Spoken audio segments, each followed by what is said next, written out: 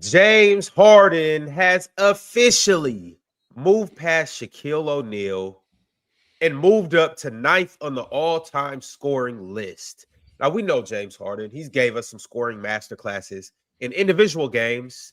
He's gave us some scoring masterclasses in terms of seasons. But now it's time to start talking about James Harden's whole career and what he's done with the all-time greats. Wilt Chamberlain is next. He's knocking on Kevin Durant's door too, which Kevin Durant's going to be moving up too. I'm assuming we'll talk about him a little bit today. Kobe Bryant is pretty close too. James Harden is in the realm of greats. And also too, last night he had a hell of a game too. So we are going to talk about everything James Harden. Is he the greatest scorer of this generation, of his generation? We'll get into that. It should be a fun episode. Either way you slice it. Either way you slice it, we're going to have some good James Harden talk today. Oh, hello, Ox. I'm assuming we'll have some good talk about his teammate Kawhi Leonard too. Also, fellas, we had an interesting night last night with some good things to talk about. We got to talk about whether the Grizzlies will be blowing it up. Because word on the street is that they're not just trading Ja, but his running mate, Jaren Jackson, could be out the door soon, too. We got to talk about the players of the week. Peyton Watson, Scotty Barnes. As the biggest Peyton Watson fan up here, oh, yeah, absolutely. You do big up Peyton Watson, Penn. I ain't going to argue that. Yes, you do. You big up Peyton Watson. I've been high on him since he averaged 3 points per game at UCLA, man. That's the same amount of points as I average in college. How about that? There you go. You could have been Peyton Watson, then you gave up. How about that? Shout out to him, y'all. Where's Real Talk? You want to message him and ask him? Look. Ox came in with his boxing gloves. He looking for some. Ox came in here with the boxing gloves this morning. Like, wait a minute. We're Real Talk at. That's who I'm looking for. Why you asking for scared to come outside? I can neither confirm nor deny that Real Talk had a dentist appointment this morning.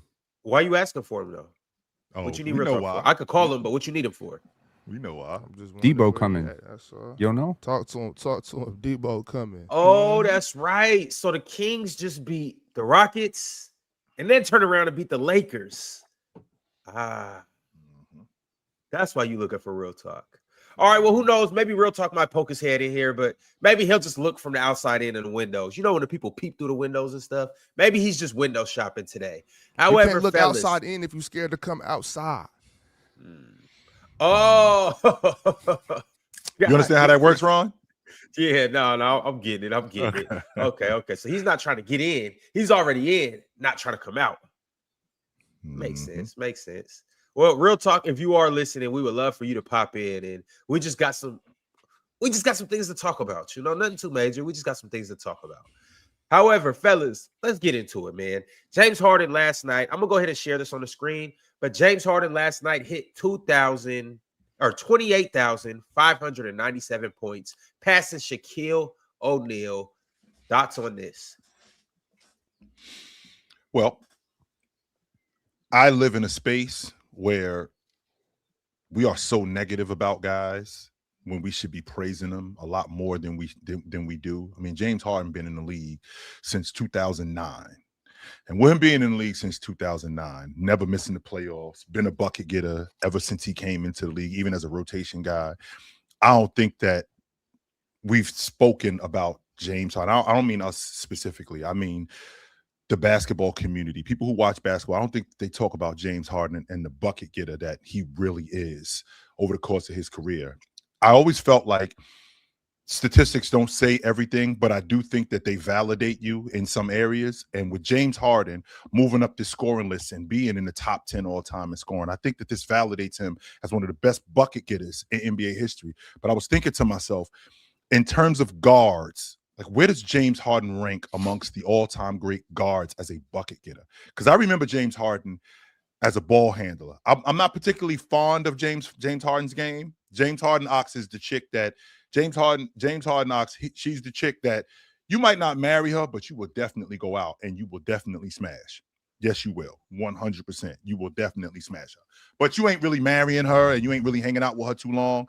That's who James Harden is to me. He's the guy who I'm not particularly fond of his game, but he got a lot of stuff in his game that's just so polarizing, like his ability to handle the basketball and get by guys. Well, it's obvious today that the athleticism of James Harden has waned, but he can still get by guys, which tells me that, yo, don't forget who this guy used to be when he was blowing guys' doors off and getting to the rim and punching on guys, when he was creating this much space on a step back and cracking the long ball.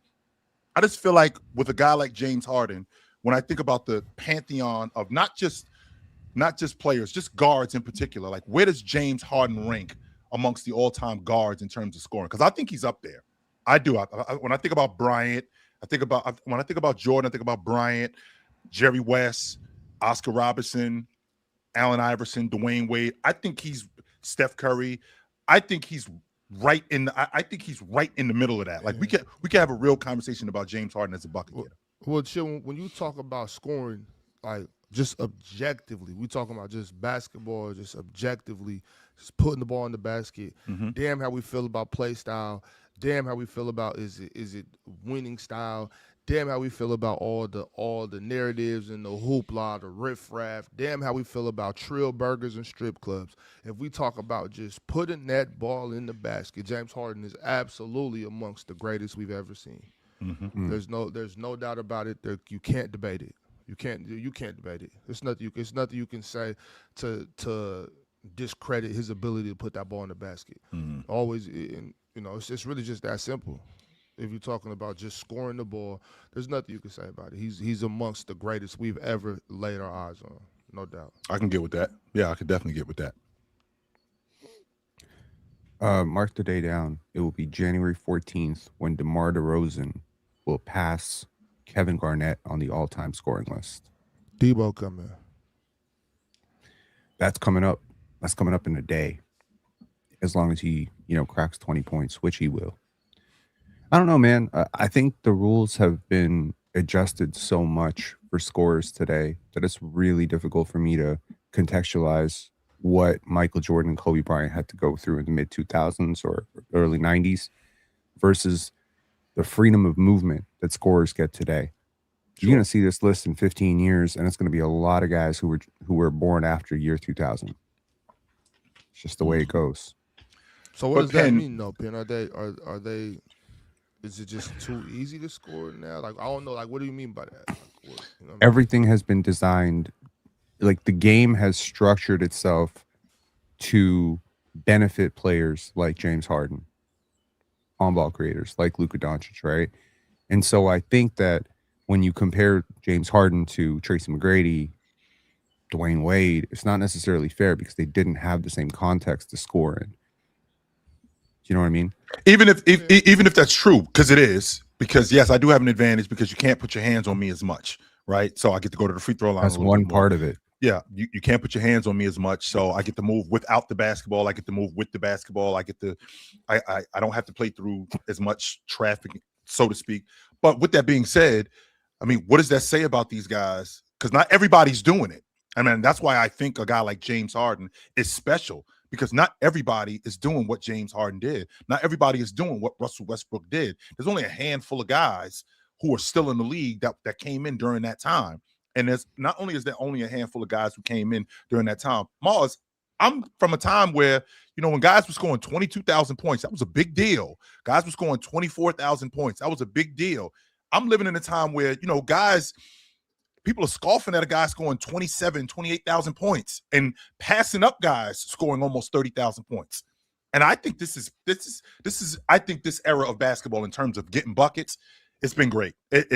I'm just glad to be around to be able to say I saw James Harden, I saw Damian Lillard, I saw Russell Westbrook, I saw Steph Curry, I saw Kyrie Irving. I was around when them dudes was playing, and I saw what it looked like.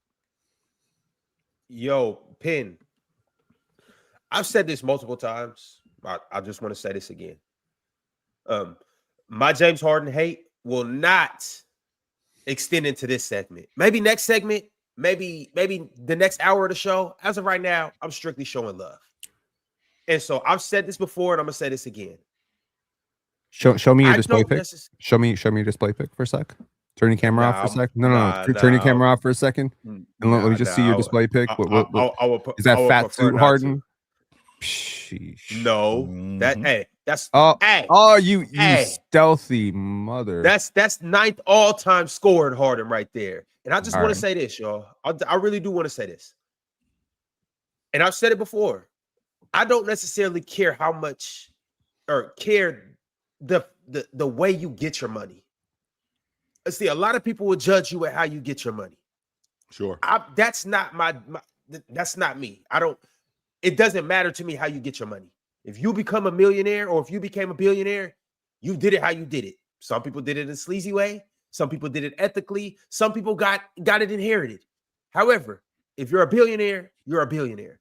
A lot of times we will judge people on, and we're doing it with Luka Doncic right now. Oh, he's leading the league in scoring. He's scoring 33, but he's doing it with foul baiting, and he's not really doing this. He's not even getting to the hoop.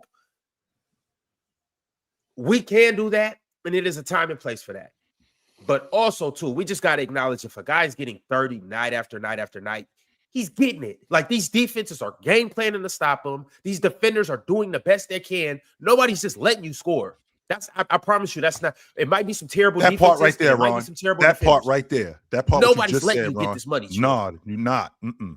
And so, and they're doing it at the highest level. The best defenders, the most athletic teams, the best coaches, I guess you could say, the best league in the world. And these guys are doing this at a high level. Ken, I know that there were generations where it was harder. I know we can put that in context, but also, was there potentially generations where it was easier?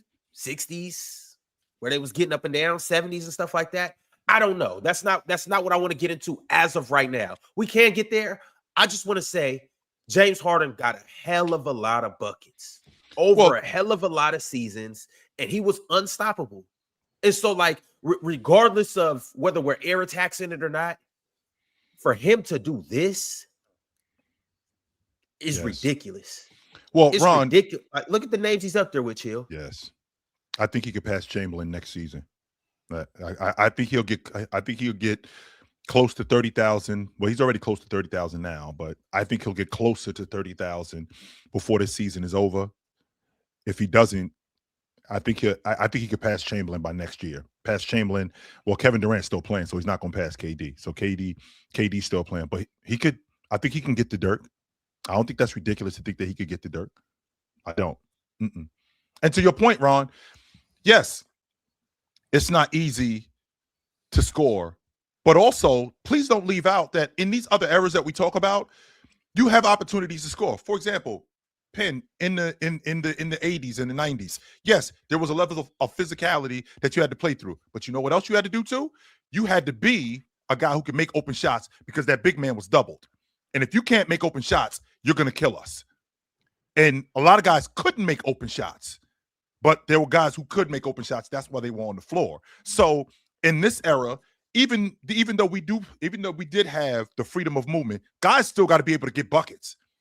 And there's guys who could get buckets, and then there was different levels, like James Harden, Damian Lillard, like all those guys, Kyrie Irving. They were on a different level when it came to getting buckets. And I also have to compound James Harden's longevity. When we're talking about a guy who's been able to get buckets for that long, that's a big ass deal, man. It is. For sure. I think I'm not only just talking about the congested paint of previous eras, which naturally makes some of what James Harden does a little bit more difficult. But I'm also talking about just the complexity of moves that you're able to pull off as a ball handler these days. You're not able to do this 30 years ago. They call it travel on every single play if you try to pull half these things off. Yep. So I just think that offense has evolved, and I think the league has looked the other way to make it more of a good fan experience. And, what's a good fan experience? Seeing James Harden score 40. So, yeah, respect to James Harden. I think he's a top 5 guard scorer, top 6 guard scorer of all time. I think that's probably fair. It's great, Be great. I think he falls into that cat. I think we can have a conversation about him in that space. Like when you think about, and be clear, guys, just because I average a lot of points does not mean I'm a better scorer than this other person. And just because I don't average a lot of points does not mean that I can't score with this other person either. Right. That doesn't mean that. Could I give you some names and you tell me if you prefer James Harden over this player as a scorer? Sure. Allen Iverson.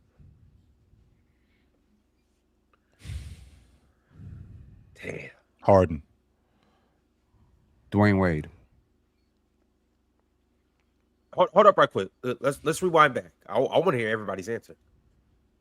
Ox, Mars. Before we do this, because I'm trying to show James Harden some love. So I just want to clarify. It's not a discredit this, to him, okay? though, Ox. If Yeah, you like the I other know, dude, that's not a discredit to him, though. But chill. Now look, when I come up here when I'm saying these things, I see y'all five up here. Or y'all Sure. four and myself, five, all of us. I see us five on the screen. But I also want to take into account the people in the chat. I know that y'all know I love you, chat. And I want to take into account what you guys are hearing. This is not a Harden bash session. If I choose a player that you think James Harden is better than, I'm not bashing James Harden. I'm showing James Harden the utmost love and respect today. On top of that, I want to say this too before we do this, Pin. I know where you're coming from as far as rules changing, the different types of plays, what you can do and what you can't do. I understand that. But I also am very aware that life ain't fair. Capitalism is winning. Capitalism is winning. We know what the NBA, what they want to see. It's about scoring. It's capitalism. Let's do that. But it's exciting. And it's good for the game because it's bringing people to the game. So shout out to capitalism. Shout out to the NBA for going with the dollar. Shout out to James Harden for putting that ball in the bucket. With that being said, give me Allen Iverson. Mars, you going with Iverson too? No, Mars is not. Okay. If I'm being real, y'all, I can't. Keep it a bean, Ron. Say the tough thing, Ron. Say the tough thing, Ron. It's James, dog. It's James. Okay, that's interesting. Chill. Yeah. You going with James Harden? Yeah, I'm going with bigger. I think he nicer than Iverson with the pill. I think he a better finisher at the rim. I think he a better finisher in traffic. I think he got a better long ball than him. I think he creates more space than Iverson. I think he's more effective as a scorer. I'm taking James Harden over Allen Iverson. What about Dwayne Wade? Wade. Well, that shit lasted long, didn't it? Yeah. Hey, that was long lived. Yeah. Yeah. Mars. Wade. Come on, bro. James Harden. You still going James Mars? Mars going to go James Harden for a really long time. I can guarantee it. Damian Lillard. I got Wade. I got Harden over Dame. That's fair. I got Harden James too. Harden. Larry Legend. Please. Next. Larry Bird, right? James Harden. Damn. Okay. Yeah. Giannis I'll go as a James scorer. Harden. Just as we talking bucket getters, right? Just scorer, man. We talking bucket getters. I think Giannis got that level of carryability that I don't. Well, no, And he got a ring. Yeah, but that's Never missed the playoffs. I mean, I guess. Yeah. Yeah, I can't put that ring over that. Like that's man, James Harden, man. But we're talking about just scoring, bro. James Harden put that ball in the basket. James Harden, Damian Lillard. I'm gonna take James Harden over Dame, but I think that's closer than people think. Barkley. I'm taking Harden over Barkley as a bucket getter. Damn, we are entering some serious conversations here. Yeah. Alex James English Harden's serious. I put that as ball a in the bucket basket. getter. Just as a bucket getter. We ain't talking about your ability to pass, play, make, nothing like that. Put the ball in the basket. Alex English. I haven't watched enough Alex English for me to. Ox, his game. It wasn't a lot of flash to it. Mm-hmm. There was some athleticism. In addition to athleticism, he wasn't one of them dudes who you could push off his spot, even though he wasn't that big in terms of girth. He was a thin dude, but man, he could get the spots. Right. He could get to that mid range.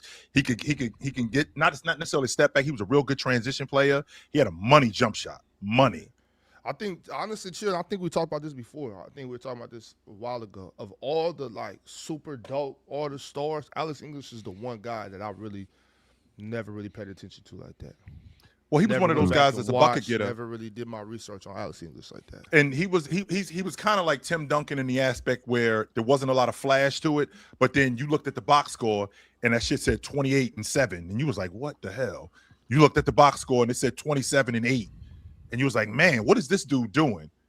I mean, Alex English, like I said, there wasn't a lot of flash to his game, but he was a real good ball handler, had a real good pull-up game, could finish in transition with the best of them. And it translated to the playoffs too, by the way. And I care about that kind of stuff. But Damian Lillard, I think that's closer than people give Dame credit for. I think Dame is one of the best bucket getting guards. I think I'm gonna give the edge to Harden, but I think Dame is one of the best bucket getting guards that I've ever seen, no doubt. We don't need to talk about Hondo, right? John Havlicek. We don't need to talk about him. Vince Carter, Reggie Miller. We don't need to talk about this. James Harden clears. Hell no. Okay, cool. Yeah, Vince and Reggie do not belong in this conversation. No DeMar DeRozan. Let's cut him out of there. What about Paul Pierce? I'm taking James Harden over Paul Pierce. Paul Pierce is the top 20 scorer of all time. I feel like people don't know that. Mm-hmm. I would have liked to see Paul Pierce in this era. I think we would respect Paul Pierce a little bit more if he played more. If when he came in the league, if you moved that up 10 years, I think we respect him a whole lot more. Well, why don't we respect him now? No. Y'all would respect him a lot more if you knew ball. It wasn't some super athlete merchants. That's how y'all would respect him a lot more if y'all watch basketball and knew ball. Paulie clears. Okay. Anybody that watches Paul Pierce knows that you don't have to be a super freak athlete in order to be a bucket getter.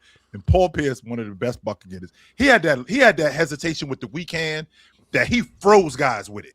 Of all the stuff that he did, Ox, all the moves that he made, transition, pull-ups, he had that hesitation with the weak hand where he just straight froze guys and just pulled up on them, and it was cash. I always loved that in particular about his game more than anything in terms of him being a bucket getter. Of all the stuff that he did. I feel like now we get into the actual conversations. Like, I know Dwayne Wade was part of the actual conversation. Jerry West. Go with Paul Pierce. I mean, I'm sorry, James Harden. You got Paulie on your mind? Yeah, yes, always. Yeah. Okay. This is James Harden and Jerry West? Mm-hmm. Jerry West. Okay. So that Bird one is that Bird one, y'all kind of scoffed over that. And I feel like we shouldn't have, but yeah. I scoffed over it because I got Bird. I hope that was clear. What about? That's what I was about to say. Now, this is strictly as a bucket getter. This is not as a healthy bucket getter. Kawhi Leonard. You better ask somebody. It's James. Ox, I love you, Ox. No doubt. I ain't mad.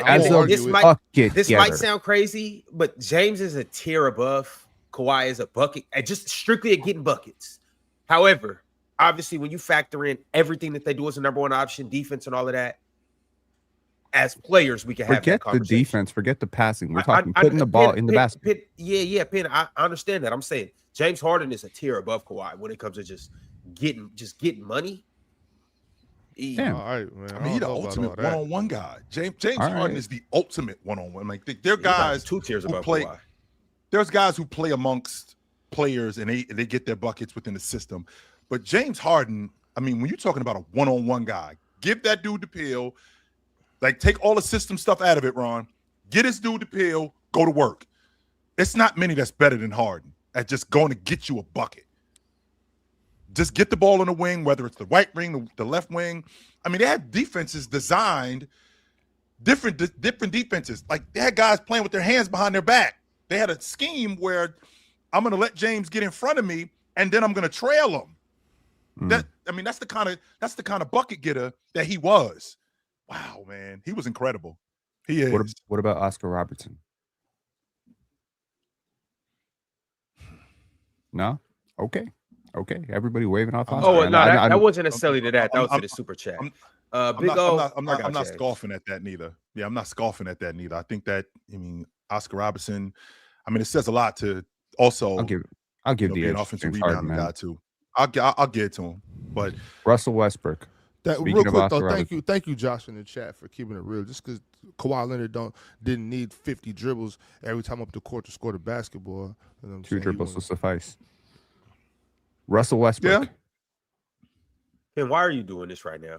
Because I got some names, man. I want to see what this means. Because he just launched the top 10. He passed Shaquille O'Neal. I want to see how high this goes. And there's some guys who didn't play as many games as him. Stephen Curry as a bucket getter. I'm taking Curry. One. Okay. Hakeem. Wait, hold on, Pin. Hold up, wait. Because some of these names I want to hear everybody's answer to. Yeah. Mars, who you got? Steph or James Harden? Steph. All right, so you got. Go with the chef every time. Yeah, I got. How close is it though? I mean, it's close because we're talking about how Chilla do. We're talking about elite scores, so of course it's close, but it's close, but it's obvious to me. You know what I'm saying? Like, respect to James Harden's ability to put the ball in the basket, but we talking about the chef. I'm not taking. I don't know who I'm taking over Steph Curry. You know what I'm saying? Like, okay, Hakeem Olajuwon as a scorer.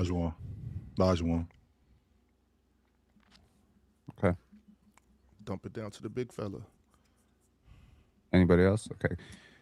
Final few names here. Carmelo Anthony. This is where the feelings come in. And you got to take the feelings out of it. And shit. All day. What up, my dogs? What up, yo? What up? What up? What up? What up? What up? What up? Hey, Trey, we talk about James Harden versus the best scorers of all time. I don't know if you know this, but I'm pretty sure you do. With you being a lefty bucket getter, James Harden has passed Shaq for and jumped to number 9 all time in scoring. So hold up, right quick, Pin. Just to catch us all up, I want you to ask Trey. Trey, we throwing you in the hot seat. We throwing you in the blender right away. I want you to ask Trey all of the guys that you mentioned versus James Harden as scores. Who are you taking? Okay. So it's James Harden versus the field. Yeah, James Harden versus Giannis. As a scorer, don't remove all the other stuff out of it. Just as putting the ball in the bucket. I'm going with James Harden. Larry Bird. James Harden. Damian Lillard. James Harden. Dwayne Wade. James Harden. Charles Barkley. James Harden.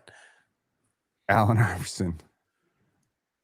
Allen Iverson. Uh-oh. Yeah. Hey, you go. Hey, now he's sweating. Now I get a little What's the answer? I'm going with Harden, man. I got to. AI one of my favorite players, but Harden, I got to be honest. Jerry West. James Harden. Alex English. James Harden. Okay. Hondo. Havlicek. John Havlicek. He froze up. He froze on John. Hey, respect John Havlicek. Broke your Wi-Fi. Yeah, he froze up. Mm-hmm. It happens. John Havlicek stepped in like, hold on, nah, you're not finna do me like this. All right, well, we'll just keep Trey like that right there. We were on Carmelo Anthony. Oh man, I don't think that. Oh my God, Carmelo. Okay, I'm back. Yeah, they're in the place on the court you can't put Melo. They're in a place on the court you can't put Melo. I'm thinking about the dome. Okay, so I'm thinking about when James Harden was. What?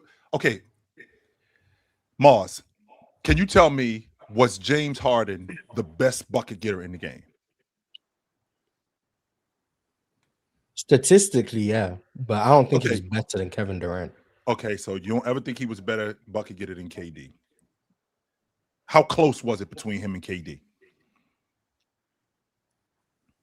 I mean, those seasons, James Harden was scoring better than him. Like, sure, because the teams they were on, all that stuff. Sure, but like, there was never. Not never. If anyone ever asked me who's the better scorer between KD and James Harden, I would have said KD every time. Yep. So I don't think that's a knock on James Harden. I don't think it is neither. Because Trey, the thing I'm thinking about, the reason why I asked that question is because there was a time when Bryant, Dirk, KD, James you're not gonna say were running around. Arguably the best scorer in the game. There was a time when we was having a conversation that Carmelo Anthony was the best one-on-one player in the game. and it was a real Right. conversation that was going on. One-on-one is different from being the best As scorer a- in the league, though. as a bucket getter. Exactly. Yes. I think James Harden's the best isolation scorer ever. But that's not what you asked me. You asked me who's the best scorer in the league. Okay, so That's right, a different so question. okay, so Because otherwise you wouldn't have put Steph Curry this high. but we're talking about an Sure, isolation. yeah. But I think that these guys are scorers in different ways. So James Harden as a bucket getter in terms of isolation, Carmelo Anthony, isolation scorer. Yikes! Who do I want with the basketball one-on-one? James Harden or Carmelo Anthony? I think I have to say Carmelo Anthony, to be honest with you. And I fucking love James Harden. Hey, Trey, Oh, my Trey, you goodness. muted. Can't hear you. You can unmute yourself. You got background noise. So when you're not talking, I'm gonna mute you. Oh, James Harden. All right, but you have to unmute yourself though. You can hear me now? Yeah, now you hot. Yeah, you good. Is it still backward? I'm in Berlin. Now you good. Yeah. Now it Ah, actually damn. sounds good now. Damn, Trey. Okay, Tell Berlin to shut up. No, they got this whole the NBA out here right now. Orlando, they playing. Oh yeah. That's right. Yeah, they playing Memphis. But I'm going with James Harden, man. Over Melo. Yeah. This one's so tough, y'all. Yeah, because This Melo, one's he just I love the way Melo score. It takes too long. More than James Harden? I mean, James Harden is the bum dribble Yeah, guy. but Carmelo I'm get taking to a- it. I'm taking a 3 over a 2. You know, he gonna boom, boom. He gonna knock down that 3. Melo gonna boom, boom, midi, bump, midi. Like, But he also I love gonna get you in Melo. transition, Melo, one of my too. favorite players too. Huh? He's also going to get you in Carmelo Anthony's going to get you in transition too with that stop and pop long ball. He can knock that down pretty good. Yeah, but Trey, I James just Harden's something else, man. I just want to let you know that you committed to internet forever. That John Havlicek is a better scorer than James Harden because your Wi-Fi froze and we had to record the answer as Hondo. Just want to let you know that That's you're the gonna only have to person you who's gonna have taken some over people to James answer Harden. to. Oh, now. Nah, man. James Harden, he cold. And plus, I'm a lefty, so you know I'm gonna rock with that either way. Mars, right. you got Carmelo or James? The only person that we've said so far who I would have, and I'm doing relative to error, obviously. Jerry West is the only one who I think you could say is better than James Harden. Everyone else, I got okay. James Harden. You didn't have stuff. You had No, Steph? I mean that when you went through with Trey. Oh, okay, got you. Yeah. We were going through. We said John Havlicek with Trey, Steph Curry. I'm gonna go with Steph. Okay, Paul Pierce, James Harden. Russell Westbrook, James Harden. Hakeem Olajuwon. I'm gonna go with James. Okay, and now we Trey, are let him officially- bucket get his ball. Let me tell Yeah, you. we are Yeah. I agree with everything. so No far. Alex English love Mm. over here. No, I'm gonna go with James. No Vince Carter. No Debo. No like crazy thoughts about that. No. Okay, cool. No. So now we are officially at Kevin Durant, and I think this is where like the conversation gets interesting because to me it's Kevin Durant 100% of the way, Yeah. and the rest of these guys at the top like Kareem, Shaq, Dirk, Kobe. That's just those conversations are very hard to broach for me. So Right. is he a top 10 scorer of all time? Is he better scorer than Wilt? No. Is he better scorer than Karl Malone? I got James Harden. I'll give James Harden too. Yeah, I'm going with James Harden, man. KD though, I don't think I feel he a like the better scorer bigs than are kind KD. of like in their own like group, if that makes sense. Like I understand we can compare them, like you can Sure. do James Harden and Kareem, but like they should just kind of be over there, like with each other. You Instead at of- your own table. Yeah, like they're in Yeah. the big group, and like guys like Giannis, you can put them with the wings because they attack from the outside so much. But like guys like Kareem and Wilt, they should all be together and have their own little big man conversation and kind of stay out of this one, in my opinion. There's a chance that at some point this year or maybe early next year that Kevin Durant is going to pass Michael Jordan for all-time scoring. It's going to happen in his career unless he has an all-time, ending. And I think at that point we're going to have a really uncomfortable conversation. about just how Conversation about what? is Kevin Durant like the greatest scorer of all time? He has an argument. I don't think He he has is. a very good I think it's argument. Michael. I think it's Michael Jordan. But I think it's MJ too. He has an argument from like A legit versatility one. standpoint. Yeah, I mean the longevity is obvious. the versatility. He shoots the three. MJ never really shot the three. But that man MJ was averaging like 37. So, well, no. Also, too, Pin, before you go, and Mars, I Okay. know you said it's kind of difficult to, rank bigs and guards and whatnot. But I got Hakeem and Giannis. Man, you know what? Fuck that. For different reasons. For different Will- KD a better. But I- KD Will- a better and scorer Shaq- than Mike, man. KD Oh, a you better ain't got scorer than Shaq? Mike, man. Say it. Say KD it a with your better chest. scorer than Mike, man. Why is he a better scorer, Trey Bag? He Why? gets buckets. Okay, Come Jordan on, get man. buckets too. If- Because I if- said at so first, ain't at enough, first brother. I just say, Nah. what, but fuck that. Like, no. KD, I love Mike, but come on, man. KD is, come on, man.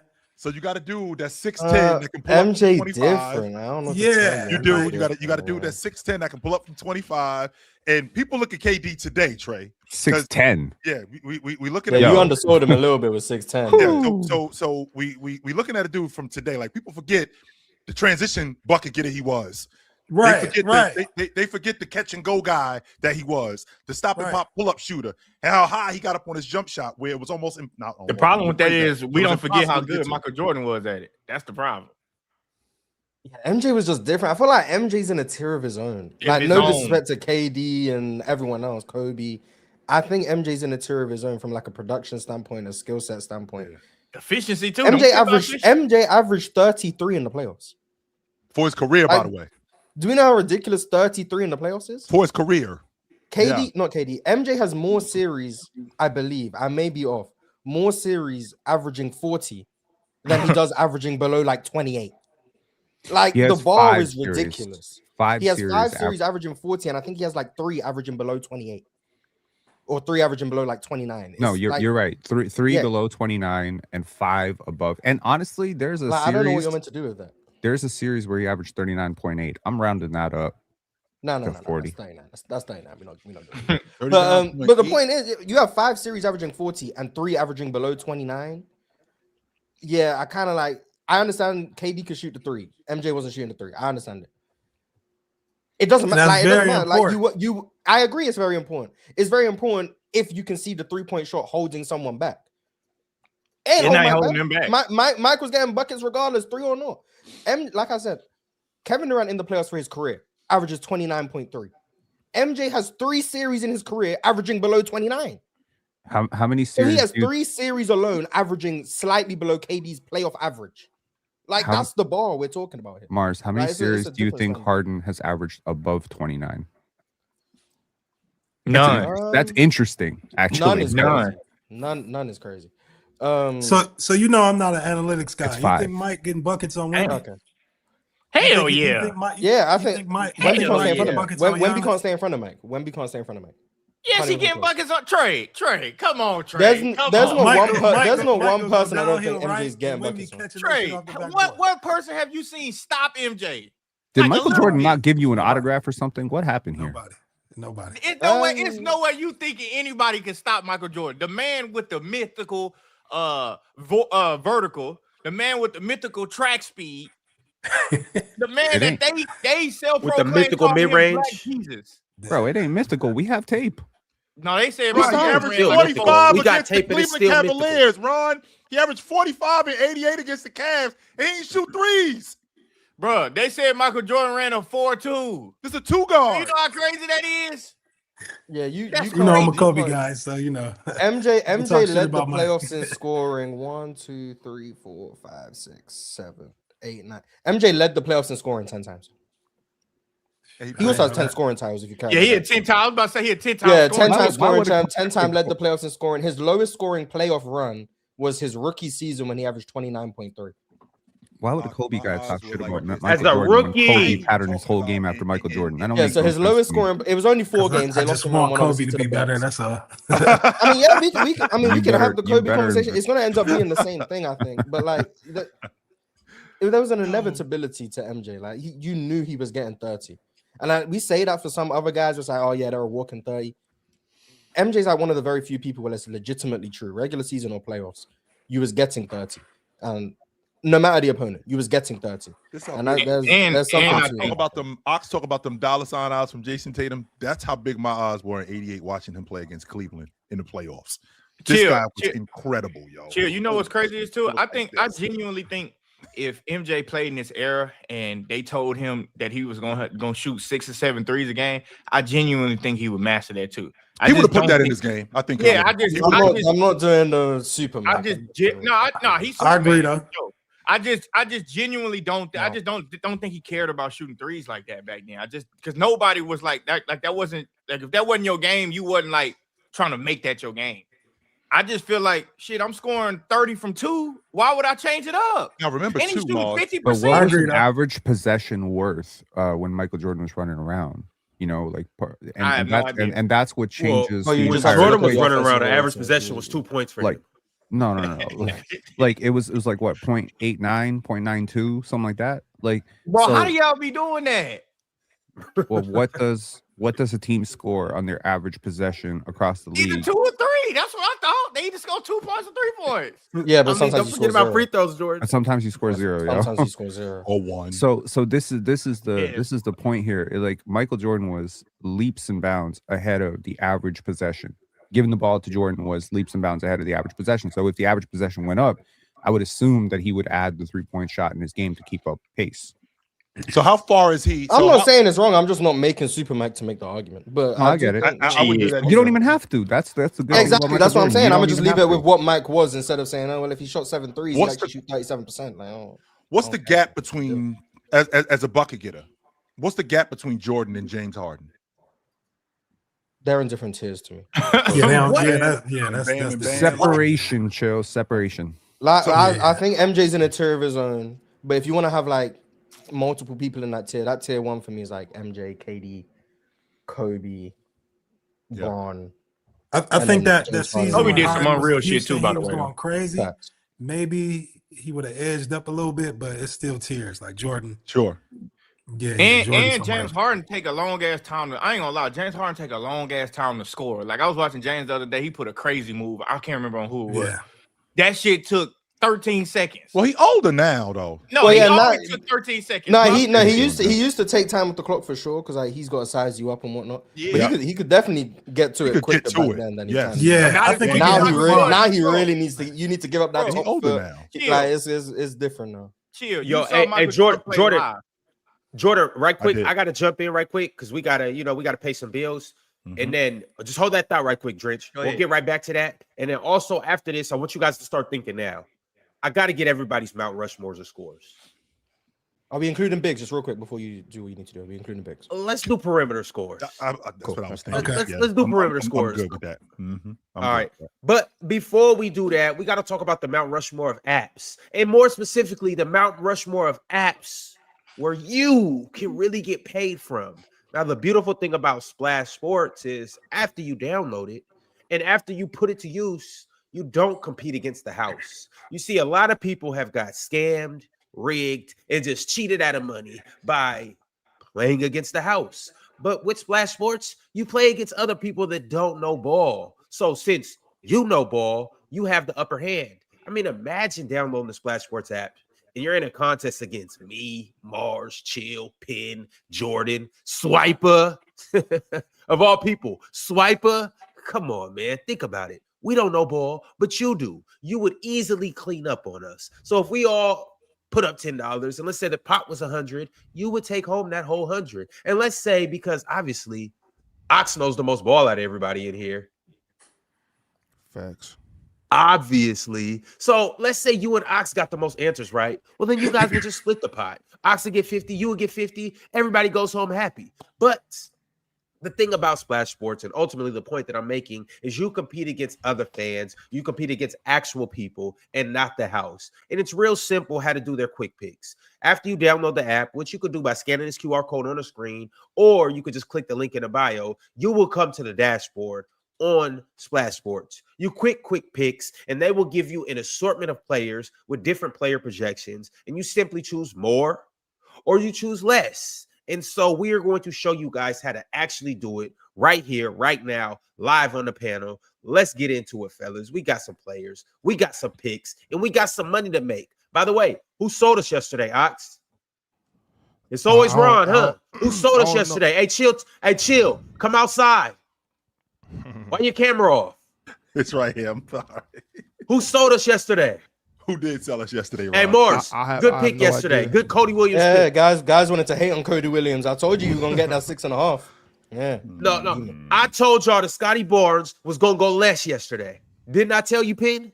Is it because he played 45 minutes the night before on a back-to-back and had to guard? Yeah, that's. had to I'm guard Joel pretty Embiid? sure that was. I'm pretty sure that was the reason why I said that he probably would go less, because it was a back-to-back against the same team. On top of that, law of averages. He scored 31 one night, which means the next night he's probably going to score closer to 13. But hey, whatever. Today. What are we? Or you just thought he was mid. You can admit that too. Jordan, I don't want to start a fight up here right now. Let me go. Okay. Let me go ahead and kick it off for y'all real quick, just to kind of show y'all what we do up here with these quick picks from Splash Sports. We all know OKC is facing the San Antonio Spurs again, so I'm gonna start this off by going SGA Leicester. SGA's a Leicester tonight. Ooh, Leicester, the what? I ain't gonna lie. Hey, I ain't gonna lie. I got an incentive. I hope the You got a what now? Incentive. Yeah, Not I an hope incentive. He doesn't have an No, incentive. you got what? You got what, Jordan? Let me And- say and- this. You and- got what? Y'all just Yeah, be y'all adding- know- y'all just be y'all know adding what he talk- syllables y'all know anyway. what he talking about. Yeah. Y'all don't make me go K-Mac the Great on y'all. Boy, listen. I'm going to just say this. I hope the Spurs whoop the Thunder ass again. Because you know why? And yes, I said incentive. You know why? Why? Boy, that paper on TikTok gonna go dumb, boy. Oh man, boy. That bread on there, chill. Okay. Shit, you know what I'm talking about, chill. You know exactly what I'm talking about. Okay, what's the picks though, y'all? What y'all taking? I'll let me. Ox. So I don't have anything on. Leonard is off tonight. So is Jaylen Brown. He's off tonight. I would, however, like to take a look at that line of Giannis, because Minnesota is in town. So can I take a look at what Giannis is doing tonight? Yeah, I got you. What's the line on Giannis tonight?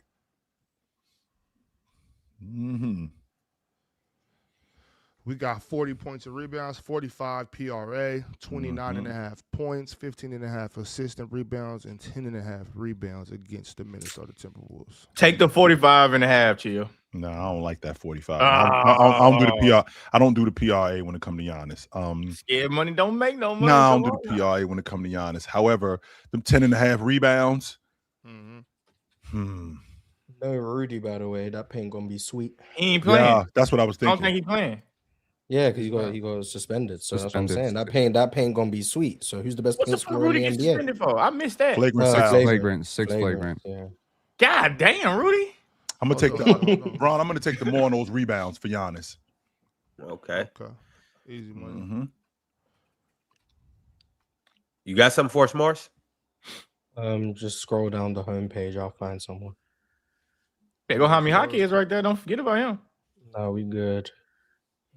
Yeah, we went with Cody Williams. Let's go with Lou Dort. Let's take the more on Lou Dort. Oh, shit. Holy. Hell no, because I was gonna take the more on Alex Caruso. Because they Lou gonna give Diddy, him that's just 15 two tries today. threes and a layup. Alex Caruso. Exactly. gonna That's give what him you gotta 15 do, tries. man. You gotta do, Lou Dort. Come on. He That gonna ain't too go much. 0 for Who got- 7 from 3. Well, Who got- I'll what take you the got? I'll take the more on I'll take the more on I'm consistent. I'll take Steph Castle. Alex More. Caruso. Alex Caruso. Let's take the more Alex Caruso. Points. They gonna give him 15 Caruso tries. and Dort gonna Wait, combine y'all for like 15? Yeah, hold they on. gonna So yeah, y'all- for sure. Both Well- of them gonna get all the tries in the world. Caruso went like 0 for 9 against them. All right, Well, real average quick, is real quick. facts, So man, Pin, you said Steph Castle More. more, and Drench, you said Alex Caruso more or less. More. How dare you Alright. say less? I don't I don't think It's- Castle gonna get that more, Pin. Yo, Big Ox, can you scroll up Yeah. Why don't you all the think way, so? all the Because way you- to the you think tippy the- top? OKC Yeah. defense. He been Yeah. playing mid. So you see that right there? Can you zoom in on that Is player Wemby boost? playing? Hold Yes. on, It yo, should hold be. on. Could y'all hold it down, Pin, hold it down. What you say, Ron? Can you zoom in on that player boost? Yeah, got it. Yeah, Gonna right take there, 4 right there. picks.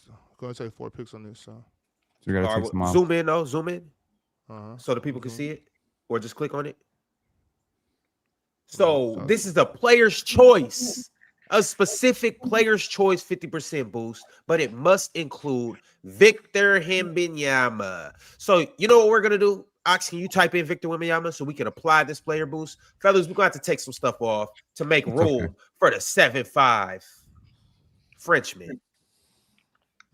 Oh, it's double. Yeah, what that double is? What we thinking, y'all? His I ass like ain't the gonna double. get 6 He rebounds. playing like 26 minutes, so I don't Yeah, know he why ain't you're getting expecting 6 him to rebounds. All right. Just go over the Yeah, points. Why don't you He just gonna get the easily points get and 23. rebounds? The points and Just take rebounds the to 30. just take the less on the points. Or something. Hell You no. don't think he gonna get 21? He gonna get 25 tonight. In 25 minutes. Probably. Okay. Shit, you know shit. His points per possession is what 3.8 per possession, some shit like that. Facts. He's just getting fouled on threes every time. Yeah, some shit. I mean, I don't know. Shit, that's when I figured out we start doing possessions like that. 3.8 What points y'all per thinking? possession. Love it. Who's all in favor? Can I see a show of hands? Who's all in favor of going more? On the points? On the points. Yeah, for Wemby. Oh yeah, I'm taking that. Yeah, I'll take more. That's I'm good taking money. that more. All right, big guys, we're gonna go Majority more rules. points for Wemby. Go back. We're gonna go ahead and take yo, respectfully, Lou Dort Caruso got to come off of this. You gonna take off the one who won yesterday with Cody They gonna Whitman. hit. But Chill lost yesterday. You just gonna keep Giannis, I guess. I always All right, win. yeah. On Hey, you mine. know what? Yeah, You know what? we You know just what? No, rewarded you're right. You're right, Giannis. Morris. We're gonna take Giannis off because he's not a part of this game. So we'll take Giannis off, but I think we got to come off one more too, though, right? Yeah. So we take gotta off Stephen one Castle. more. Yeah, no. Pinn's not going nowhere. All right. But then I'm not going nowhere. I won yesterday. No. Take him off. Take him I off. won Take him off. yesterday. I'm not even So that Jordan sure. gotta come That's off. cool. Jordan gotta come Yeah, off. Why I gotta come off? I didn't want to lie. Whoa. I won Okay, yesterday. so who's so- Yo, wait, hold good- on, y'all. good So is it gonna be teammate Steph alert. Castle? I will Is it gonna be happily Steph take Steph Castle or Castle Alex off. Caruso. No problem. All right. Boom. Okay. Yeah, take one of them off. All right. I'm just letting you All know right. Caruso gonna hit, Mars. So if Dort don't hit, If Drew Caruso hit, that get ain't my 12 business. tries. Caruso. All All right, ain't Big no Guys is throwing this promo on right now. We are applying the promo. Y'all see that. Now, it was initially 120. We threw the promo on there. That's by adding Wemby with a 50% player's choice boost. Now we are getting 180. That's how you Whoa, we really didn't bet that 20 ball. leverage your money, baby. What? We could have bet that 20 Yes, ball. sir. $10 turns They to ain't gonna believe 180. you do it. That's how it is. That's how we rocking. We'll see y'all in the winner's circle. Fellas, Mount Rushmores of scores, just guards, though. We got to go around the room. I want to hear everybody's Mount Rushmore. Guards Who wants or to go? wings? Just 'Cause- guards and wings. So perimeter players, perimeter scores. Is Dirk So a perimeter what's player? Dirk? Yeah, what's Dirk? We can add Dirk in there. But Dirk's not going to make none of you guys' though. Hey, How do you know? you don't know that. There's a reason I All asked right, about throw Dirk. Dirk in there. All right. Yeah. So I thought. Let's kick things off. Jordan, Chill. Go ahead. Yeah. Jordan, James, KD, Bryant. James like Harden. No. LeBron. James. We're I not have doing the top same 5. four. We're doing 4. Yeah, My I have bad. the same four, by the way. Sure, that's flattering. You put me up there. There's only four presidents on Mount Rushmore. Yeah, I have the exact same four as Joe, so I don't need to say anything. Okay. Wait, I repeat that got- again? Jordan? Yeah, I don't. I got Jordan, MJ. James, Jordan, James, KD, Bryant. I got That's my fault. MJ. And to clarify, we're KD. talking about LeBron James, right? Yes, LeBron Okay, James. cool. Yes. Yeah. What other MJ, James is there? KD. James Harden. No. That's Harden. Okay. I ain't gonna be funny. I was gonna say. Who'd you AI. say? Wait. One more time. One more time, Drench, from the top. MJ, KD. I want to say AI, but I'm gonna go ahead and put LeBron James in there. And then the last one. Gotta go Kobe. I guess you just gotta go Kobe. Yeah, you got the same one. Fuck it then. Take LeBron out of there. Put AI in there. Thank What we you. doing? Thank you. LeBron Thank ass you. out of there I with his get it. past I first get it. ass No lying. way He been Bron's lying all these years. He not about to get rewarded for this shit. All this lying he been doing. It ain't no way Bron's a better scorer than Allen Iverson. No way. Talking about he passed first. He ain't passed shit. Wait. So then why is he not on the scorers list? Wait, I don't know. Mars. Wait, Mars. Ox. Why is Allen Iverson a better scorer than LeBron James? Because Go. he just put the ball in the basket better. How? How does he put the ball in the basket better than LeBron James? Chill. By I'm any- blaming by you any for this. You means- didn't need to entertain that. We could have just moved on. By any Okay. means possible. Yeah, By you any didn't means need to possible. like. Simple. Hey, I sometimes got something just gets said with this AI. position. That's what we gonna rock with. I got AI. I'm That's tired of all AI Allen getting Iverson. disrespected too, and his shoes look better. So whether Weekday you tomorrow. entertain it or not, it's Allen Iverson. That's fine. But now we don't need to entertain it. It's not for entertainment purposes. That's fine. So let's not entertain it. Who's next? Who's next? Man, you just know I'm about to say some bullshit, right? Please, that now ain't Look no at game. your face, man. You can't say all Bullshit. these. You can't Bullshit. say all these. I can Are you tell. gonna Look say at your some face, bullshit, man. man? It's about to be some nonsense. I can tell. I'm debating, yo. 01 Vince Carter's VORP. That's what you're gonna tell us about. I'm definitely not. Okay, good. Making sure. Okay, I'll rank it out actually. Michael Jordan, Kevin Durant, Kobe Bryant, Shea Gilgeous-Alexander. Sorry. Oh man, Fire. Sorry. Fire. Yo. I thought about James Harden. I thought about Kawhi Leonard. I thought about Melo. Thought about T-Mac. Thought about Paul Pierce. Thought about Dwayne Wade. But going with Shea. Yeah. I don't know what Ron's talking about, but I don't nitpick basketball players just so they can make lists. So we're doing the best scorers. The best And bucket we're gonna getters. start. We're gonna Put the ball in the start with- basket. We're Put gonna the ball start, in the basket. We're gonna start with Kareem Abdul-Jabbar. Oh, so okay, yeah, you don't follow the rules. You were rapping. I'm not nitpicking Yeah. basketball players just so that I can get one of y'all favorite players on here. We're going Kareem, Jordan. Alex, if you think Iverson is a better scorer than James, then he got to be on the Mount Rushmore. He has to be. No, Bro, he does. just LeBron do is it. just No, like so far down the list. He absolutely Yeah. does not. Well, he's not on mine. He's not Shaq on mine. and Kawhi, Hold on. they're right Hold- there. I'm not putting Kawhi on the Mount Rushmore of scores. Why? It's Ugh, Kareem. Have some Kareem courage. Abdul-Jabbar. I got this, Pin. I got this. It's Kareem Abdul-Jabbar, Michael Jordan,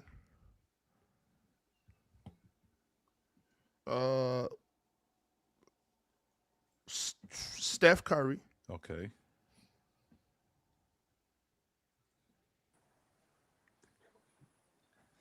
and man, picking between Kobe and KD is so hard. that is a tough one. You think both of them bet? You think Steph better than both of them? Steph on there. Steph, I'm gonna go with Kobe. Could have just followed the rules and left Kareem off and then have both of them. Absolutely, You coulda not. done It's that not too. Possible. I would never do that. If I had to bet, I thought you were gonna go Kawhi, Paul Pierce, D Wade. Like you had a chance to honor Ain't no way all he was your going. all Yeah, I your was favorite expecting a players Tracy and McGrady, Michael but Jordan. you know, here's what it is. I mean, Trey that's- Bag. If we I'm had Thursday interested. I'm morning, I'm rock interested with to hear Tracy Trey McGrady, Bag but I list. ain't putting him Yes, on sir. like that. I'm interested to hear Trey Bag list. Swing the pill. I'm swinging the pill over to the bucket getter. Who you like? I'm going with Mike, Kobe, AI, Mhm. Steph Curry, and KD. That's it. Just That's four. five. There's four Only four. guys. You gotta That's take it. one of them off. Oh, we only get 4. Yeah, that's Mount Rushmore. That's it. 4 guys. That's it. I'm gonna take it. Shit, I gotta take a hat off. Oh hell no! Yeah, 'cause What? it's a tough one. It's a tough one for me too. Like that hurt. You gotta take Steph off. Nah, I don't think so. You putting Steph in front of you putting Allen Iverson in front of Steph Curry? Am I? So who were Durant was universal, right? I had Nah, Durant Hawks on ain't my have didn't have KD. KD. Hawks ain't have Except for KD. Ops. Damn. But we're gonna say he did because Kareem don't count. So he did. What if Kareem didn't count, would KD have been your 5th choice? I'll probably go with Shaq. If Shaq He didn't said it count, was, he would said KD it was have been he your said it was between Kobe and KD for that last spot. So if he's not putting any bigs on the list, he would I have You said had a it's chance hard. for I Dirk said it's too, hard. damn. I said it's hard to pick between KD and Kobe. Mm. He got KD.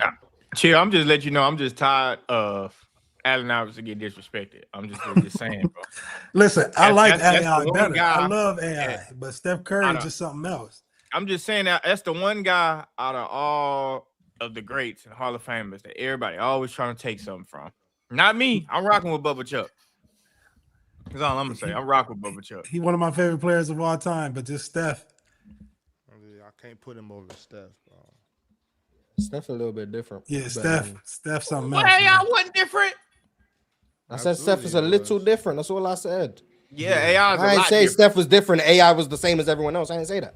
AI is a So, lot you different. just 6 foot, take that, 155 probably. 6 I foot's give him generous. 160. I give him And he 165. handling his business, chill. Handling his Yeah, business. I give him 165. Yeah, I will. I don't think that, but all right. So if we're talking about Allen, if we Let's Come on, talk chill. about it. You saw AI play. I did see Allen Iverson play, and that left to right cross. I'm on record saying it, Trey. When I first saw it, I was afraid because it looked dangerous. Like you could hurt somebody with that. Like wait a minute, don't get close to that because you could get hurt getting close to that. That's like a live wire on a train track. Nah, don't touch that. That 2 foot jump stop don't fade touch that. too.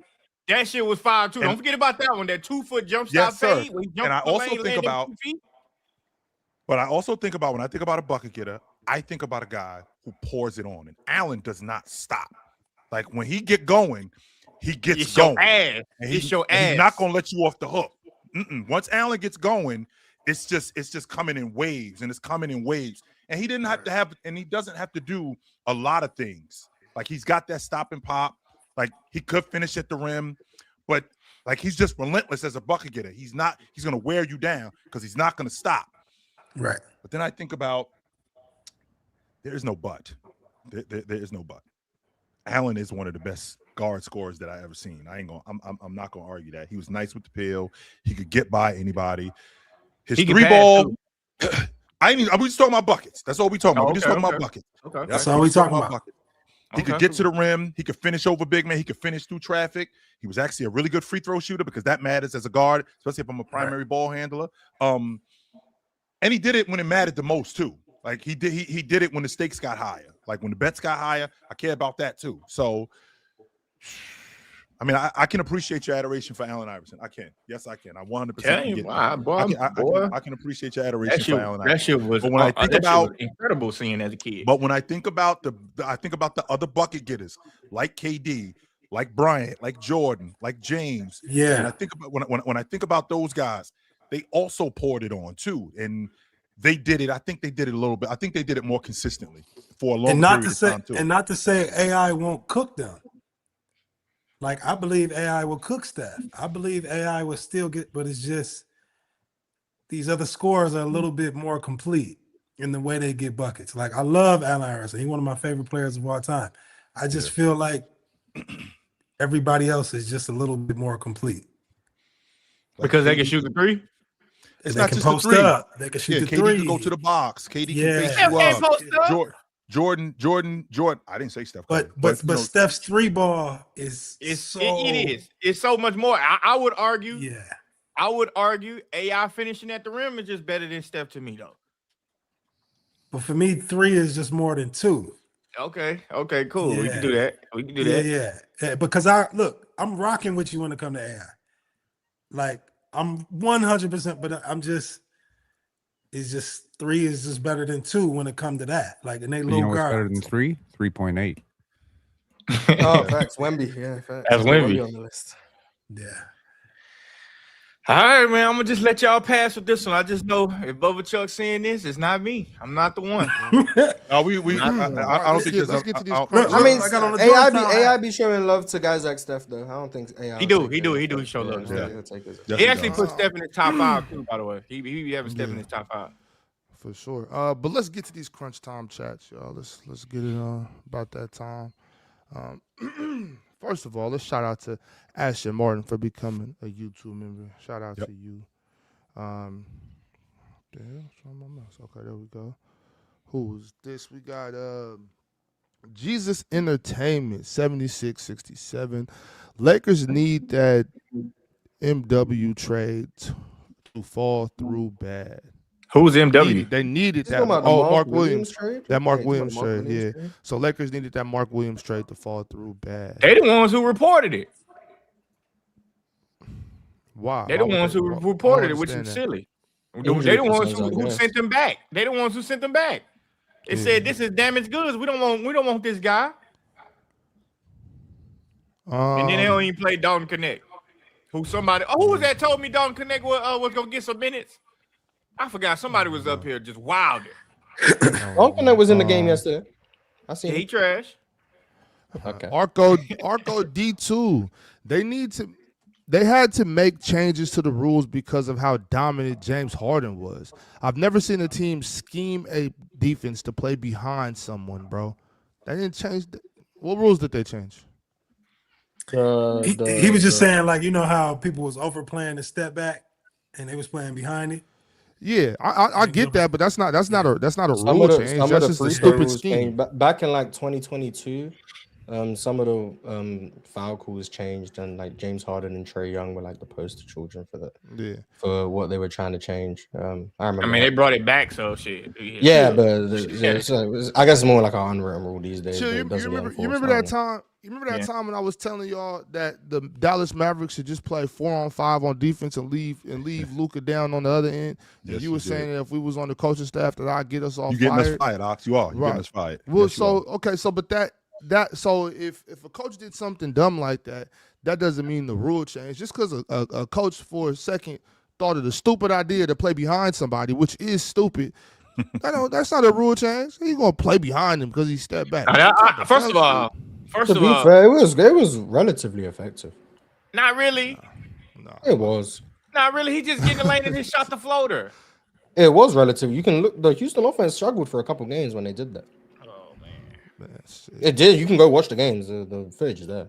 But this ain't like 1972 finals where it's hard to find. No, first of all, stop it. I watched every game back then. I'm not saying you didn't. The Houston offense struggled when they first did that. Yeah, but I don't know if it struggled because of that. That's what I'm saying.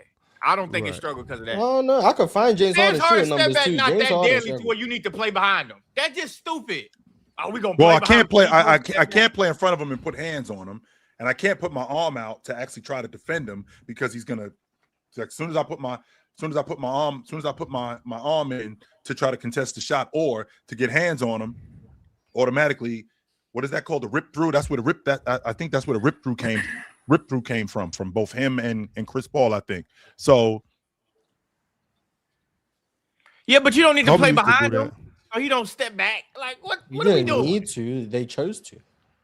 Just bad because they thought they needed to. Yeah, they tried. They knew. Average Joe 1789. They love to talk about Nash numbers being inflated in a Mike D'Antoni system, but never Harden. This is not hate, but miss all that. Ron, you and your pigeons finna get Glock purdied this Saturday. Bang bang. First of all, they did talk about James Harden. I mean, I bring it up all the time. I bring it up all the time when I say the debate between Steve Nash and James Harden. Like, D'Antoni's system with a real scorer is James Harden. D'Antoni's system point guard, Steve Nash. It's the same thing. I always say that. I always say the numbers are inflated with both. And with both, it's Jeremy Lin. No. Jeremy Lin hated that system. Okay. That system shout out Mike D'Antoni. That system is the only reason you know who Jeremy Lin is. I'm just gonna say that. No, stop it. Really? I shout out to Mike D'Antoni. Though. Ain't he in New Orleans? Ain't he like an advisory in New Orleans or something like that? I believe. I don't know if he's still there, but he was last year. I know that. His ass need to coach New Orleans shit. That's what he need to do. Just get off the bench. He old though. Mike D'Antoni probably. Yeah, Mike D'Antoni. Like, I just want to say, like Jeremy Lin got look that old, James Harden. He just got nominated for the Hall of Fame this year. Jeremy Lin got something that James Harden and Steve Nash do not have. Chill, did you want to speak about the Pigeons two-timer Glock purdied and bang gang? Oh man, look at this dude right here. I just think I think that we playing with house money at this point. We are, and we coming into Seattle, and we gonna get them everything that they looking for. And Ron, I promise you, if we come into your building and we beat y'all on Sunday, you better not be hard to find because I am going to be unbearable. I promise you that. I am going to be impossible to deal with. I'm not. Sure, you playing with house money? Or you playing against the house? No, not playing against the house. So, and by the way, Sam Darnold is due for one of them games. He's due. Just like we talk about James Harden, Sam Darnold is due for one of them games too. So we just Donald might get on y'all ass, chill. I ain't gonna lie. Sam Darnold is due for one of those 151 touchdown, 3 interception games. Yeah, he's due for one of those. No Skittles. Mm-hmm. I don't know, chill. Yeah, it's gonna be tough. I ain't letting them know shit. Real talk. I ain't letting them know nothing.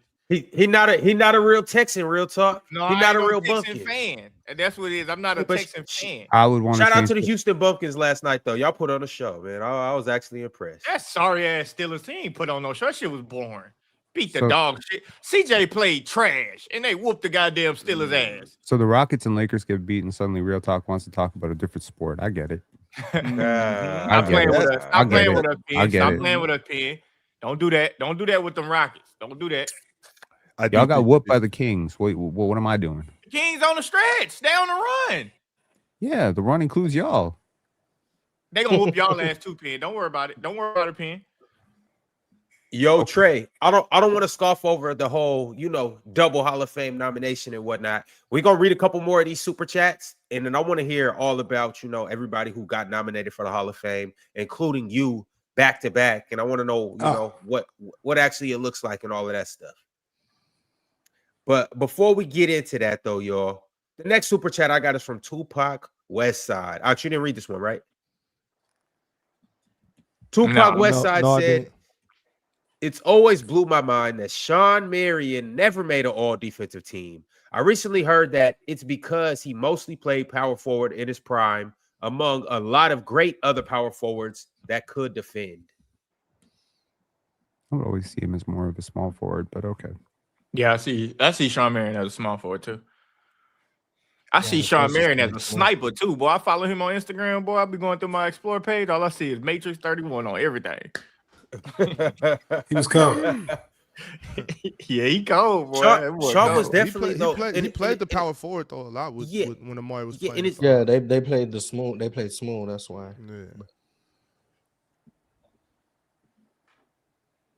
Yeah, well, shout out Sean Marion. He was one of them ones. If it was positionless, y'all think he gets first team a lot? First team. If it's positionless, I doubt it. First team. Nah, he ain't gonna get first team. With like Duncan, KG, Dwight. Who else? Dwight wasn't even. Dwight hadn't. What the hell, Phil? What the fuck, Chill? How you did that fast? What? What the fuck? What is going Bro, on? I know here? I'm not tripping. What Chill just did is a magic going trick. on? Did you see that shit, Trey?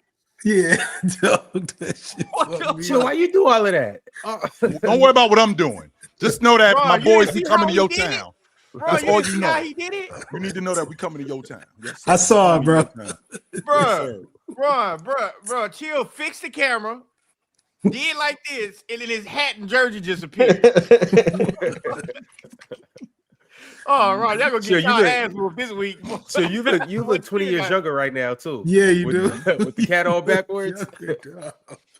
Hey, boy. They they gonna whoop y'all ass this week, Chill. Chill doing magic tricks and shit. Boy, they about to whoop y'all ass. Hey, we finna magic trick them right out of Seattle. Hey, nobody want to be in we Seattle gonna do anyway, this and they gonna be actually, back in Mars. San Francisco.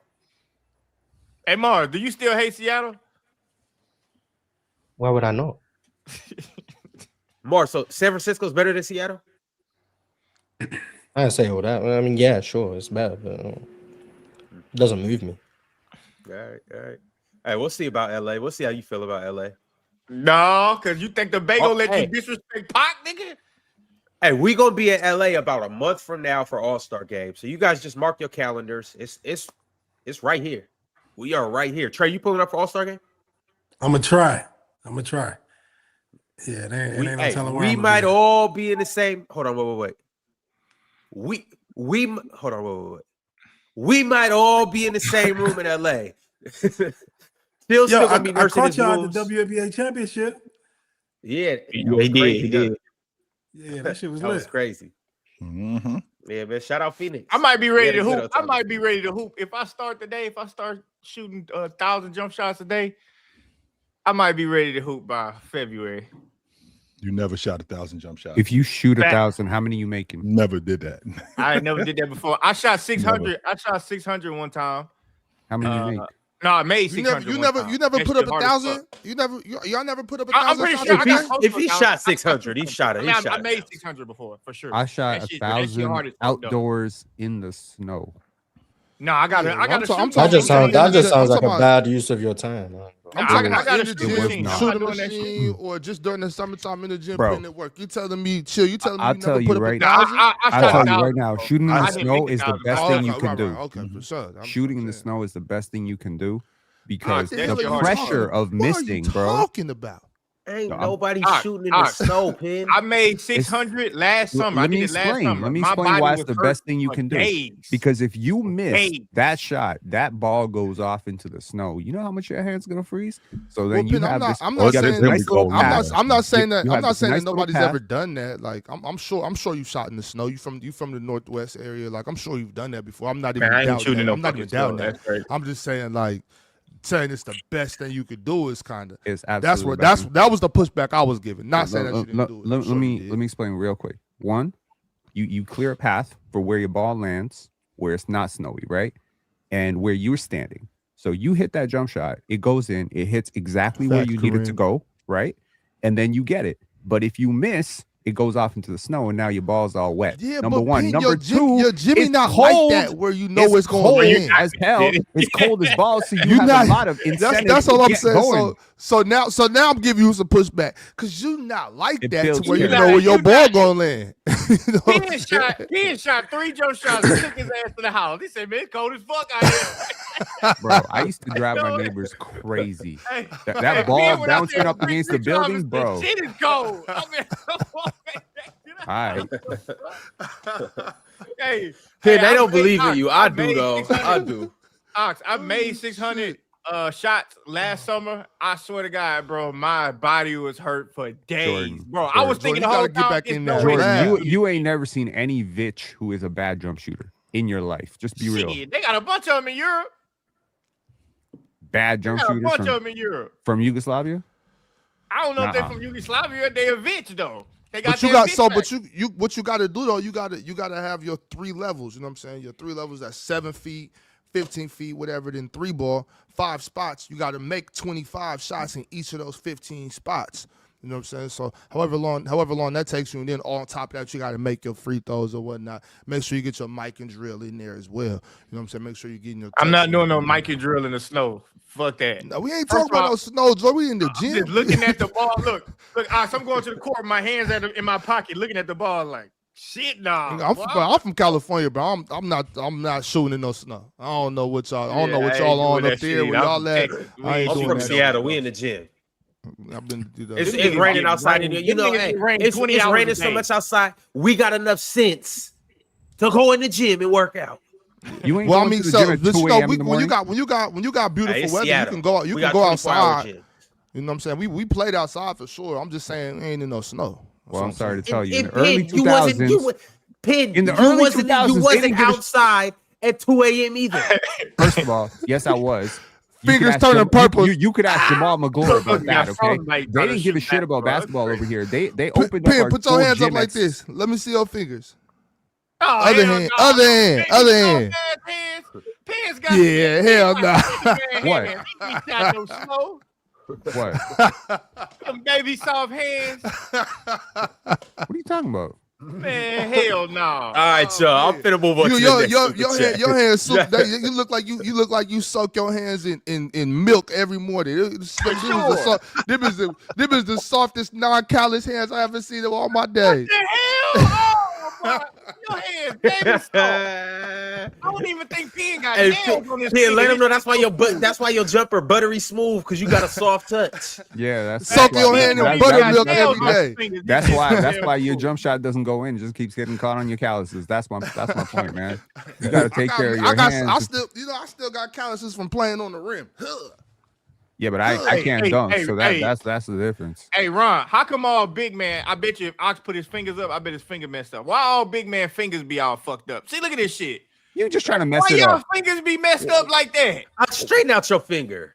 Why Nah, you my trying to- homeboy- why you trying to do this? Bro, I remember I was in the car with Nah, my homeboy. fuck He outta was here. trying to tell me to go Straighten it somewhere. out. He's like, What? bro, go over there. I'm like, nigga, I don't know which way your finger pointing. No Like, way. Bro, he like, Is that for over real, there. your hand? I'm like, bro, what is that? That's That's why you good. can't I shoot free can't- throws? Am I right? Bro, Oh I don't my know what's God. wrong with big man. Kendrick Perkins' fingers jacked up. Every big man I know fingers just toe up. Yeah. What do y'all be doing? Hey, chill. I was balling yesterday. Yo, I just want hold, you to know hold real up right quick, because I think Trey might have to bounce. Trey, you got a slide? Yeah, I got to slide. I got to get up out of here. All right, but before you leave, though, I just kind of want you to speak into, just the Hall of Fame nomination and all that good stuff. Shout out to Germany too, by the way.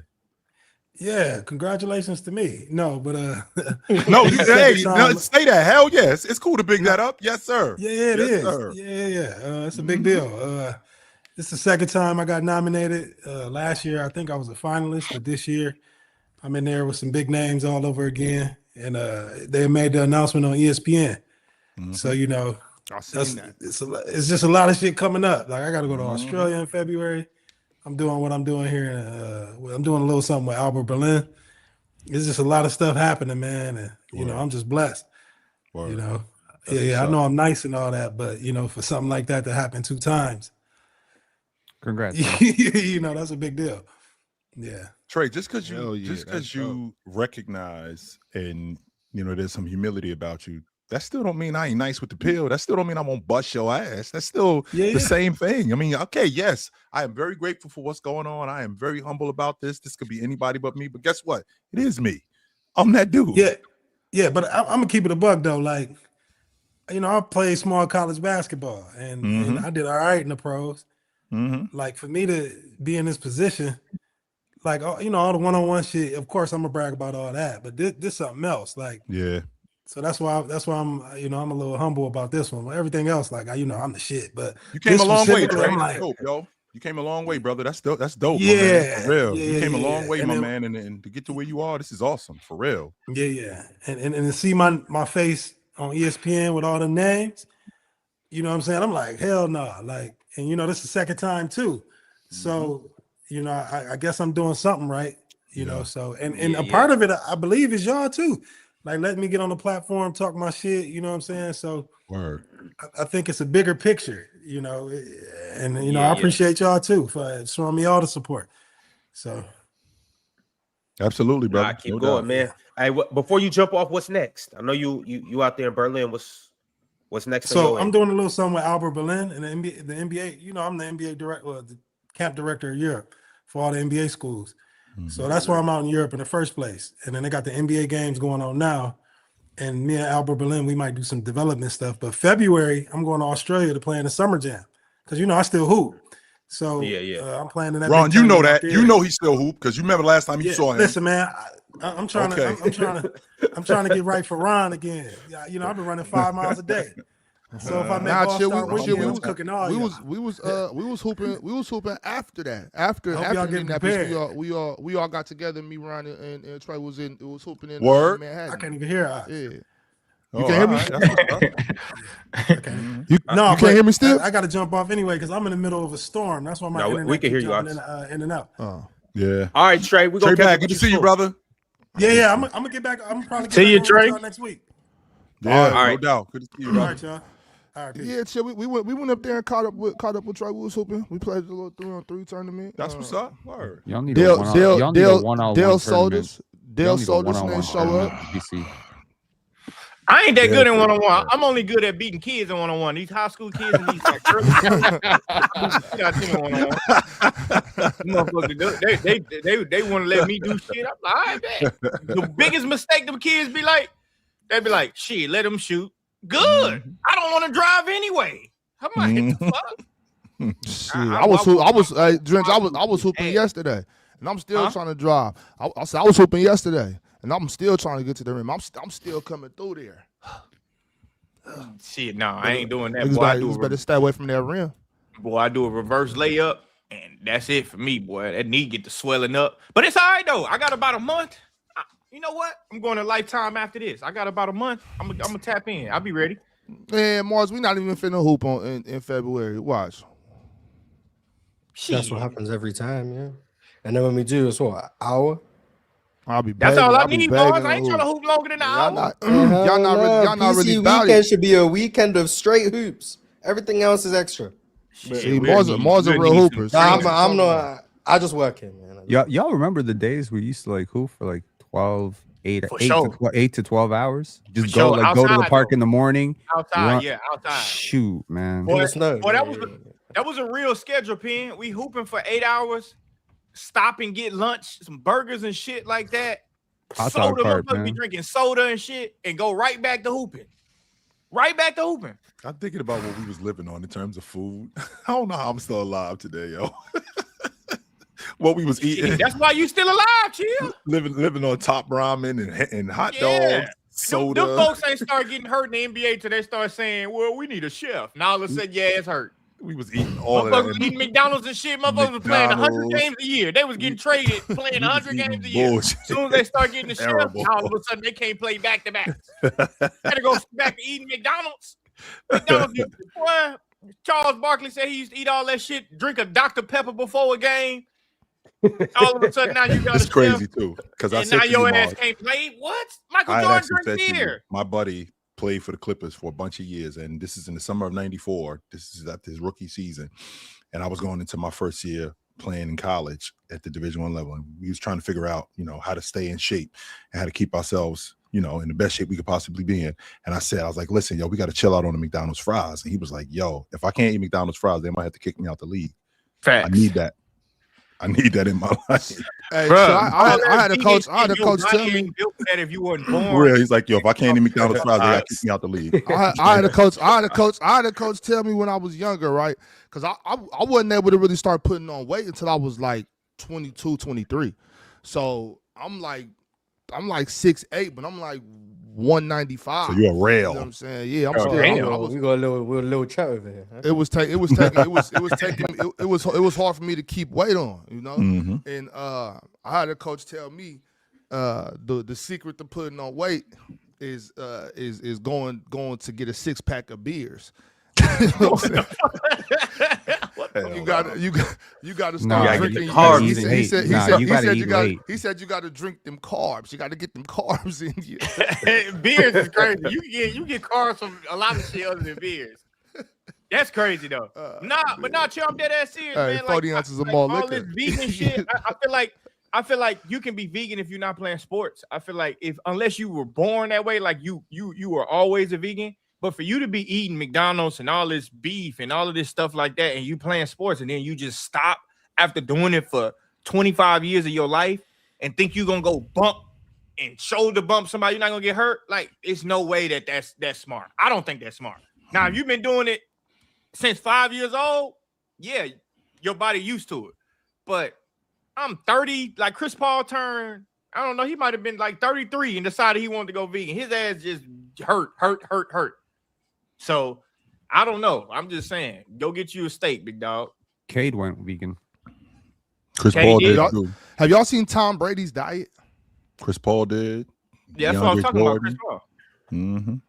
Paul. Tom Brady. I mean, it's like 6 Tom things Brady he shit can straight. even- he can- Me he can personally, eat. like I don't really care what you eat. It's just as long as you detox properly. I agree with that too, though, Penn. I definitely agree with that. Yeah.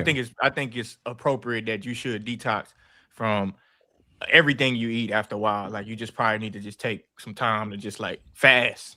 Yeah, You give your better- body a little yeah. bit of time to Yeah. heal. Yeah, I agree with that too. But Tom Brady shit is nuts though. His shit is weird. I don't know if I'd be able to do that, but that's why he played. Yo, Yeah. I was like listening to Warren Buffett describe like the same thing, right? Like he be eating like he drinks Coca-Cola, he's eating like burgers, he just eats happy. And this dude is like running a Fortune 500 company into his 90s, right? And he's still sharp as a whistle. So to me, it's just like I think the thing that most prematurely ages people is like depression. Not Stress, living yeah, stress, and depression, oxidative stress, depression. Mhm. And stuff like that. So if your diet is stressing you out, I mean, like it might be doing more harm than good. Yeah, but Penn, like Warren, you gotta remember too though. Warren Buffett grew up in like the 30s and 40s and 50s, where it's like it was just less processed food. You know what I'm saying? Oh, that's a fact. Yeah, but he's I been mean- eating the processed food. He's been in McDonald's and Right. But I'm saying Coca-Cola. even back in those days, even McDonald's was less processed than it is now. You know what I'm saying? Like we're talking about in the early days when. I've looked it up. Definitely is. Like all the We- stuff we- now is a lot more processed than it was back. We in the had this 60s. discussion though. Penn disagreed. I was, I know y'all remember that when we was talking about in the Yeah, 90s, yeah, we 80s, did talk about 2000s. It was nothing like how it was now. But however, y'all, we about to pivot off of this diet conversation. Yeah, grandma I got a couple more worked at super McDonald's chats. back then. I got a couple more super chats that I want to read, and then we are going to pivot, talk about players of the week, talk about what the Grizzlies are going to do, talk about the Sacramento Kings briefly, and then we got top 5 comments of the week too. But the first comment that I'm going to read is from my man Masinko. Masinko said, I'm pushing Wade propaganda. One of the best slashers, popularized the windmill cross, top 3 pump fakes. Teams would sag, and he was great cutting off the ball and going back door. Amazing outlet and lob passer, underrated handle and post game. What's the windmill cross? What the fuck is You know that? the pickup that D Mitch does through the lane, like he'll bring it up over here. Oh, that's a windmill cross. I thought that was Yeah, just that's what it's called, I guess. They just call that a D Wade pickup. Windmill cross, I guess. I don't know, but yeah, that's what you're talking about. I guess I got to get with the terms. 2028, I'm gonna be out to you. No, I ain't gonna date myself. I'm definitely gonna get with the times. No, I'm with it. Okay, windmill cross. Mm-hmm. Where's D Wade at in terms of like Guard scores? Guard bucket getters.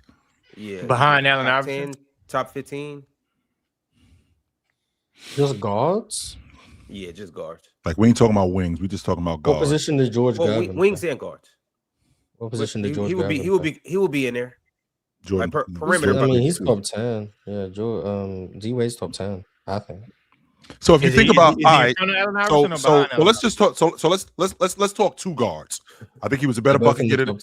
I think he was a better bucket getter than Drex. I think he was a better bucket getter than Joe Dumars. I think he was a better bucket getter than Reggie Miller. I think he was a better bucket getter than Sam Jones.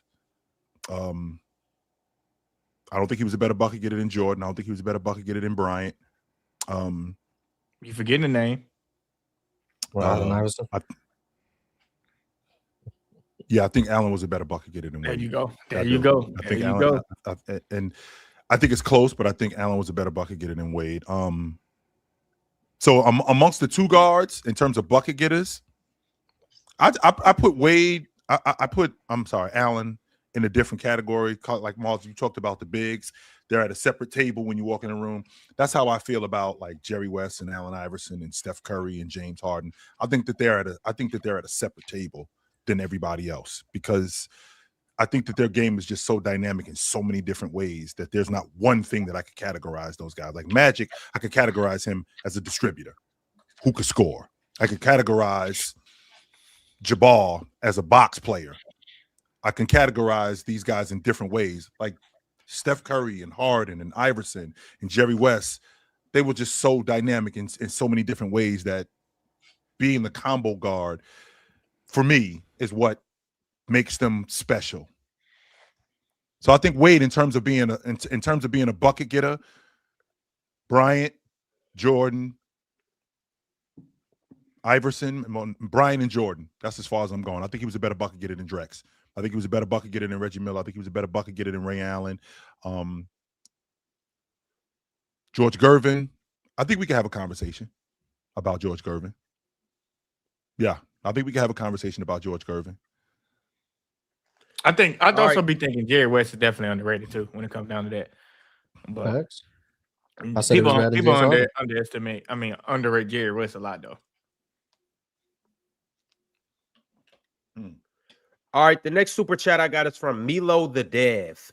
Milo said, I'm an hour behind, but why do we air attack scoring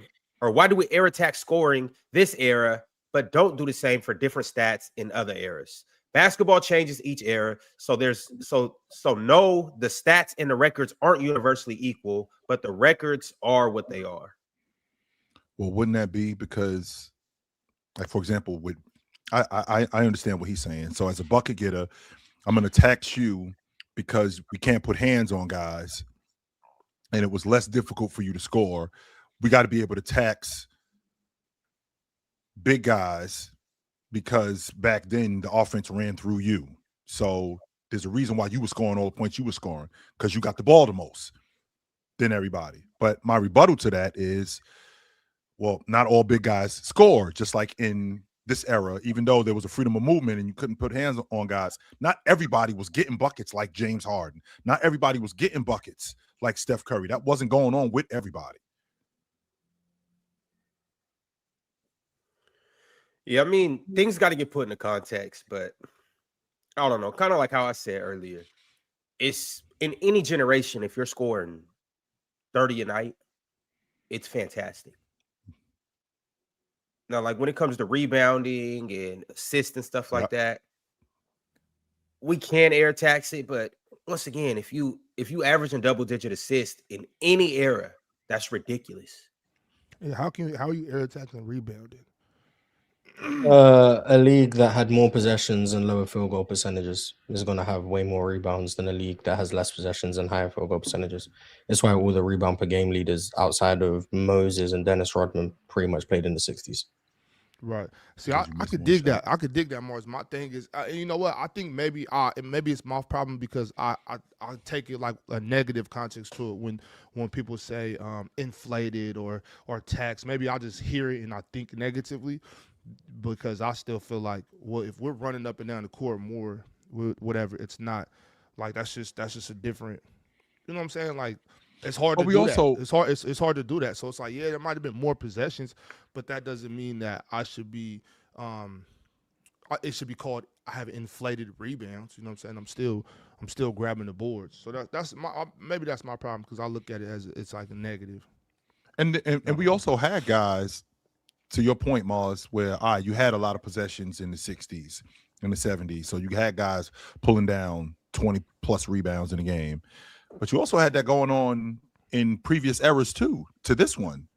I mean, after the 60s, I mean, Andre Drummond was pulling down 15 rebounds. DeAndre Jordan was pulling down 15 rebounds. Rudy was pulling down 15, 16 rebounds, right? And I think Rudy led the league that one year. I think he averaged like 14 rebounds a game. Almost, he might. Almost 15 rebounds. 14.7. Yeah, 14. He averaged almost 15 rebounds a game. So, I mean, when you're pulling down rebounds like that, and then you relate it to other eras, even though the era isn't as fast because the 2010s, I mean, they didn't have as many possessions as they did in the 60s. I mean, I still think I won't tax that other era because, to be honest with you, Ox, you know, you're a big guy, Ox. Pulling out 22 rebounds is a big ass deal. I don't care how fast you're playing. That's hard to do. Just like scoring 30. It's hard to do. Even whether you're playing fast, you're playing slow, that is hard to do. It's definitely difficult. It's just understanding that as the league changes, box score numbers are gonna be easier to get in some areas, harder to get in other areas. Some numbers, like when the league ran a certain way, it was easier to get certain statistics. When the league runs the way it does now, it's easier for like perimeter players to get triple doubles. It's just like there's ebbs and flows to the game. So it's just like understanding that not box score numbers aren't one-to-one comparisons. Kobe's 35 isn't the same as MJ's 37, which is the same as James Harden's 36. They're all different in their own way. All of them are great. There's never going to be a season where someone averages 35 and it's just mid. So like that's not going to happen. Like some people tell it that's what Luke is doing right now. But like point is, all of these things are going to be amazing. It's just they're not all the same, despite what like you say all the time. Like someone averaging more points doesn't make you a better scorer. And that's because there's more context to it than just raw points per game. It's the same thing across eras. Someone averaging more points per game historically doesn't mean you're a better scorer than someone else, or someone averaging the most assists of all time. Like Trae Young, I think is second all time in career assists per game, maybe third behind John Stockton and Magic Johnson. Mm-hmm. That doesn't mean he's the third best passer ever. He might be, have whatever conversation you want, but that doesn't mean he is because he averaged more assists than a guy like LeBron James, for example. So like it's just the numbers don't necessarily tell everything. But they are a record of events, which is like why the lists aren't going to change. The all-time leading scorers are going to be LeBron, Kareem, Karl Malone, etc. Even if LeBron's era was easier to score in, but that doesn't change the record books. It's just something that people can acknowledge when we're comparing LeBron versus Michael Jordan as a scorer, for example. It's just, which I think is interesting. You brought that point up, Mars, about the triple-double logic, because even though we do live in an inflated era, I mean, it's not as easy as people think it is to get a triple-double, and I don't understand why, even though we do live in an inflated era, why guys aren't doing it more, even though people discredit it. I think it's a little bit easier. I think it's a little bit easier because the guys that are getting a triple-double is usually the guys who got, what the hell, Ron? But the guys that's getting a triple-double are usually the guy, what the fuck is going on? We're in the Matrix. Don't forget, I just rubbed my hands together. He's making a point, right. Ron. Anyways, but the guys I think that usually get the triple doubles a lot of times is usually the guys with probably the most usage. As far as like, and I don't know, that's just me just making an inference based on what I see when I'm watching the game. Like guys like Jokic, guys like Luka, guys like who else get triple doubles? Russ still getting triple doubles today. Russ, Josh Giddey. Who else get more? I know we missing some more guys. Sabonis. I mean, yeah, Danny Avdia gets triple double, but like for reference, like you go back like 10, 15 years ago, LeBron led the NBA with 4 triple doubles over the course of a whole season. Yeah. Damn. Russ this year has 4. Yeah, damn. So it's just like, and it's just like it's easier now to get triple doubles with like the usage that these guys have. Longer rebounds mean perimeter players are going to get more rebounds just by. So I wasn't capping. No, I said it before you, but yeah, we're on the same page. It's just easier to accrue these type of numbers when the offense runs through you. So that's going to be the points are like, whatever. But the assists, the offense is running through you, and then the rebounds, there's more long rebounds. So the perimeter players can get rebounds, and then you got guys like Jokic and Sabonis who are being used as hubs within an offense. They're getting the dribble handoff assists and all that stuff. So like you're going to have more games. I think the way the assist stat is measured is interesting, but like so like it's just easier now to get triple doubles, even though you had guys like there's no reason why we can look at the 2012 season and say Rondo was number 1 in the triple doubles that year. He had 6. Everyone else, the next best on the leaderboard, 1. Yeah. Like that's ridiculous. I mean, Rondo had 6. The rest of the league, no one had more than 1 the whole season. And there was 12 people. And that was like incredible. There was 18 triple doubles that season. There was 18. Yeah. Jokic this year already has 16, and he hasn't even played in like 3 weeks or 2 weeks. I don't know when he actually went out. Like he already has 16, which is damn near more than the whole NBA had in 2012. So like it's different. I also say this all the time. You know, when people be like, because how I'll be talking about how Luka, I'll say that Luka he doesn't really want to pass the ball. He's a good passer. He just doesn't really want to. He's more of a scorer first. People be like, How is he don't want to, but he averaged 8.5 assists? And I'm like, yeah, the motherfucker got the ball all game. You supposed to have those type of numbers when you got the ball all game. Like, what else are you supposed to do? You dribbling it all game long. You know how easy it is and the way they calculate assists. You can pass to somebody can go between the legs, front crossover, step back, hezzy, get to the basket. They say that's an assist. Like, I've been not stretching it. No, assists do be going crazy. I'll be watching some players assists. I'm like, God damn, like it's just interesting to see what they classify as an assist, what they don't. I don't know, but just box score numbers in general, like they're probably easier to accrue nowadays. But it doesn't mean you're a worse player or a better player. It just means maybe we should stop just PRAing everyone to death. I agree. I think it's a way. I think it's a way to bring back some of the core fundamentals on how the game was built. I get everybody wants to prolong the game and make the game, progress the game or whatever that may be. But I think it's some things that we can do to clean up the game. I think it'll still be interesting. I don't know about y'all. It could just be me, but I don't think a game 145 to 141, I don't think that's an interesting game.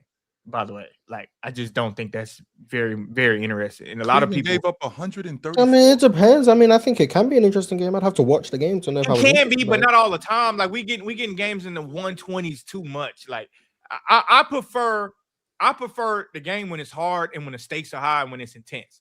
I don't care. It don't have to be a 80 scoring game, but can we get back to the game being difficult? Like, can the game be difficult to score? I don't want it to be easier to score now. We can't do that, Jordan. The reason why we can't do that is because that's why ratings were down. That's why they made scoring what it is now, because they wanted to get ratings up. People care about scoring. People don't want to see 89, 85 games. I don't want it to be 89, 85, but I don't think people want to see 140, 130s. I don't think people want to see actually, people want to see that. That's why ratings are what they are. People want to see the long ball. People want to see that in what country? It's not really possible. With the way the 3-point shot is used nowadays, the emphasis on analytics, you're not going to get offenses that aren't that efficient anymore. It's just not possible. Like you have low scoring games if teams shot 7 threes. Like you'd have those games. Yeah, but it's impossible nowadays. But if they allow defenses to put hands on you, like I don't want hand checking to be back as far as like to where you can just grab. But I do want to see more contact. I do want to see the defense be able to be a little bit more physical, because we have some guys that I think that can really defend in the NBA. But the shit that Denny Avdia do and what's crazy is he even said it. I initiate the contact. I'm aggressive. And it's like, I've heard that. brother, like you are exposing what this shit is. Like I'm really watching the game. Like I rewatched the Blazers game. They call some bullshit ass fouls on Reed Shepherd. Like Reed Shepherd is literally just going with him, and he barreling to Reed Shepherd, and it's a foul. And it's like, yo, how can we stop that? If I put hands on you on the perimeter, like, can I at least put a hand on you to make sure you're not going nowhere? But that's what I'm saying as far as that. Like the free throws and the possessions, all to me is catered to the offensive player, which is obviously, cool. But interesting basketball is a good defensive basketball game. Like I want to see a guy like Scotty Barnes defend. I want to see a guy like Amin Thompson defend. I want to see guys like McDaniels like do shit. Like I want to see that. I don't necessarily want to see everybody just go out there. We got motherfuckers coming in on two-way deals scoring 25 and shit like that. Nothing against those guys. Those guys can play. But all I'm saying is let's make this game more defensive, chill. Like I think that's too. I think it is. I just think that the problem that we have is that it gets disregarded. Like we all hear, these guys aren't playing defense. These guys are soft. Yes, these guys are playing defense, but because we have so many awesome offensive players in the game today, because we have so many skilled players in the game today, because we have so many bucket getters in the game today, and because the rules in terms of defense, not being able to put hands on guys as much as you were able to, not being able to body up a guy as much as you were able to, not being able to be as physical, that does give the offensive player in particular, an advantage to be able to score. So, I mean, how many defensive player of the years will Rudy Gobert have if perimeter defenders was able to be physical? Like at this point, I feel like it's almost allotted to Rudy Gobert to win a defensive player. He probably gonna win it again this year, by the way. But to me, it's almost allotted for guys like that to win because, like, you don't really see like the art of a real defensive guard anymore. Now I know Marcus Smart won the award, but you don't really get to see like. I like Scotty Barnes on defense, but Scotty Barnes to me ain't gonna have a chance on defense, a defensive player of the year because of Rudy Gobert. But if you change the rules and let Scotty be physical, you know how much water he will shut off from your stars?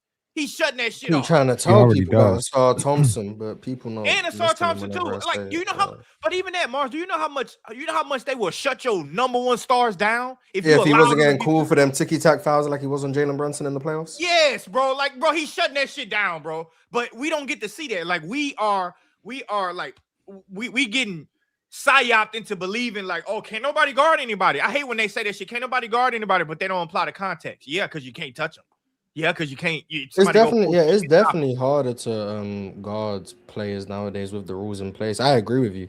I just don't. I've been on team call these offensive fouls for years. Idea that Mars, you've convinced me on that side, Mars. The idea that you can just lower your shoulder into a defender's chest to square with you, and that's a defensive foul. It's crazy. Makes no sense. It's never made sense to me. I've been very strong in opposition to that for a very long time. But when you look at, like, historically, to your point about the DPOY awards, I mean, obviously, it always the early years, it was a couple guards: Sidney Moncrief, Michael Cooper, Michael Jordan, Alvin Robertson. You got Gary Payton. We'll call Ron Artest for the sake of the conversation, a guard. And then you get Kawhi, and then you get Marcus Smart. That's really it. Everyone else is bigs. It's always been a big man awards. But I'm saying that you can acknowledge the great perimeter defenders. But I'm saying that too because I'm also saying like the bigs back then, like also when they were winning, the bigs a lot of times the game was played in the post. The game was played to where, like you said, the offense ran through the post a lot of times. The game is played on the perimeter now. It's not played through the post no more. So how aren't these defensive guards not even like really, you can't even really consider them if the game is played on the perimeter majority of the time. So how are they not able to get that chance? Well, here's a question for you. Why is it so impossible for Scotty to win Defensive Player of the Year over Rudy Gobert? The Raptors are a better defensive team, and they, in my opinion, have a worse defensive personnel. The difference is Scotty Barnes versus Rudy Gobert. The Raptors are a better defense. They have almost identical team records. Why is it impossible? I agree with you, Penn, but I'm gonna just ask you this: do you legitimately think Scotty is gonna win it over Rudy Gobert? So it's a narrative thing. I don't think either one of them should. No, because you don't get to see Scotty's brilliance. Like sometimes Scotty don't have to. He don't have to block a shot or get a steal for him to be playing great defense. You don't get to see it a lot of times because, like I'm saying, if you allow Scotty to be aggressive and physical with these physical players, Scotty Barnes will win that matchup. I think he will. I've seen Scotty lock up Tyrese Maxey and Joel Embiid. Like, what's the not separation? not a good job on Joel Embiid, but you know, like if you think about Scotty be aggressive with Joel Embiid. So Penn, to your point, and you know, you're a numbers guy. I hate going over numbers like that, but I think Minnesota, I'm looking at it right now, Minnesota's 7th in the league in defense. Toronto is 6th in the league in defense. So there's not really that much of a gap. That's number one. Number two, because the Wolves defense falls off when he's not on the court. That's where I was going, Mars. So when Rudy goes off the court, I mean, they literally fall off a cliff. Like, how much different are the Toronto Raptors? That's scheme related too, isn't it? Right. And I think that's what we're talking about when we're talking about that defense. It's tailored just like an offensive player, just like an offensive player, like Joker, for example. That offense is constructed around Joker's skill set. Well, that defense in Minnesota is constructed around Rudy, which would explain why when he comes off the floor, they go the other way. I would argue that defense is okay. Sure, I understand what you're saying. The defense is structured around rim protection, so their scheme is structured around having a 7-footer there, and he doesn't have a viable backup who does anything close to what he does. Sure. So if he did, their defense wouldn't fall off a cliff when he went to the bench. Which means that keep going. I'm sorry. Yeah. So I'm just saying, like, I think the reason that I think guys like Scotty and Asar and guys like this deserve some credit. Get Bam Adebayo. Somebody just brought up Bam Adebayo too. I actually had him as the defensive player of the year, to be honest with you. I don't know. But keep going. As you were saying. But yeah, like the reason that these guys deserve some love here is because they are quarterbacking a defense, right? And that goes beyond just simply being on the court and elevating the defense. It also talks about, you know, structuring the team identity around defense. It talks about, you know, guiding guys off, even when you're in the huddle, guiding guys to focus on defense. I think that sort of defensive quarterback element has to be there. Like that quarterback, you know, the guy who gets everybody focused on the defensive end, the guy who gets the team's identity focused on defense, the guy who brings that sort of toughness defensively, who makes big plays defensively. I think that has to matter for much more than on-off splits, because on-off splits are always going to be reliant heavily on who your backup is. That's going to have to matter a lot. So. Yeah, for sure. But my point still is I feel like you'll see the brilliance of defenders like Asar, Scotty, Amin, even Bam. Like, you would just see the brilliance of them if you let them be more physical. They shutting a lot of people water. Offensive players too when they get to overcome it. Like, yeah, and I'm good with that. Yeah. But that's how the game should be, though. Wait, what do you mean, Moss? The offensive players? It means more as an offensive player if you're overcoming more adversity. Yes. Like that's like I don't want to disrespect any players who are having like breakout seasons. Sure. I'm not going to say names, but like there are people box score wise who are having statistical seasons that make them look like all-time greats. Right. And they're not. Like we know they're not. But like if you were able to ramp up the defensive physicality and you were able to, it would be undeniable. Empower defenders. You'll see that it's truly the elite of the elite who can overcome that. It will be the prime Steph Currys, the James Hardens, the LeBron James, the Kawhi Leonards. It's not going to be this, oh, shout out to this young up-and-coming player who's averaging 26 right now. Oh, yeah, that's probably not going to happen. If you're actually allowed to physically impose yourself defensively and you're laterally quicker, I'm stronger than you, I can bump you off your spot, as opposed to I've got a guard and keep my hands like this at all times. Even then, you can still lower your shoulder into me and it's still a foul, even though I'm defending like this. Like, why should I have to do that with a rookie? Chill. Why should I have to do that with a rookie? With a rookie that just got in the NBA, I gotta guard him like he fucking Kobe Bryant. Like you shouldn't have to do that. No, like, but to Mars's point, rookies used to struggle coming in scoring. Motherfucking rookies come in and score 40, 50. Yeah, well, Con Nipple just like that. I don't know what to tell you. No, he's a baller. Let me be physical with Con. Wouldn't that? But Mars, to play the devil's advocate, wouldn't that compound? Wouldn't your point compound the logic of earlier basketball being better? Because I did have to play through that physicality, and I was able to average 24. I was able to average 28. I was able to average 30 a game playing through that physicality, as opposed to today where I don't have to play through that nearly as much. It was harder for offensive players to thrive back then. Yeah. based on analytics, based on the defensive Spacing pressure, too. all of that stuff. Spacing. I think it's harder for offensive players to thrive. That doesn't mean I think all of the offensive players back then are better than the ones today. No, I'm not Yeah, saying that. but it definitely No. does. Like, it's definitely a harder environment to thrive in. I think. I do Right. think some of that physicality stuff from certain areas is hype, but I do think it's more physical than what I'm seeing today, in terms of what the refs allow and what they don't allow. But it's harder. Like, you throw guys today, back then, it would be a different environment for them to still thrive in. I have no doubts that all of them would still be great. I'm not saying throw X player back, they're going to be bad, but it's different and you have to adjust the same way those guys would have to adjust to a league with a 3-point line. And maybe you can't take this one dribble pull up and shoot from 22 feet. Instead, you might have to shoot the up fake and step to the side instead of the step in. Like, there's different adjustments you have to make, and that's what makes each era different and unique. But it's still an adjustment. Mars, nonetheless. do you remember the time that Denny Avdia was a good defender? Do you remember? Oh, those the wonderful good days? old days. Yeah, You remember the time when Jalen Johnson was an up and coming two-way player? And for what it's worth, the last week or so he've been playing defense. I got my eyes on you, Jalen Johnson. I got my eyes on you. Another I heard you. Your offensive load being high, responsibilities being high, shot creation, dribbles, bringing the ball up the court, all this stuff, it's going to drain you a little bit in terms of the amount of effort you can put on the defensive end. So I do feel like a lot of guys like Rudy Gobert, who don't have a lot of responsibilities offensively, let's just be real, I do think they have an easier job, if I'm being honest. Right? Yeah, I feel you, Penn. Rudy and Scotty, they both have it easy on the offensive end, so they really can.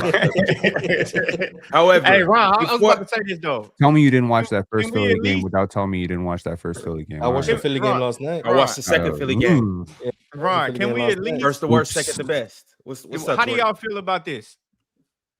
Can we take out the defensive 3 seconds rule? Like, why the fuck can I sit in the paint for 3 seconds? I've been advocating for that for a while. Like, as well. I don't get, why do you need to take me out of the paint? I want to stand here. No. Wait. Once again, we're talking about offense. I do get that part. The where it gets tricky for me is we got a defensive 3-second rule, but we can play zone. That doesn't make any sense. That's where I get thrown. You shouldn't tell me how I need to play defense. I can't. Well, wait a minute. If we're playing man to man, you can clean the whole left side of the floor out. Well, what's the difference between that and me standing in the lane when we're playing zone?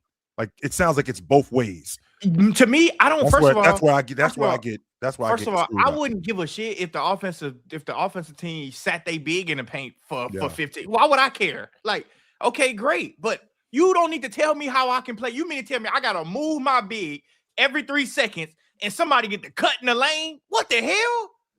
Why? Yeah, and you see, like, and this is what I mean when I say offensive players like are adjusting and it's become hard. Like, the amount of times you see the bigs doing their little toe tap thing so they can and they don't even be counting 3 seconds. They just do it every. Yeah. I mean, shout out to Joel Embiid. Joel Embiid gets to camp in the lane for like 8 seconds. He doesn't leave. But like, you see them do the little toe tap thing, and you'll see like offensive players on the other side of the court. They'll just time their drive to when the big has to tap out, and now they got a free run to the rim. Like, just remove the 3 seconds. If you can't score on a team that parks that big in the lane, your team just can't shoot. That's a problem. I don't know. That's it. Like, that's how they're playing in Europe. In Europe, that shouldn't be a successful strategy. If a team could just park their big in the lane the whole time and you're scoring 80 points, your offense has problems. Like, I don't know what to tell you. Your offense has major. That's how it is in Europe. That needs to be fixed. Boy, I have no problem with defense at 3 seconds. In Europe, that big sit there, chill, and eat that shit up. They'll put the biggest Serbian out there too. They'll put motherfucker 7-1 right there. Tavares has been Walter Tavares. They bring back defense at 3 seconds. What's that 7-7 kid playing for Florida who don't really play for him? I know 7-9. He might be a first round pick. He might be a first round pick. Yeah, bro. I don't know why I can't see the paint though. You'll see more mid-range shots too, though, if they did. Absolutely, because that's why I'm saying, like, this game need to quit being computerized. Like, let's go back to what it was. I don't understand why you can't play zone. I didn't get that rule back then either. That no zone shit. Why are you telling me how to play defense? I figured out how I can stop somebody. Teams couldn't shoot, so Ron, what's old boy that played for who played for Real Madrid or played for Barcelona? Trip off. I think you're Frenchie. You talking about Tavares? You talking about Tavares? Oh, okay. Yeah, the big dude. I'm agreeing with Europe too. That shit rolling around on the rim, smack that shit off the rim. I'm not gotta wait for that. I'm not waiting for that. I don't agree with that, but Mars, it doesn't happen. I don't get the point of that personally. I don't get the point. Yeah, you I do. like Yo, that. fellas, I gotta step in though. Mhm. I gotta Nah, step because in though, you get caught watching. My bad, Ron. I just I want to got- say on that part though, Drench. You get caught watching. Sometimes you forget you could do that. Yeah, you do. I got breaking news, y'all. I got breaking news, and then we got to get to top 5 comments of the week, and then Penn. I still do want to talk about Scotty Barnes Sure you do. and Peyton Watson. However, I mean, we got enough Scotty Barnes conversation in just right there for the rest of the week. But we'll talk about him because he was player of the week. However, breaking news, y'all.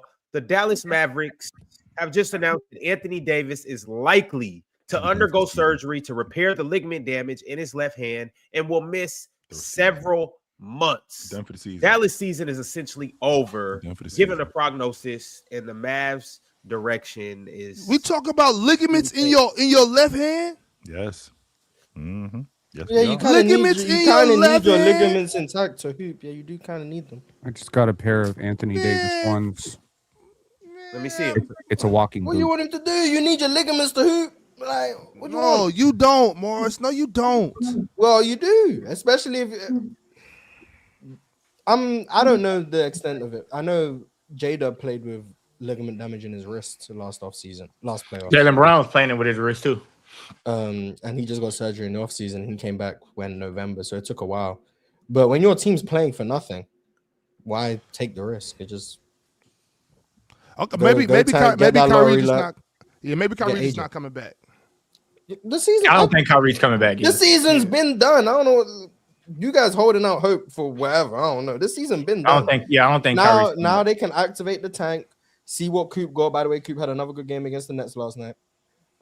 See what Coop got. Hope you got some lottery luck. Maybe you get a top 3 pick. Maybe you get a top 5 pick. You add another lottery pick to this to Coop and whatever you're building there, and then you move on. Like this season's been over since like the first week when you And saw Derek this team Lively, couldn't score Derek the Lively basketball. coming back too It's next over. year. So, yeah, Yeah, Derek Lively coming back too. Yeah, just but move on. AD don't get traded. Now AD ain't getting traded. Right. That's a fact. I think you get to see that brand new Mavericks team maybe at the start of next season with Kyrie, AD, Derek Lively, Cooper Flag, whoever they draft. If they get a top 5 pick, I think you'll finally get to see it. Imagine they get Darren Peterson. Exactly. that'd be Imagine they get a Darren Peterson. Imagine they get an That'd be AJ. Like, imagine they get a Caleb Wilson. Caleb Wilson would be fine. You might want some more. I think shooting, I think Like- for Dallas, if they get any of those guys, it's Darren Peterson for sure. And All you got to think about the kid My that do opinion, my Isaiah opinion. Evans. They get Isaiah Darren Evans. Peterson learning from Kyrie. Yeesh. Yo, so it's Shams just tweeted something else that's a fascinating development. Oh, yeah. He said the Mavericks have renewed Anthony Davis trade talks with multiple interested teams. Sources said if he is moved to a playoff contender, the timeline could allow Anthony Davis to return during the postseason while establishing himself long-term elsewhere. That doesn't make no sense for any team to trade for that shit. That would make no sense. But that would have to mean the cost is so low that you're not blowing up your playoff rotation. Otherwise, there's I no wouldn't point. do it. That's I wouldn't very do it hard to regardless. And you do. got to also consider, the money extending gotta him match. too. Yeah, you got to consider extending him too. Don't leave that part out. So Yeah, to be I would fair, think that would be silly. if I'm the Hawks, CJ McCollum, Corey Kispert Well, I'm pretty sure might have his to move on price, to a third team for the season. his price is probably a little lower right now. I don't think Anthony Davis's price is like no, it's not, Ron. He All on the that books for crazy. he on the books for like 50-something million. No, No, I'm saying I'm the talking trade about- price, not his his contract. trade value. So what I'm saying is like a contending team could potentially swoop in and get Anthony Davis. I'm not saying for peanuts and chips, but you probably not gonna have to come off all of that. Like I would consider that. It's tough What for- would the Mavericks want for fucking Anthony Davis? Like, where do they Well, want what they him? want and what they're gonna get can be two different Cap relief things, and a pick. but I'll give you a nice little expiring contract named CJ McCollum. Mhm. I'll give you a nice shooter to come off the bench for you because your team likes shooting, named Corey Kispert. Mhm. You know, And shooter, then his ass ain't shit, I'll give you another number 1 pick to pair with Cooper Flag. Zachary Sachet. There you go. Anthony Davis. I wouldn't be mad at. I mean, if I'm the Mavericks, I do that. I would. There you 100% go. do that. Trade I'm like, complete. I don't You gotta think throw me that twice pick too, about though. The doing pick that. is my number 1 pick from 24. No. That's the pick. Throw me that pick in from New Orleans. Hell nah. You get Yeah, Zach well, Reese. shit, well, What's hell with the nah, number man. one pick with New Orleans? Like, Yeah, stop throw the me that bull. one. You Throw me that get one Zach from New Orleans. Reese shit. They're That's not. what I'm you not get. trading. But if brother, I'm first Atlanta, pick, I'm not Reese trading trade. that for Anthony Davis though. Like that. I'm not giving up a potential top 5 pick in this draft for a dude who he doesn't. It's not like it's Giannis. He doesn't guarantee us that. And I'm not even saying that Giannis guarantees you that you go to the finals. But your chances are you're a favorite in the East if you get Giannis. If you get Anthony Davis, it's kind of like, oh, they got AD. Like, I'm not giving up that pick for Anthony Davis. If I'm the Mavericks, I'm just not gonna trade AD. Fuck it. I just not gonna do it. Like, I just don't I see. doubt there's anything I'd want. Like, Yeah, so, it's like that's what I'm saying. yeah. Like, why are we doing some shit I don't even want? And then AD go over there and bust some people ass, and then you gonna look like a dummy again. Like, So a year is what ago, it when we is. said this AD Luka trade was one of the worst trades, if not the worst trade in NBA history, and people were like, "But it's Anthony Davis. Don't act like it's not Anthony Davis." What happened? He broke Ox. down. Anthony Davis has got. He's a lot worse than he was when he got traded. yeah, I mean, shit. Luka's a lot worse too, though. Whether you want to Yeah, admit but it or not. Luka was falling from a height where he was still clearly better. For sure, but I'm just saying he's a lot worse, whether you want to admit it or not. Yeah, Luka's better than he was last year. Yes, he is. For the Lakers, Yes. Luka's better than he was last year. You Lakers, fight that, Jordan? Whatever team he was on last year, he's better. He's playing better this I season than he mean, did last sure, season. he's still bad. So he's actually not worse. He's actually better than he was when he got traded. AD's worse than he was when he got traded. So I guess I'm don't just even agree saying with it. Luka's still bad right now. Whether My y'all only want to thing- admit it. Bad is my- just being used very loosely, I guess. So, My only thing is this: next, if Anthony Davis doesn't get traded, everybody comes back healthy. Cooper Flag's a year better. we're just a year behind on the timetable. This next year, We is just the year we that just a year contenders, back. yeah. That's all. So you were just early. Well, I mean, sure. If that's how Next you year wanna- Coop if that's could how you wanna actually be spin it. Magic Johnson. Yeah, next year Coop could actually be Magic Johnson. So we could be just You back on that suck, time. Mars. I swear. You suck. No, to be fair, Coop holding up his end of the deal. AD just Coop hasn't is been hooping. Kareem. Yeah, Hoop yeah, is hooping. That's one yeah. thing we Coop can't holding agree with. up his end of the deal. We ain't gonna disrespect Coop. AD But just hasn't been Kareeming. I'm expediting it. I'll give you your credit. You and I can't remember who else it was. I think it was Damian. Damian was adamant. You and Damian were adamant. Blow it. Was it you, Ox? You guys were. No, adamant I was saying blow it up. against it. I was against All right, it. it was- I don't it was want Penn. to I blow think it it's up. somebody I else. think it was Penn. Yeah, okay, my bad, Yeah. Penn. I'm sorry. It was Damian and Penn saying blow it up. I'm with you guys now. I don't want nothing else to do with Anthony Davis. This small year has been a shit show. You've been in clothes more than you've been suited up, ready to hoop. I'm at this point. Cooper Flag has shown me enough. I'm trying to get off Anthony Davis for Zach. I'm not mad at Cooper Flag and Zachary Ricochet moving forward. Zach I'm really Reese not. ain't showed you shit though. Yeah, He hasn't but shown you young guys shit. potential. I Young like potential. Zach. And Ron I said he like- could be I- Kevin Durant. So Ron, if we come Ron, back, you're not Zach, thinking Ron, Kevin if we come back, we can When you did I say said that? you said Kevin Durant. You said Kevin Durant. Yep. When did I say that? I know where you said that. Oh, I When said you that. was drunk, when you was drunk on last Hey, season, well, last season, yeah. I stand by it. If I said it, I mean when he it. was drunk, But when he was go ahead, drunk on Chilla. playback. You know you can walk Well, things back, we- right? yeah, you definitely can because I had him in the Western Conference Championship. So, with that being said, Ron, so you got Anthony Davis, who we've seen come into camp in shape. Can't believe he didn't come into camp in shape this season that just passed. That blows my mind. But with the group that they got coming back, they end up with a top 5 pick, all the talent that they have. You don't want to see what that looks like. You'd much rather go with Cooper Flag and That's what I Zachary said. Ricochet moving forward. I want to Then see what Anthony that Davis Davis. and Cooper Flag? Hell yeah. Anthony, so Anthony Davis healthy. Move it, go But going hold into on, next hold on, season. no, I don't- He's in. I- Wait a minute. I don't- Go ahead. Anthony Davis healthy going into next season, in better shape. Irv healthy going into next season, in great shape. Cooper Flag, you got your top 5 pick. Derek Lively healthy going into next season. Daniel Gafford healthy going into next season. You'd rather blow this whole thing up and see what it looks like building around Cooper Flag and Ricochet. Is that what I'm understanding, Ron? I'm my I top 5 pick. can't bank on. I cannot bank on Anthony Davis moving forward. These dudes are 12 years apart. Their timelines are complete. They don't match up at all. On top of that, Anthony Davis hasn't shown us anything in the last 2 years. I He's shown us a can't lot. bank on that. He's It's shown like us he was inconsistent. yeah, Just not what much are to we be- moving forward with? Chill. You like chick analogies, right? I do. Yeah. So the girl, she cheated on you 4 times. You in therapy.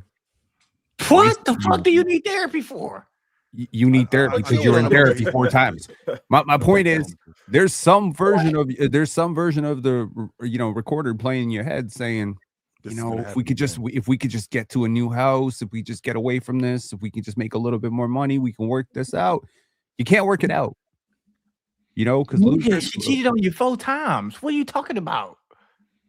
Look, man, Ludacris told us the game Jordan, plan give her in a the fifth early opportunity. 2000s. You can't turn a hoe into a housewife. You know, At that he point, she got 2 boyfriends. When are you gonna accept that? She just got 2 boyfriends. Well, Anthony But Davis, I love her though.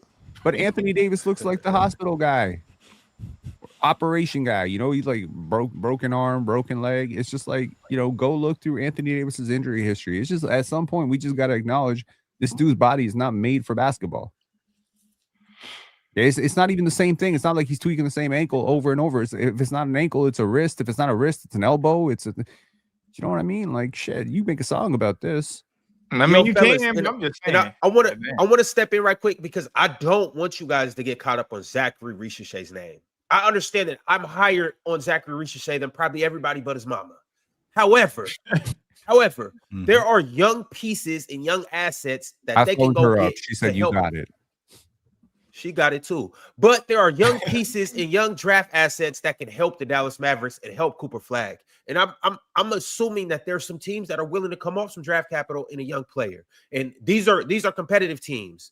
I mean, what would Golden State Warriors? And y'all are gonna hate this once again. I would rather move forward with 8 years of Jonathan Kuminga than get what I've seen from Anthony Davis.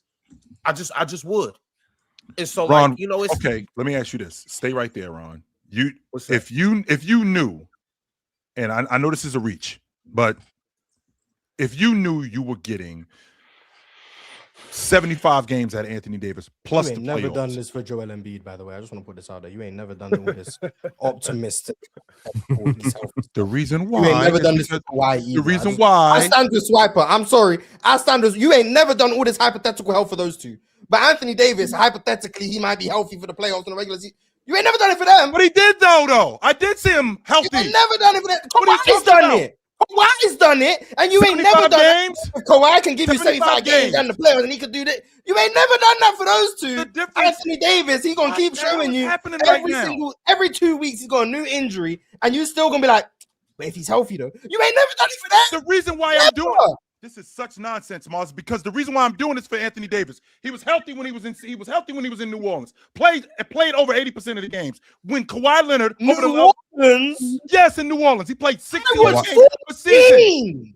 I'm sorry. I was 14 when Anthony Davis was in New Orleans. He still was there. This is what I'm going off. You of. telling me about what Anthony Davis did in New Orleans? But I'm not just going off what's going on right now. That's what you guys want to do. You guys want to go off of what's going on right now. That's what you do with Joel Embiid. That's what you do with Kawhi. That's not That's true. what you do with that. I'm going off what was going on with Kawhi Leonard from years past. Mars, he missed the playoffs 3 times in 4 years. Anthony Davis didn't do that. And when Anthony he was Davis, yeah, because Anthony Davis been healthy, right? That's what he been. He was healthier. With previous to this season, he played more games than Kawhi Leonard. That's a fact. By how many games, True? What difference does it make? He played by more how games. Many games, True? More. By how many games? How many more games did he play than Kawhi? I think like 30 more, something like that. Yeah, something like that. Yeah, like 30 more games. But he still played more. And he played in the play. I've seen Anthony Davis more in the playoffs over the last 5 years than I've seen Kawhi Leonard. That's a fact. Anthony Davis since the bubble has played 26 playoff games. And Kawhi Leonard since the bubble has played. Let's see. I just want to let y'all know Mars ass was not Kawhi 14 Leonard since the when he was in New Orleans. Has played 22 playoff games. 4 more. So he's played in the West. Do we see what's going on here? And so in 5 years, Anthony Davis has played 30 more regular season games. You know what? I'm actually going to fact check that. I don't even know if that's true. Since the bubble, Anthony. Oh yeah, Kawhi missed the full season. That's going to help. So let's see. Since the bubble, Anthony Davis has played 279 games. We'll add the playoffs 26. That's 305. 305. Since the bubble, Kawhi Leonard, obviously, we're missing a full season, so we gotta understand that. Kawhi Leonard has played 238 plus 22. So what? 50 games is the difference, and that's with Kawhi missing a full season. Yep. Yes, that's what. And you're gonna tell me this is just not clear bias? Wait a minute. Have I not said about Anthony Davis, him being soft, him being injured?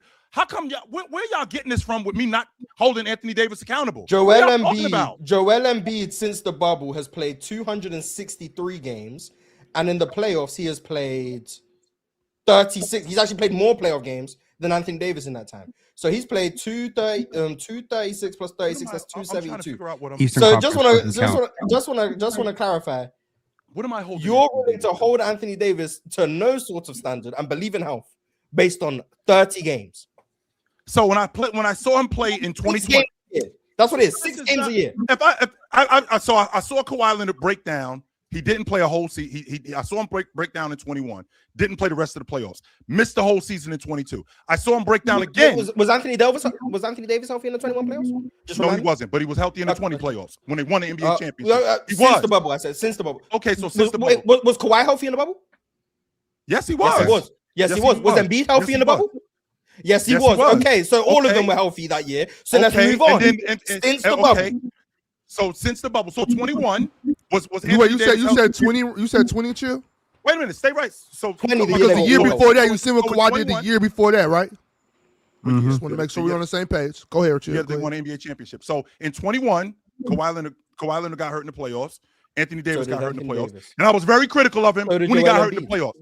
And I was very critical of Anthony Davis when he got hurt in the playoffs. That's a fact. So in 22, in 22, Anthony Davis is nowhere to be found in the playoffs. Same as missed the playoffs. I was very critical of Anthony Davis when they missed the playoffs. Not just Kawhi Leonard. I was also critical of him then. The next year, Kawhi Leonard actually plays, and he breaks down in the playoffs, and he only plays, I think, like 3 games. Anthony Davis and that Laker team goes to the Western Conference Finals. Yes, went to the Western Conference Championship, and I still was critical of him, even though he was healthy. Still was critical of him. Then 24, you were critical of him because he was getting cooked and ran up and down the court by Jokic. Okay, but I still was critical of him. I'm asking. Is that what happened? I still was critical of him, but he was available. He was there. All the while in these seasons, Anthony Davis played 36, 40, and 56 games. Just want to make sure we have the full picture. 36, 40, and 54 games. For reference, what years are these? 21, 22, and 23. For reference, in those seasons, Joel Embiid played 51, 68, 66. That's the Joel Embiid who can never play a game. But he played more games in those 3 years than Anthony Davis is. But we can carry on. So 20. So in 24 now. So in 24, I think that's the year he played 75 games or 77 games that year. He did. He was healthy. Seven, and who did they lost? They lost to Denver. If I'm not mistaken. Can you remind me how many games Kawhi Leonard played that year? 68, I think. 68. Yeah, he did. Yeah, he played 68 games that year. So and then they ended and. Both teams lost in round 1. Both of those teams lost in round 1, and I was critical of Anthony Davis, not just because him being soft, but also because of his injury history. So if you guys are going to hold me to the standard, if you guys are going to hold me to the standard of talking about Kawhi Leonard, I do the same thing with Anthony Davis. I do the same thing with him. I've never heard you ask anyone up here the question: if Kawhi gives you 75 games plus a healthy playoffs. You've never started any question regarding Kawhi Leonard or Joel Embiid with those selection of words. Not one time. Ever. Yo, chill. I'm about to step in just because I want to advance the conversation forward. Because do you guys understand what we are talking about right now? We're having a debate. We're having a debate on Anthony Davis's availability, and we've got a lot of context just through you guys going back and forth. Chill, whether you've been fair with Anthony Davis or not. Do you guys see the track record? March throughout the games that he's played, and the fact that Kawhi has, in fact, played nearly the same amount of games. Joel Embiid has played around that same ballpark. And my thing is, like, just based on what we've got the last 4 years out of Anthony Davis, it's not worth it for Dallas, which leads me to my next super chat from Teddy Hart. Teddy Hart said, if I was Portland, I'd consider packaging Jeremy Grant and Robert Williams for Anthony Davis. Small market teams aren't free agent destinations. Should give a shot at it.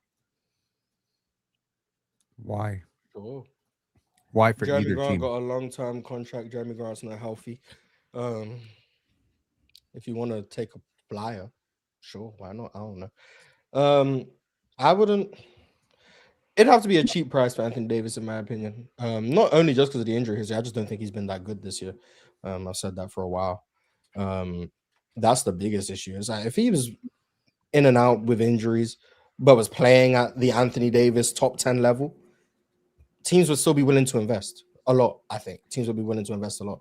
But Anthony Davis isn't playing like a top 10 player. He's not playing like a top 20 player this year. Like that's the issue. Is he's not playing that well when he's out there. Hot take, I guess. Joel Embiid has been better than Anthony Davis this season. Like, and Joel Embiid's career is over for all intents and purposes. That's not a hot take. It's just Joel Embiid's name. You know how people feel. And like Joel Embiid, before the season, his career is over, and he's been better than Anthony Davis, who was meant to be the shining light in Dallas that was meant to be contending this year. Goes back to like that's a problem, and we all know no one's going near Joel Embiid, and I'm not saying anyone should. But if Anthony Davis can't even be better than that, what are we doing? I think there's a lot of teams. I think it's a lot of teams that make sense. And if you're a high contending team and you're already good, I would get Anthony Davis and play the role where they do it a lot in baseball. They do it sometimes in football, where you'll pick up a guy, you know he's injury prone, but you essentially load manage him through the season and just keep him around. So when playoff time rolls around, it just that's what I was thinking. Yeah. And so like the Dodgers did it last year, and obviously they won the World Series. They did it last year with a lot of high level players that are injury riddled. So they just basically managed them throughout the season. They played sparingly, and when the playoff time came around, they rolled all these heavy hitters out. That's what I would do essentially with Anthony Davis. Like, and I'm gonna just throw this team out there. I'm not saying they should do it, but I'm saying like the Denver Nuggets, for instance. I would. Let's just say, for instance, it was Peyton Watson for Anthony Davis. For instance, I'm not saying that this is going to happen. The money can't do it. I'm just saying if all You financial, don't care about rules. I would do that, and I would just load manage Anthony Davis throughout the regular season. He would play sparingly, and then playoff time come around. I don't know if he would start. I don't know if he would be Jokic's backup. It wouldn't matter. We will figure it out. But I'm saying we're already good enough where we can make the playoffs without Anthony Davis. Now we bring him around come playoff time. And now it's a scary sight. So if I was one of those teams, the Spurs too, like that would be a team where I would consider going to try to get Anthony Davis. Or if it would be like how Teddy Hart said, one of these small market teams. So the Bucks, obviously they could use them. The Bucks, Portland, something like that, where it's like we're not going to get a free agent anyways. Let's take a flyer on Anthony Davis. We can sell some more tickets, and he might help us come March, April, May. It's hard to have probably the person who'll be making the most money on your roster be someone who you have to use like that. It's what makes what Philly are doing so difficult. It's a difficult thing to do. We'll see if they can do it. I don't know, but it's difficult to have to carry someone through the regular season because that means you're going to normally have a elite player who's not making as much to not handicap the rest of your roster because the roster needs to be filled out to account for the fact that this guy's going to be missing. It's difficult to do under like the new rules and whatnot. Anthony Davis and Joel Embiid have played the exact same number of games this year, 20. Yep. Which is why real talk in the chat is funny when he's like, Embiid's only started playing well the last 2 weeks. Well, unfortunately, the last 2 weeks is like half of Embiid's games. So yes, and that would also mean it's like half of Anthony Davis's games. So yes, cool. He's only been great for the last 2 weeks. And Joel, who cares? That's half the season. I still think Embiid is worse defensively. He is worse defensively than Anthony Davis. No question. Anthony Davis is still a really good defender. He has been this year. Really good defender. Joel Embiid started playing defense recently, but over the course of the season, he hasn't been great defensively at all. He hasn't been offensive. And I also think offensively, like you got to look at it from the perspective that Embiid has a lot more help. With Maxey being the best player on his team. I'm just kind of pushing back on the idea that you said that Embiid has been better than Davis. I don't know if that's true. One of the main reasons why he's been better is to your Joel point. clears this year. It's because Clears is crazy. You just hating. Yes. I'm extremely comfortable saying the Joel Embiid I'm seeing now is better than what I've seen from Anthony Davis this year. Right. The start of the year, Joel Embiid, when he shouldn't have been out there playing 20 minutes a game. Yeah, and that's part of his season. So I'm encompassing all of that. The Joel Embiid I'm seeing now is a higher level than what I've seen from Anthony Davis this season, period. But I'm counting for the fact that he started the season slowly because of the lack of movement, the lack of mobility. Yeah, I think it's a conversation to be had. I think it's close. Right now, Embiid's playing at a level that I don't think Anthony Davis has reached. And that's like the last 10 games, too. That's not just the last week. His last 10 games have been it's everything legitimately. since that Lakers game where I had to listen to people up here write the referendum on his career. Since that Lakers game, Joel Embiid has played 11 games, which is 11 of his 20. So 55% of his season is in that stretch where he's been averaging 28 points per game, 8 rebounds, with 2.5 of them being offensive, by the way.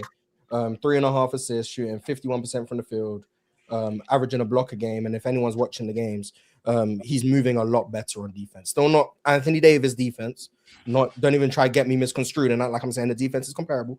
It's not, but he's moving a lot better on defense as well, while being clearly the better offensive player. Clearly. But that's not a surprise, though. Yeah, it's just weird that Joel Embiid's career has been over and Anthony Davis is still worse than him, which is interesting. But all right, fellas, we are going to transition into our top 5 comments of the week. We didn't get a chance to finish them yesterday, so what better time to do it now than with my good friend Drench and Penn here on board. So let's go ahead and get into them. The top 5 comments are brought to you by everybody in the chat that likes to comment after the show. So this is our first comment, y'all. Let's go ahead and cue it up. The first comment that we have is from Football Fanatic. We read this one yesterday, but we're going to read it again. Episode 731. Football Fanatic said, leave it to players' choice to jinx the Jazz. They just lost by 55 to the Hornets. I was dying last night and beat them dudes, too. I watched that game. So did we jinx them, actually, Chill? No. Hold on. First of all, who came up with that? Who came up with that title? You can be that was a very safe space. Yeah, shout out to Ron, man. I was very surprised to wake up to. I don't come up with the titles, y'all. Okay, I tried to tell that was the same night that Anthony Edwards became the 3rd youngest to 10K. I could have swore that was going to be what the title was. I was like, let's talk about how great of a scorer he is for a young player. Like I was like, let's talk about Ant. 4 years old. Hasn't really been getting the flowers I think he deserves this season. 3rd youngest after Bron and KD, ahead of Kobe Bryant. That's amazing. Do you guys see the title of the show today? Do you see the title of the show? Do you guys think me would come up with a James Harden title? Yeah, you would. Me. No. Yeah, just so you could dispel the narrative that you're not a hater. So like 2 months from now, when I bring up that you're a hater of James Harden, you'll be like, if I'm such a hater of James Harden, why would I have made the title when he pushed second scoring? And I'll be like, that's what you would have done. I didn't even think about it. Mars, you think Ron is that calculated? Sometimes, yeah. I think when it comes to Ron trying to defend himself, Ron's calculated. When it comes to Ron trying to have common sense, yeah. But when it comes to Ron trying to defend himself, absolutely, yeah. You're right, Mars. You're right. I did come up with this title for that, actually. So, hey, for the rest of the year, y'all can't say I didn't do nothing for James Harden. See, you also can't say you didn't do nothing for the Utah Jazz. All right. Them letting the shout out to Utah though. It's just insane. It is, but they wouldn't got one last night against the Cavs though. Rumor has it that the Utah Jazz collectively watched that episode of PC and started feeling themselves a little bit too much, and then they went into Charlotte thinking that they were a really good team, and then they got smacked. Well, they know they can't guard. We said that as well in the segment, so they just proved us right. That's what it was. They just proved us right. Can't guard anything. But if you add Walker Kessler back to this, they got something. I mean, yeah, he can be that little Rudy Gobert, but he's not gonna make them in a good defense. He can be their best defender by a significant margin, but as long as you employ Keontae George, Isaiah Collier, and they're playing heavy minutes in your guard rotation, it's gonna be tough defensively. You're gonna be in a tough spot. But Mars, we're gonna have to figure it out because I know one thing: Keontae ain't going nowhere. If I'm them. I mean, we'll see because people go sick of Trae Young because these guards that don't play defense. How can you build a championship roster around them?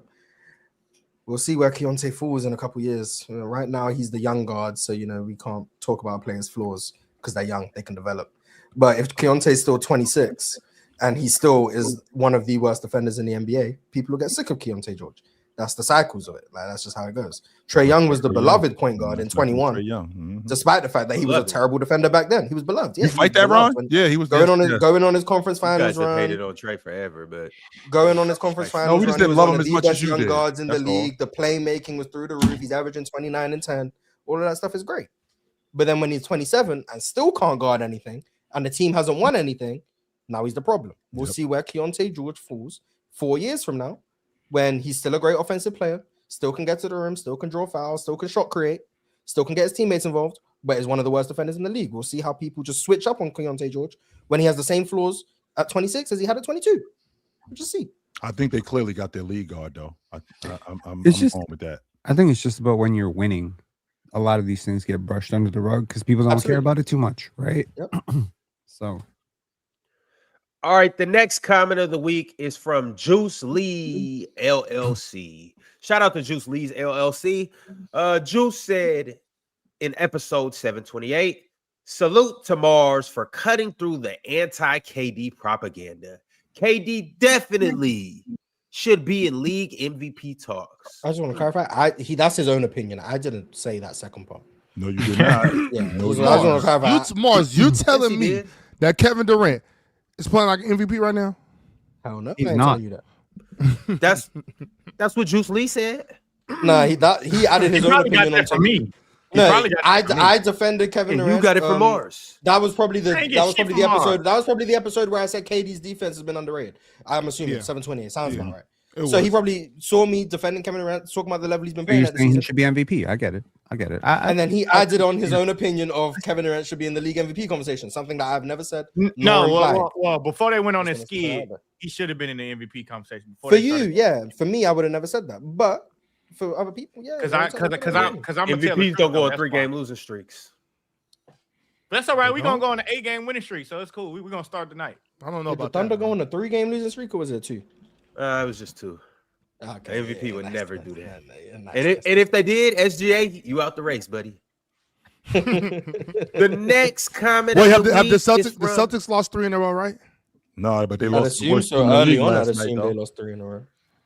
They lost Okay, the well, worst if one in the league they last ain't night. lose No- 3 in no a row, Jaylen Brown, Brown's though, last MVP. night. No chill, Jalen so- Brown. No Jalen which Brown. which actually kind of does show like that shows importance. MVP ability. Where Exactly. if you don't play, Oh, they y'all haven't lose to lost the 3 in a row. Pacers. Yeah, they haven't. Exactly. What is that? What is? No Limit Mari, Exactly. episode 730, said calling Steph Curry a reputation shooter is taking the cake for worst take of the year. That was Swiper, right? That was Swiper. Yeah, that was bad. That was bad. What is a reputation shooter even? Yeah, mean? I don't even remember him saying that. Lord knows, but that because he was like, talking is Jamal about, yo? Murray the best pull-up shooter in the league? And then he was like, oh, I'm talking about pull-up 3-point shooters. And then obviously me having brain cells obviously knows the answer is Steph Curry. And he was like, yeah, sure. If you want to say Steph Curry just based on reputation, I was like, cool, I guess, yeah, based on the reputation, not the fact that he's That just was, the that best. was Thursday. I missed that part. Yeah, so shout I remember to Mark saying something about it in the chat though. But Yeah, because I knew I Yeah. wasn't tripping out. Like the man said, Steph Curry based on reputation. Like I remember hearing you guess. say that. Now it's coming back I to me. s- Did Steph I Curry saw- die? I saw- Am I I fucking saw up? in the- That's why. I saw in the Steph Curry comment died? section after the show. I saw that, so I went back. Like, there's no way Swiper would say that. And He should have just did the one. Like, you know, when we're talking about when we'll say like who I've done this multiple times. Who's the best Not shooter in the including game? Steph, and I'll just yeah, not leave including Steph Steph, Curry yeah. and one of y'all will bring up Steph, and I'll be like, yo, obviously, like, but who's the best shooter in the game? You know, like he should have just did. Sniper should have just did that. Like, all right, we know Steph is Steph, but he's not going to do that. Jamal Murray not a better shooter than Michael Porter Jr. though. By the way, Well, he also thinks that Jamal Murray's a better basketball player than Jaylen Brown. Drench, you said that Michael Porter Jr. is the best tough shot maker you ever seen. yes, based on because he cannot fucking dribble. Like he can't dribble. People be draped all over him. He's 6'10". He's 6 and he just jumps. So all super his high. shots are tough. All his shots are tough. Damn near. Like, bro, I watched Michael Porter Jr. literally pivot, and there's 2 dudes running at him, and they get up under him, and he just said, "Fuck it." So I'm of about to all the jump tough and shot makers you've smash ever that seen shit in out. your whole life, Michael Porter Jr. is the best tough shot maker you've Consistently, ever He's Yeah, not he even the does it- best he does it more- Michael at tough shot making. Come on, man. Stop it. He does it more consistently. Who is Michael Reds? No, Michael Jordan, man. He talking about, but Michael but Jordan I mean, is able to listen to factor what I'm in saying. it. Separation. MJ tough shot man. MJ tough shot making don't really move me for real. Hold on. Listen Yeah, to what I'm because he saying. didn't have tough shots. Because all his Yes, but shots. hold were on, So then easy. why are you bringing him up? Exactly. I'm just but saying, listen to if what I'm ever saying. he had a tough shot, he make it. No, but hold on. As you were saying. Listen to what I'm saying. You do realize that Michael Porter Jr. can't move or dribble, right? So couldn't move. when people are guarding him, they damn near like bumping him, like they damn near like under his chest. He don't create no separation. Honestly, none. Well, he creates a separation when vertically. he jump, but Yeah, they still be vertically, contesting. They still contest. The He best- just don't see him. The best tough shot maker is probably that a Michael tough shot? Kidd-Gilchrist, if I'm being honest. No, his shot just. The best tough shot makers I ever the fact seen that is it ever Kobe, went in is a KD, miracle in and of itself. Steph. Even, but I'm agreeing with you. Even with Kobe, but Kobe creates space. Like that's what I'm saying. Michael Porter Jr. don't create no space. He don't even do a crossover. He Michael does Porter create Jr. shit is space just because straight he's driving with 6'10", his one and hand, he one jumps direction. over the top of guys. Yeah, but that's like saying like Kevin Durant's a better ball handler than MPJ. Don't get that misconstrued. Not even that. But like Kevin Durant also doesn't need to create space. Like he doesn't need to because when he rises up, But he likes to. No, but KD likes to though because KD likes to get clean shots off. KD can't take those tough shots. He prefer to get clean shots. Michael Porter Jr., whether he preferred or not, he can't move his damn leg that much. like I'm seeing bro, I watched him post up. They were playing the Nuggets. I'm watching him post up Christian Brown. Jamal Murray comes over to double. That motherfucker turned around, looked, and jumped backwards and just shot it and cashed that shit. And I'm like, brother, this is just what he do every game. Like, just watch him every game, chill. No, in fact, I agree with you. I agree with you. I don't know if I'd say have him number one, but he is a ridiculous tough shot maker. I just know Kobe, Steph, KD, Michael Beasley. Yes, I'm just naming Michael. I'm agreeing with all of what y'all saying. I'm just throwing out the fact that out of all of them, he creates no space. The space he creates is when he jump and shoot it, and you draped all over his legs and shit. Vertical space counts. I'm watching Bruce Brown jump as high as he possibly can to try to contest that shit, and Michael Porter Jr. still shoot that shit. But Bruce Brown 5'11", so 99%. Bruce Brown not 5'11", but that's the one. But 99%. You counted the cowboy hat? Okay. No, I've seen Bruce Brown. With the cowboy hat, he's 6'3". He's not 5'11". Bruce Brown taller than me. But fellas, I gotta get to this next comment. I gotta get to these comments of the week. On 2K. 99% contested on 2K. Legendary. Whozo7 episode 729 said 10 years from now, what Rudy has done will truly be appreciated. Consistently provided elite defenses despite how poor his defensive cast was. What Mars said is correct. Defense matters till suddenly it doesn't for some people. The way people talk about Ben Wallace, compared to Rudy is egregious when Rudy is arguably better offensively. Fair. He said arguably to be kind because Rudy Gobert is clearly better offensively than Ben Wallace. Clearly. But Ben Wallace also has a championship, went back to back-to-back finals and all that stuff. So if Rudy wins a championship, retroactively he'll be respected a lot more. That's just kind of how the stories are written. But yeah, I think Rudy Gobert, and I read the comments on Rudy Gobert videos, and it's like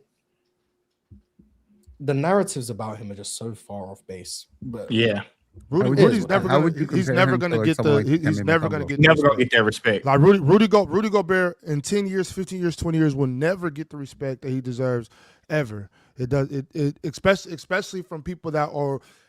Rudy Gobert is not going to get the respect he deserves by people that were alive while he was in the NBA. It's going to take 40 years for anybody to go back and look at stats and respect Rudy Gobert. And most of it is because he cried that one time, and then Draymond Green jumped on his back that time. He choked his ass out. Other than that, like people are and on top of that, a lot of people don't know what they're looking at. I don't know how many times I got to tell y'all this. Most people are watching basketball and don't know what they're seeing. They don't understand how important Rudy Gobert is to that basketball team. They don't understand how great he is on the defensive end of the court. They don't know what they're looking at, and that's just a big reason why Rudy Gobert is never going to get the respect he deserves. Yeah, I agree. He's a damn good player. Oh yeah, the COVID mic thing. They wouldn't act like Rudy Gobert spread COVID to into the NBA. That's just so stupid. Just so you know, 3 days after that happened, the NBA got shut down. But it was but this is not because of Rudy Gobert though. Yeah, but the correlation, not causation thing, right? But there's also like COVID had an era of might have been the next xenophobia to it. The fact that he was a foreign player who did it. I doubt it. Donovan Mitchell was super mad at him. You know what I mean? The xenophobia was towards the Asians. Yeah, but xenophobia doesn't discriminate. It does. Yes, it does. People, so it absolutely does. Just like racism discriminates. Some people are racist towards black folks and love Mexicans. Some people are racist towards Asians and love Italians. You know what I mean? It's yes, you can pick and choose who you want to be racist or xenophobic against. And the COVID thing was directed towards Asians. People just didn't like Rudy Gobert for whatever reason already. He did that. Donovan Mitchell started acting like a broad about it, and everybody was, "Oh my God, Rudy Gobert!" That shit was so weak about Donovan Mitchell too. Like, calm down, God damn. That Rudy shit was so weak Rudy about Gobert did Donovan not spread COVID to the NBA. Yeah, and my thing is for Donovan Mitchell, and chill, that might be part of the reason why. It's part of the reason why you think I be hating on him too. Maybe I do hate on him for some reason. It was some shit. Maybe. Yeah, for sure, maybe. But look, but I'm not biased. I hate on him when the narratives come, but I'm not biased when it comes to definitely with the narratives for sure. Definitely narrative hater. But I will say that's part of the reason why I ain't like his ass either. Like, bro, you don't throw your fucking teammate like that underneath the bus. That shit was weird. You acting like your heart was broke. Like, bro, that shit was weird as hell, bro. Like, get out of here with that shit. You gonna throw your teammate under the bus like that? So sorry ass up out of here. You Well, Rudy shouldn't have gave the whole NBA COVID, and then everybody had to play in the bubble. But that's not you the know what? there, That's y'all. when We can't get you into play that. when you play Yeah, too I'm not much. gonna though, lie. man. It sounds like LeBron owed Rudy Gobert his ring. That's what it sounds like. But I don't know. Trizzy V4K episode 727 has the last comment of the week. Drizzy said, "Real talk and chill. Forget how to speak English whenever Swiper calls them out on their hate biases." Chill. Why is this? I hate the chat. I really do. I hate you dudes. I don't dislike you dudes. I hate you dudes. I wish Swiper was here right now, chill. So that he could have pressed you with Mars about that AD Kawhi thing. You deserve to be pressed for that. I don't care. No, I said with you, Mars. The difference, you deserve it. You need to get pressed for that. The difference is that I don't have a problem defending what I said. I don't have a problem doing that. My issue is when people call me out on stuff that they blatantly do. That's my problem. You call me a crackhead when you smoke crack. That's my problem. I mean, that doesn't make you. That doesn't make you any less of a crack. People call me. That doesn't make you biased when they're biased too. But chill. If you smoke crack and a crackhead call you a crackhead, if you smoke crack, don't make you no less of a crackhead. We That's all just have two our biases. crackhead Don't niggas call me arguing out on some shit that you doing too. I knew some of you niggas and in then the now chat try to hold crack. it against me I like knew I'm the mother effing problem when I'm not. You doing the same thing. We all have our biases when it comes to players. Every last one of us. We all have. On top of that, I mean, it's better than smoking cigarettes. I'm trying to tell y'all, man. If you got to choose between crack and cigarettes, choose crack. It's really not. It's really not. Don't choose crack. If you got to choose between crack and cigarettes, choose crack. Crack is hilarious. What situation would you ever be in where you have to choose? Well, you got to choose crack. Hey, boys, every once in a while, I find myself. Every once in a while, I'm myself in sketchy environments. You know? Hey, Ron, Oxby with K Mac the Great. I'm turned up. I don't give a fuck. That's Oxby with him. That nigga said, jab, nigga, move your head. Just catching friendly fades. Yeah, jab, Well, y'all, nigga, move your head. I'm running a poll right now, and we got to crack. get down to the bottom of some serious things. I'm asking you guys, do you actually seriously smoke crack? We got to figure out what's the percentage of crackheads in the chat right now. Any So guesses? we can, Please tell move me. accordingly. I'm gonna guess. I know you over didn't make 20%. that poll, bro. I'm gonna guess over 15%. Well, it's 32% right now. They smoke crack. So, hey, hey, keep going, crack. I mean, keep going, chat. And in all seriousness, though, leave drugs alone, man. Stay drugs. What you mean in all seriousness? Leave that we got shit crackheads alone. in our chat. Nah, it probably is, but I'm just Y'all saying. crazy, Leave bro. drugs Tweaking. alone. I can't believe you really made this poll, Ron. That's tweaking, man. insane. Hey, this is serious. We gotta decipher who. All drugs alone. What did What Nancy we say? got. What did Nancy say, Chill? Just say no. We about to have an HR Yeah, meeting all you gotta do tomorrow is look morning. at Seattle. You gotta look at Seattle. That'll make you leave drugs alone forever. Hey, Boy, so you man, would think boy. you would think that. Oh, They ain't seen it might Seattle though. That's actually why be they need to start convincing. running ads on Seattle. Them boys doing that fentanyl lean. They need to just start running ads on that shit. Like every commercial in sports, just play that shit. Yo, Toast. Hey, Toast, that's crazy. You smoke crack, don't you? Hey, boy, that's my favorite part of the movie. You smoke crack, don't you? Jump. You smoke crack, don't you? Jump. That shit funny as hell, boy. I was doing that shit when I was in middle school, boy. I used to have my teachers crying laughing at that shit. Jump. All right, fellas. Jump. The first super chat that we got to go ahead and tail off the end of the show is from Sineg. Sineg said, "How many playoff teams?" Lean on me. That shit Hey, funny. Chip, But that's a hell of a movie. that took place in Newark, right? In Newark, Patterson. Newark. How y'all say it? Patterson. No, Oh, Newark. Patterson. Okay. Patterson. Hey, boy, that's one of my favorite movies ever, bro. I ain't gonna lie. It's one of my favorite movies ever. Shout out to Crack, man. Sineg said, "How many playoff teams are built worse than the Lakers? No shooting, no defense, no athleticism, and no depth. To top it off, Bron and Luka having their worst shooting year in recent memory from three. Punts the season." Yep. that's Yeah. overreaction, and I don't think Luka played bad yesterday. He didn't. He played well. He played great, Um, so it's on his teammate. Yeah, he played great, but Debo coming. yeah, I don't think the Lakers are that good, but I haven't been that optimistic about them in general. But obviously, no Rui, no Austin Reeves. Like, you're missing two of your 6 best players. Just say that to be pessimistic, I guess.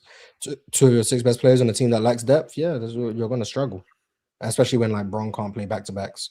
I think the Lakers. Do the Lakers have a back to back tonight? Are they playing? Yeah, they play.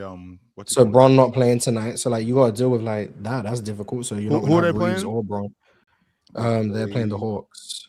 The Hawks have been the number 1 defense the last few Yeah. games. So no Trey, number 1 defense. Jalen Johnson playing defense recently, Uh-oh. looking like Scottie Pippen. Maybe they Oh. got rid of him out the locker Yeah, room and looking they like said, Scott. shit, it's time to D up. But yeah, so like it's tough. Like you got to navigate. Like obviously having the oldest player in the league who's not going to play back to backs, and then Austin Reeves is now out the lineup, so you're not having your second best, third best offensive player, however you want to categorize him. Rui is like your only role player who can reliably make open threes. You don't have him. You're relying on Jake LaRavia, Jared Vanderbilt, Marcus Smart to be consistent shooters, and they're not. So it's like you're in a tough spot. You're in a very tough spot. You know who's also in a tough spot, Mars? The person who's the GM of this team. And the Jonathan Frazier put it all together for us. He said Bronny had more points than 3 rotation guys.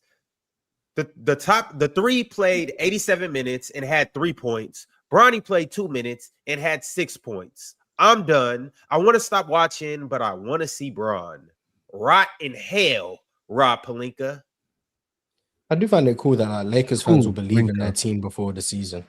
And then when the team isn't as good as they said the team was going to be, they then blame the general manager for building the team that they believed in before the season started. It's an interesting cycle because before the season, it's like, oh yeah, this team, yeah, contenders.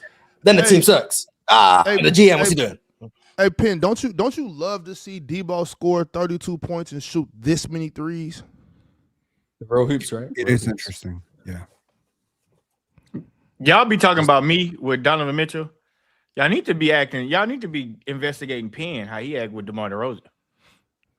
Or Hayden. Yeah. And don't Ron, check hate out Russell Westbrook hate knocking DeMar down 4 DeRozan. 3 balls. 50% for the three ball line. That's I don't hate DeMar DeRozan. I just don't like some of the conversations y'all put him into. We do not want to The only player the only great player I'm convinced Penn doesn't like is what I Giannis. say. That's Is the only one I'm Giannis? convinced. Yeah, I don't think I you was like like, get Giannis. out of here. Everyone else is saying I can't even show but Russ don't no know. love. Giannis- I don't Fine. not like Giannis. There is a great player that I think don't you like. dislike Giannis. I think you dislike. No, I don't Giannis. have a problem with Giannis. If there is a great player that I genuinely do not like, it is Joel Embiid. Oh yeah, you said Marc Gasol. Yeah, I remember that. You said Marc Gasol. Yeah, better there we than go. me. Yeah, Damn. Joel Embiid. Hey, yeah, isn't it funny? Like the players that everybody love, but even more funnier are the players that everybody, when you go around, that they just dislike or genuinely hate. It's I just don't dislike anybody. Ron hates KD, James Harden, and Steve Nash, and Chris Paul. Those are like his Mount Rushmore of hate. Chill will deny it, but Chill hates Steph Curry, Kobe Bryant, Kawhi Leonard. Kawhi. Do I want to throw KD in there for the hate? Nah. We'll leave it at those 3. I can't think. Can you put Scotty Barnes on there? Nah, it's too much. Yeah. It's too much superstars. Penn hates Joel Embiid. Cade for sure hates Cade. I do not hate Cade. We're not letting no one You go. hate Yes, you do, Cade. Penn. He's We're on not that letting. Yes, list. you do, Penn. Yeah. He's on that No, list. I do not. Yes, you do. Hey, Penn. Penn, just Started off the Cade. default, Who he's on started that the list. entire 100%. Cade Just- empty- Facts, Cade facts, is on Ron. that Just by list, yeah, default, Cade just is by on that default, Penn. Yeah, No big deal. Cade will never leave the list. It's impossible. Kobe, you hate Kobe. So I do not hate Kobe. He's top 10 on my list now. Default. Congratulations. So That's what's up, Kobe, man. Cade, Embiid, Jaylen Brown. Jaylen Brown. You said Giannis. Oh, Brown Jaylen for Brown. Yeah, you hate sure. Jaylen Brown. Yeah, he hates Jaylen Brown. You're right. You're right. You said Giannis. Jaylen. Yeah, but Brown Jaylen Brown is like absolutely he hates Jaylen Brown. And then I definitely do not hate Cade Cunningham. Just to be clear. Okay. Jordan hates Steph. like Self-admitted. Scotty He can't even argue against it. Jordan. I don't hates hate Steph. him no more though. I used to. Donovan Mitchell. Nah, Donovan Jordan Mitchell. default for Donovan sure. Mitchell. Donovan Mitchell. Donovan Mitchell is like no hesitation. He hates Donovan Mitchell. I don't care. I'm willing to take it. Cool. Wait a I'm second. just not How buying. the hell I'm did just not Carmelo buying. not make my list? Yeah, but that's non-basketball reasons. That's the same reason I'm gonna. How hate you know? Carmelo. Look at all these No people saying basketball. I hate LeBron and Shaq. Wait. For Penn, don't forget Chris Bosh. Oh, Chris Bosh definitely. Yeah, Chris Bosh is up there.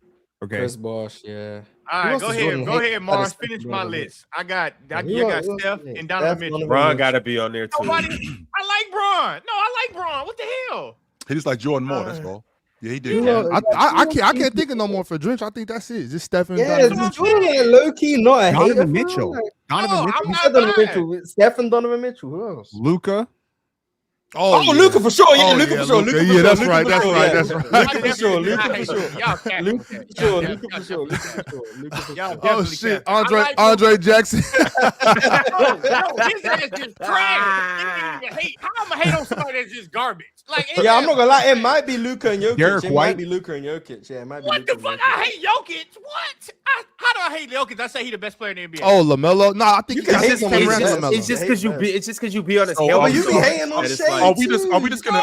It's Steve Nash. Oh, I'm so dumb. It's Steve Nash. sure. Oh yeah, for sure. Yeah, Steve Nash. Okay. So we got Good save, honorable mention. Donovan Mitchell, Steph, Steve Nash, and Luka. That's your fault. No, I ain't Donovan giving you Mitchell, Luka. Steph, I don't Steve- hate Luka, but Steve You Nash. not getting I off will Luka. admit It's to the Luka. Steve It's Nash Luka. for sure. That shit shit is all- trash. who Ben the Ox Seraph be is hating definitely the secretary of that club, though. Mars, No, I really, can't hate Mars, on guys that's just garbage. I absolutely Like, don't hate him. I don't hate anybody. Oh no, No, Ox, come Jokic is on your Mars. list. Jokic is for For sure sure. on Ox's list. There's no hesitation. Jokic? When the fuck Yes. did I start hating Denny? Yes. Hold on, somebody said I hate Yes. Denny.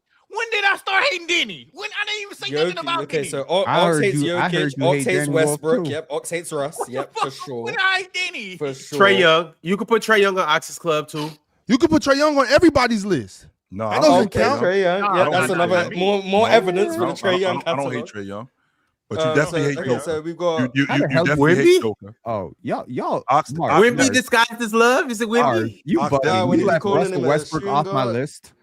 Ox Wait a been second, calling hold Joel on, a hold on. bum for as long as I can remember. So Joel has You to be could on throw there. Joel on there too, for sure. Yeah, so Ox has Jokic, Joel, Trey Young, and who was the other person?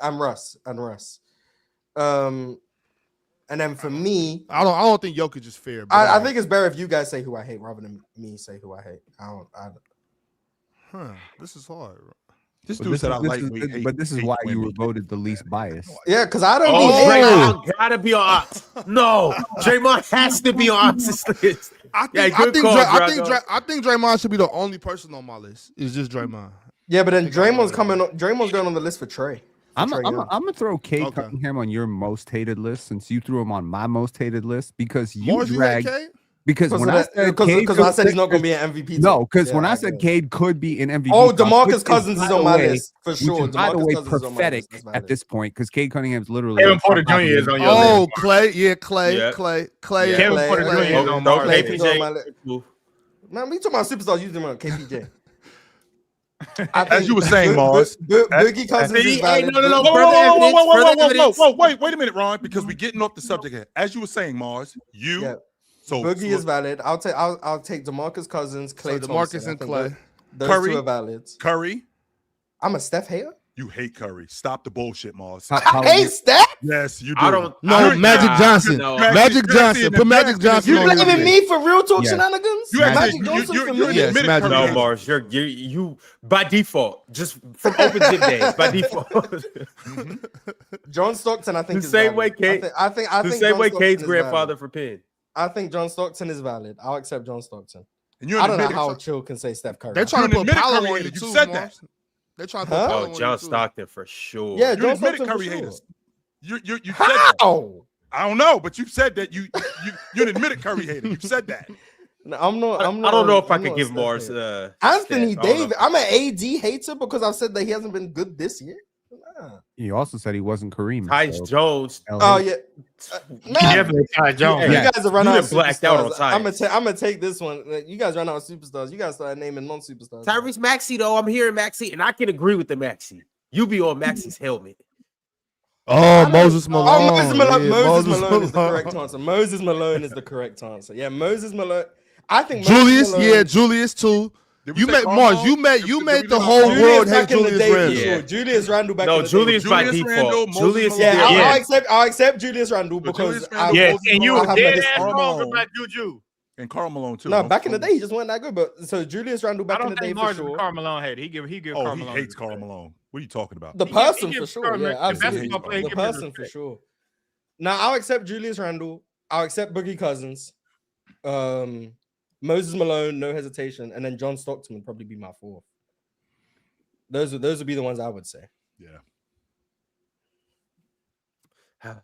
man, you gotta love a good old hate club, don't you? I hate Westbrook. But all right, y'all, moving along. Fizzy Faye Facts sent through a super chat and said Iverson has 4 scoring titles. That's 3rd all time. And I think Andre MJ Drummond and led Wilt, the league. right? MJ Yeah. and Wilt. MJ Wilt. Mm-hmm. Tied with like Gervin and KD, I think. I think Gervin has 4. I might just made that up. Shout out AI, man. The He go dude for it. was pretty good in the 2000s. Average Joe said, Hey, I saw averaged Aaron 25 in Gordon. college too, though. Don't forget about that, though. And he Nice. shot 36 from 3, by the way. Just want to let y'all know. No. Average Joe said, I saw Aaron Gordon get a pass, pump fake a closeout from the 3, drive, take 2 dribbles, spin move, pause, give another subtle pump fake, dunk, and they gave Jokic the assist. Shaking my head. Yeah. If you watch any players' assists, you'll see some interesting ones in there that you wouldn't call an assist. I'll just say that. Any player you want, you'll see an assist and you'll be like, man, that's shaky. Yep. Go back to when I pass somebody the ball, they score. That's an assist. Not when I pass somebody the ball, they dribble to the basket. That's an assist. The next super chat is from Momentous Jat. Momentous Jat said, y'all let Chill slide yesterday. He said Duncan is better than Shaq because he was good for a long time. But when it came to Kobe and Magic, he was fighting against the logic with Mars. I think you guys just want to have the same conversation every time. That's all they want to do. We don't need That's to all they keep really having want the to do. Kobe conversation. That's all they really want to do. And on top of that, the 2 guys that we put together are guys who played that long. So that's not close to the same thing. You guys suck, man. I swear. You guys suck. Yo, chat, do better. Y'all do suck. Y'all got to man. do better. Yeah, we might have to put the chat on Chill's list and take someone off. You suck, man. I swear. Hunter TV said it doesn't help that Anthony Davis has been nothing short of capital MIDD in Dallas. If he keeps trending down like this, I don't care about the idea of everyone healthy. Get him the fuck out. Yeah, he has. I think Cooper Flagg has been the best player over the course of the season I agree. in terms of availability and then level of play. Just he's been that best player. Shout out Coop, man. Shout out Coop. And it's going to be interesting to see what happens with AD over the next month, really. Has Con Knippel been the best player on the Charlotte Hornets? Based on the same like availability stuff. I don't hate that. Yeah, I don't hate that at all. Like, I don't think he's a better player than LaMelo. Doesn't that but kind I of don't make you? hate it. Doesn't that kind of make you really, really think how the hell that Duke Blue Devils team didn't win a national championship? Because them boys from Houston did something to him. No, And on top of that, Drench, know. them boys from Houston, those were adults. Let's stop acting like there's more to it than just like Yeah. the level of talent. But yeah, I mean, shit. having Coop and Con, and then obviously you had That's more of a Malo man as well. sport. But Malo actually have a good game in that Houston game. and Sion James and Tyrese Proctor. Like you had 5 NBA players who are playing. Well, 4 are playing NBA minutes. Malawach is slow cooking over there, but yeah, man, that's crazy. It ain't crazy. You know, basketball is a man sport. They're playing you make against that men. close game. LaMelo's only played 9 games less than calm. I don't know. LaMelo been good this year, in my opinion. Dre Yeah, knows yes. ball, or Drew knows ball, said having a debate with a friend. I'm telling him that Kobe was the reason why players today are able to have longer primes. Go look at the minutes played for all these OGs. It's around 34 minutes. Kobe, 39 minutes. Why would that make him? 2013. How does that make it because of Yeah. Kobe that these guys have long primes? Right. Maybe you want to say he was the first superstar to have like this lengthy prime, but that doesn't mean everyone has one now because of him. That's two completely different statements. Explain yourself, Drew. Yeah. I agree with your friends, basically. From what I've heard. I agree with your Damn, friends. Drew. Yeah, I agree with your now? friends. I think you're wrong. From the little context I have. You don't even know what his Damn. friends even said. They disagreed with him, and I disagree with him too. So shit. His homeboys packing him up. Kobe wasn't even the first superstar to have crazy longevity. Like, we don't like him, but Karl Malone lasted a very long time. So did Yeah. Kareem. Kareem lasted a very long time. Like, he Shit. wasn't even the first superstar to last, like, and because Karl Malone was averaging like 20 in like 03. 22 a game in 03. Yeah, like, come on, man. Tupac Westside sent through a super chat and said, I love AI Drench, but his efficiency has to be brought up when compared to the other great bucket getters. Am I wrong for not really holding players to that higher level for efficiency? Nope, because I don't hold them the same way too. I understand. What do you got- mean? I think. What do you mean? Well, I think it's important. Mars, I do think it's important to be efficient and not be a shot checker, right? I absolutely think that shot checking and just being completely inefficient is obviously a bad thing. But at some point, and especially in some instances, especially like in the playoffs, I'm not really To the worried about clip. it. Yeah, I agree. I'm on team. Yeah, That- and that's it my team. depends on who on your team. Like for that Philadelphia 76ers team, for them to even be good, Allen Iverson had to do that. Right. Like he had to do that. That's why I be telling people like that team wasn't good at all. Like they was good as a team because they did what they basically did what Allen Iverson didn't. But on offense, That makes that's them a not a good good team. team. That was just Yeah, not a but good that's also, but like, I agree. Allen Iverson had to empty the clip for that Sixers team to stay afloat offensively. But I also think there are other players who would be capable of emptying the clip while being more efficient than Allen Iverson was. Yeah, but maybe because you brought up some earlier, being relentless, being a relentless That's a skill. scorer. That's a It's skill, a yeah. skill. I don't know if that many guys are that relentless as Allen Iverson. Yeah, And- there's not a long list of guys for sure. Like, Yeah. not a long list at all. Like, Allen Iverson is like, he might be the most relentless scorer, like, ever. He might, Especially the way that they But- guard, the way they We guard can have a him. The way they guarded conversation him about was crazy. scorers being relentless, and yeah, Iverson is definitely he won't Yeah, stop. he near the top of that list for sure. He's not Playing stopping. 42 When they guarded minutes. him, it's crazy, bro. When it comes to shooting, though, it's like my motto is shoot it till you break it, right? If you went 0 for 7 and you get an open look or a good look, you got to shoot it again.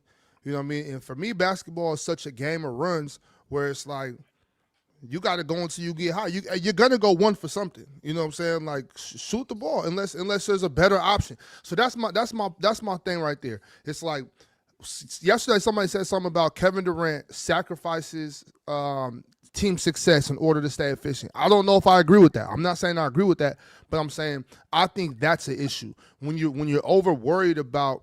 Oh, you're too concerned about your efficiency. You're too concerned about your accuracy. You're too concerned about your field goal percentage instead of just playing basketball. That's my issue. My issue is more so not even so much the discussion around it, but the actual application of that on the basketball court.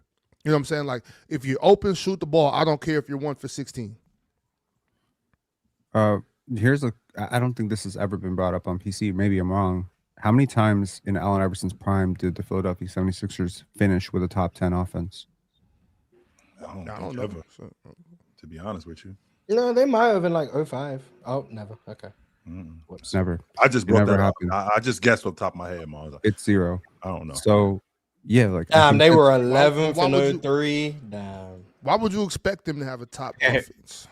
because were they close? were one of the top 10 teams in the league. It's just that the team was very defensively slanted.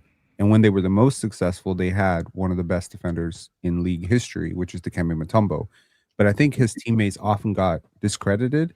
Guys like Jermaine Jones, guys like Aaron McKee, Eric Snow, these guys, they were like the type of players. But I think the Sixers just knew that he wasn't going to work with another scorer. They had other scorers. They tried to put other scorers next to him. It just didn't work. Well, Aaron So- McKee was dope. You know what I'm saying? Aaron McKee's a really he good was player. dope. You know, there's a lot of, you know, really Jerry Stackhouse was in Philly, just so y'all know. That was Yes. going on. Yeah. yes. And Jerry then they Stackhouse parted was- ways, and then Jerry Stackhouse averaged 30 a game in Detroit. Mm-hmm.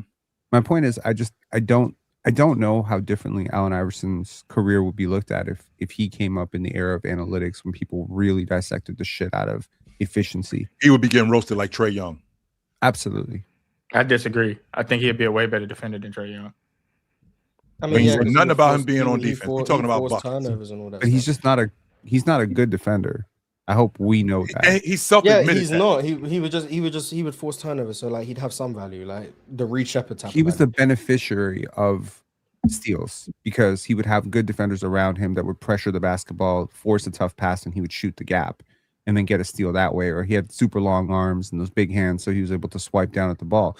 But it was the work of other players, and he was getting a lot of credit for it.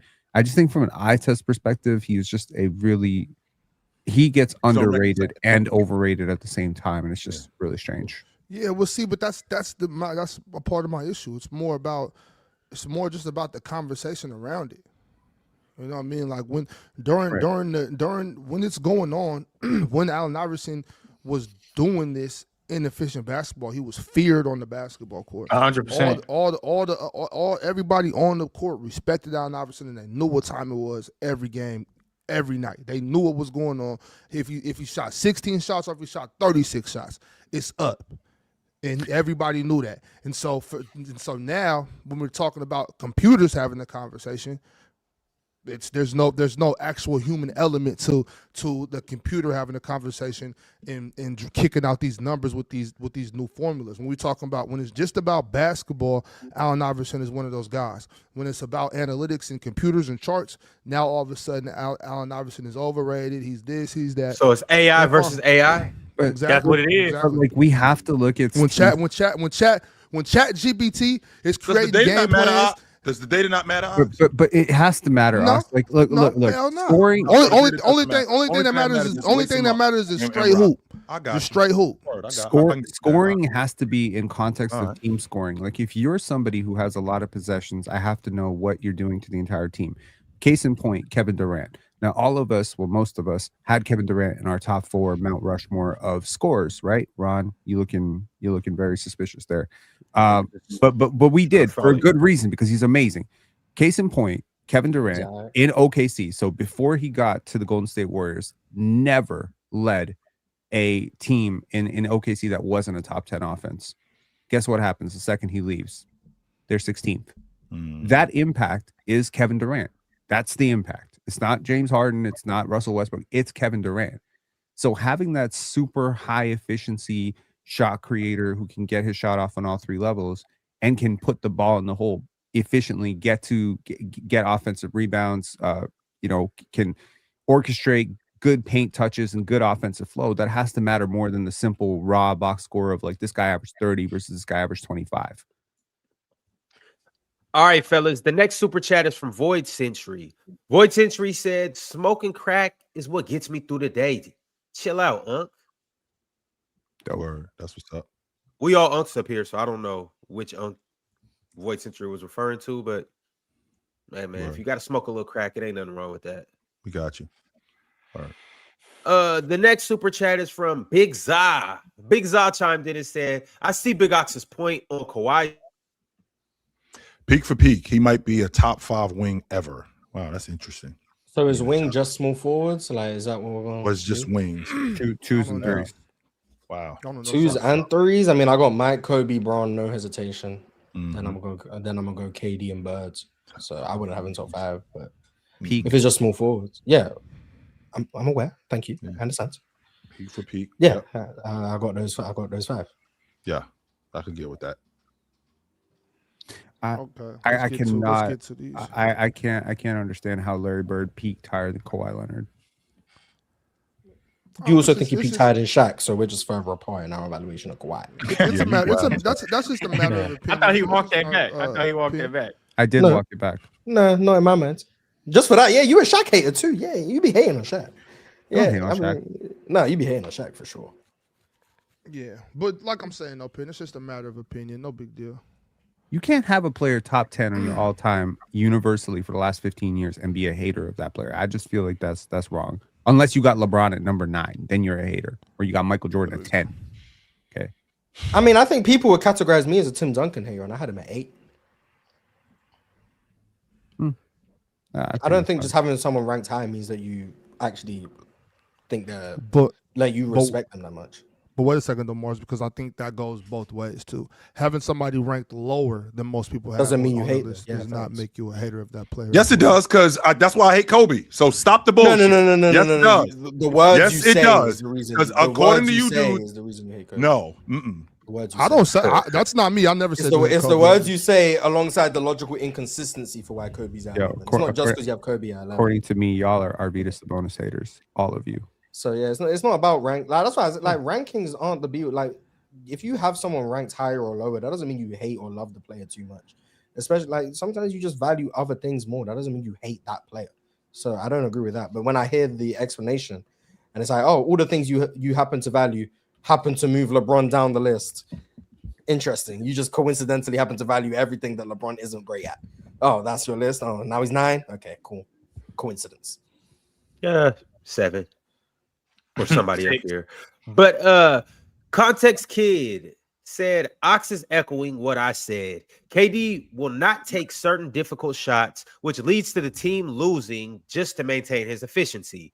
KD can make a champion better, but can't make a team into a champion. I never seen and see those. I don't think this. I was repeating what this person said. Kevin Durant is 3rd in the NBA in field goal percentage above expected, which means Kevin Durant's shot diet is one of the toughest in the league relative to his efficiency. The only guys higher than him are Jokic, who we know, and then Cam Spencer, who's more of a role player. So shout out to him shooting as well as he is shooting on the season. Kevin Durant is shooting 8% better than expected from the field. His expected field goal percentage on the season is 43.9%. He's shooting 52% from the field. So if Kevin Durant is just choosing to turn down difficult shots in order to make easy ones, I would ask you, what easy shots are there that lead you to having an expected field goal percentage of 43.9%? Please enlighten me, because I'm not aware of these shots existing. I do think Kevin Durant has a tendency to sometimes be a little passive. Kevin Durant wants to be a perfect basketball player. I can agree with that. Yeah, I can. I don't know if that, it's about efficiency. I don't know if it's about numbers. But I've seen Kevin Durant a few times be passive, and I don't think he's shying away from the moment. Careful, Ox. I said this yesterday. I'm not going to be careful. I got my brains beat in. You think this is what you said yesterday? Well, I'm just going to speak on what I'm seeing. What I meant to say. I'm just reporting. I'm just reporting the news, Ron. That's all. I think Kevin Durant is a fantastic player, one of the best players I've ever seen. But there has been times I've seen Kevin Durant be a little passive, and it's not all the time, because I've seen Kevin Durant just go crazy and straight kill. I've seen him do it in OKC. I've seen him do it in Golden State. I've seen him do it in Brooklyn. I've seen him do it in Phoenix, and I'm seeing him do it in Houston. But I've also seen the other things in all those cities as well. So I don't know. I'm just, I don't know. I don't know if it's about efficiency or if I just think he wants, like Dren said, if he just wants to be that polished, perfect guy. You know what I'm saying? Kevin Durant is to floor raising an offense what Rudy Gobert is to floor raising a defense. He'll single-handedly pretty much bring you up 10, 12 spots. Did he do that this year? Yes. They're the number 4 13th in the NBA. fourth. Yeah, they're the number 4. And they lost Fred VanVleet. Yeah, so it's cool. I hear a lot of things about Kevin Durant. So much of it is not true, but it's cool. He hasn't won without the Golden State Warriors, so people can get off what they want to get off. It is what it is. Kevin Durant, your legacy for a large portion of the NBA fan base is going to be that you didn't win without the Warriors. So that means everything that they say is going to be true and substantiated by the fact that you never won without the Warriors. That's just how life goes, but it is what it is. Well, the next super chat is from Julius Irvin. Julius said, I honestly don't think Chill hates Kobe. I think he's a fan of Kobe. Outside of his Kobe rankings, Chill talks very glowingly about Kobe. I would Yeah, agree just with as that. long as he's not in comparison to other players. Yeah, I agree. That's just not true. I just think he's awesome, and I've always felt like he was awesome. Yes, the accolades, He was all right, logic, yeah. the accolades logic is inconsistent in your estimation. Yes, the accolades logic, because he got more accolades than Larry Bird, even though I do think Larry Bird is a better player than him. But even still, when I talk about Kobe Bryant, I don't have a lot of bad things to say about him as a player. He was fucking incredible. I saw the dude not just on TV. I was in the building watching this dude. He was fucking incredible. Incredible.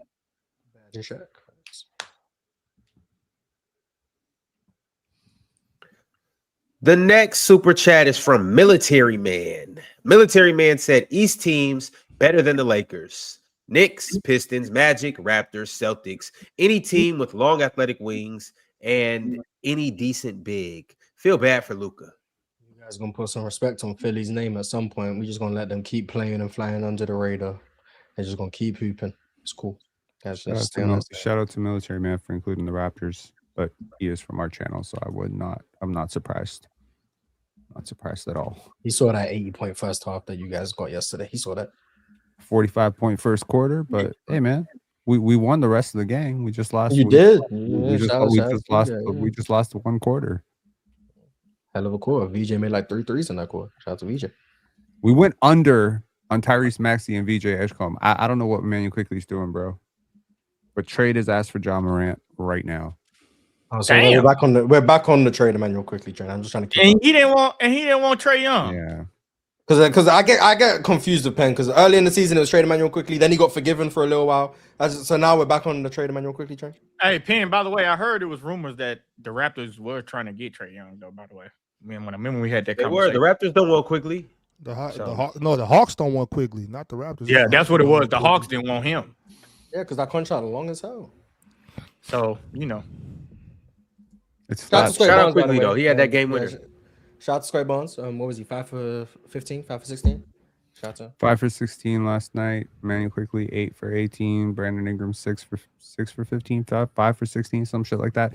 Yeah, man, we had a rough game yesterday. But shout out to Grady Dick, by the way. I don't know how much longer he's gonna last in the NBA. I'm gonna be honest. Give me a break with this dude. Guangdong Tigers. Yeah, I don't know if Grady's gonna make it past his rookie contract. I don't know if he is. 13th overall pick, man. It's looking bleak. One pick behind Keontae George. 1 pick behind Jordan Hawkins. Shit. Looking bleak, man. Average Joe said SGA is better than Harden. Luka is better than Harden. Steph is better than Harden. Wade is better than Harden. Kobe is better than Harden. MJ is better than Harden. Jerry West is better than Harden. And this is a scorers, right? Conversation. Yeah. Yeah, I'm fine with SGA over Harden. I'm fine with Luka. I'm at the point where I would have the Harden conversation, just the conversation as a scorer with anyone not named Michael Jordan. I'd have the conversation. Doesn't mean I'd pick James Harden, but I'd listen to anyone not named Michael Jordan. That's how good I think he is. All right. We got a super chat from OK Buddy. OK Buddy said the Lakers need to make a trade ASAP. Luka scoring 40 in 3 quarters just to lose to the Kings. Bronny getting more points than half of our starters. I thought we already read that one. Sound like James need to play more. Well, I mean, he's old. It sounds like talking about the other one. No, you're not. You can't be. But yeah, I mean, it's interesting. All like the think pieces on Luka Doncic, and then you see this roster is just like clearly flawed and not built to like maximize Luka's strengths, and it doesn't even minimize his flaws. It doesn't even one of them. The amount of times I'm seeing Jared Vanderbilt in the strong side corner on Luka Doncic drives, when I'm gonna defer to the coaches here. So Ox and Jordan, I'm gonna defer to you guys. What makes more sense?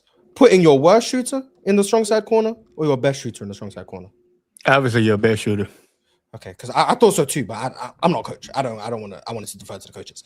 The amount of times I watch JJ Redick and his coaching staff think it's a smart idea to put your worst shooter in the strong side corner so that Luka Doncic physically cannot drive that way without having to pass the ball to Jared Vanderbilt for a 3 blows my mind. And then I have to listen to Man, Luka can't get to the rim. Oh my, Luka, he just lost his first step. Jared Vanderbilt is in the strong side corner. How is he meant to get to the rim? I also don't understand. What do I know? I don't know, man. I also don't understand that coaching because me and Mars had a debate in the PCL where we debated about Scott Brooks and how they used to have Andre Roberson. And they used to have Andre Roberson. And one of the things I said was the reason how the way that the Thunder optimized having Andre Roberson is every time he moved, Kevin Durant would move without the ball. So like they will send Andre Roberson on the cut and Kevin Durant be coming right behind it. So it makes it almost impossible for you to get stops. Like, well, for you to say, okay, well, we're gonna maximize Andre Roberson like how they doing with Jared Vanderbilt. I don't understand why people just consistently look at basketball that way and basically say, Luka, figure it out. Fuck it. Luka's that great. Figure it out. Why not just also, coach the game? I never said every play, real talk, but I understand listening is hard when you're trying to push the agenda. But I never said every play. I said the amount of times I see it is sickening. It should never happen. It should be 0%. It should be 0% of the time. The fact that it's happened once is too many times. So yeah, but shout out to you. Your agenda is cooking. But yeah, listen to the words I said. I never said every play. I never even implied every play. But yeah, shout out to you, real talk. Shout out to you. Yeah, but my thing is this though, and first of all, Mad Max, I wasn't lying though when I said that. I actually watched a lot of film on how they use Kevin Durant and Andre Roberson on the court at the same time. They literally do that. Just go watch it. That's all you gotta do. The footage is there. Just go watch it. They will make sure Andre Roberson move every time Kevin Durant will move. That's how you got to maximize Jared Vanderbilt. But they play ball dominant. Luka got to dribble the ball up the court, dribble. And instead, it's easier to guard. So, where else you gonna put him, Mars? That's the issue because I think Jared Vanderbilt is just a bad offensive player. It's hard to use. Yeah. Maybe you want him roaming the baselines, but when you want him to move every time Luka moves, so you can't load ideally because you got to make someone a threat. Like that's what you got to do as a coach. You got to make your offensive players a threat, and Jared Vanderbilt is not a threat in the corner. So if Luka drives left, maybe you have Jared Vanderbilt in the weak side corner, and you have him crashing, you have him cut. Maybe that's from the slot, from the corner, whatever. But you need to make him a threat, and the only place he's really going to be a threat is next to the rim. So you got to try to do something, but then you got the big who's going to be in the lane. But if you have DeAndre Ayton out there, at least you have DeAndre Ayton at the free throw line, so Jared Vanderbilt can at least crash the rim. I just wouldn't play Jared Vanderbilt and Jackson Hayes ever together. I wouldn't do that. It depends on who's guarding him, Marsh. For me, on how you use it. It really depends on who's guarding Jared Vanderbilt at that point. He's always going to get the help defender, though. He's gonna, but if he has like a smaller guy, like a weaker defender, or like a bigger, slower defender, then I'm putting him in pick and roll action with Luka. You know what I'm saying? Because I know it's going to be harder for them to blitz that pick and roll, or the switch is going to be advantageous for Luka. So even if they blitz it or whatever, Luka can still work with it. You know what I mean? It wouldn't matter. Or really just having him on that weak side, short corner or dunker spot or whatever. You know what I'm saying? I just have Luka playing off the ball a lot more when Jared's on the floor. I just have Luka playing off the ball. I wouldn't have him ball dominant because the defense is already set anyway. Like the defense is set.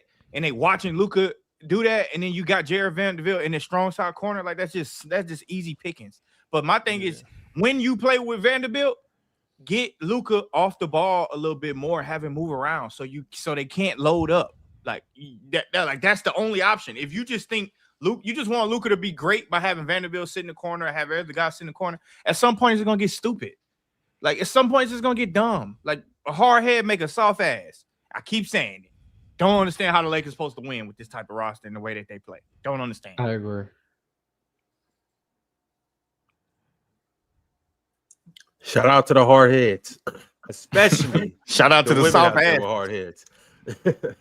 But moving along, the next super chat is from Tupac Westside. Tupac said, "I love AI, but I gotta go with Harden. Better shooter, shot taker, and more efficient." I didn't agree when Cho said Harden was better at the rim than Allen Iverson. I strongly disagree. Yeah, I strongly disagreed with that. I just didn't want to make it a debate. So I thought I'd say it now that Cho's not here. To talk behind Cho's back a little bit.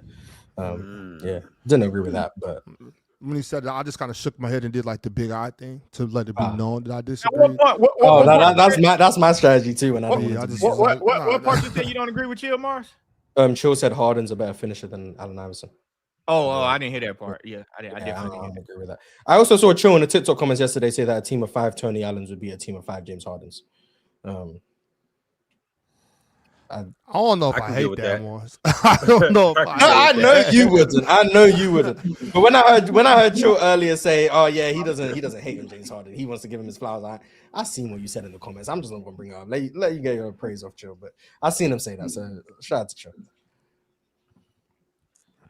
The next super chat is from Average Joe. Joe said, "Why is James Harden over Jokic? If you ever have him over him, and again, bang bang. OG, you were yay of little faith last week. Don't do that. This is our script." James Harden over Jokic for what? I guess as a They scorer. scared to come outside. I mean, James Harden averaged 36.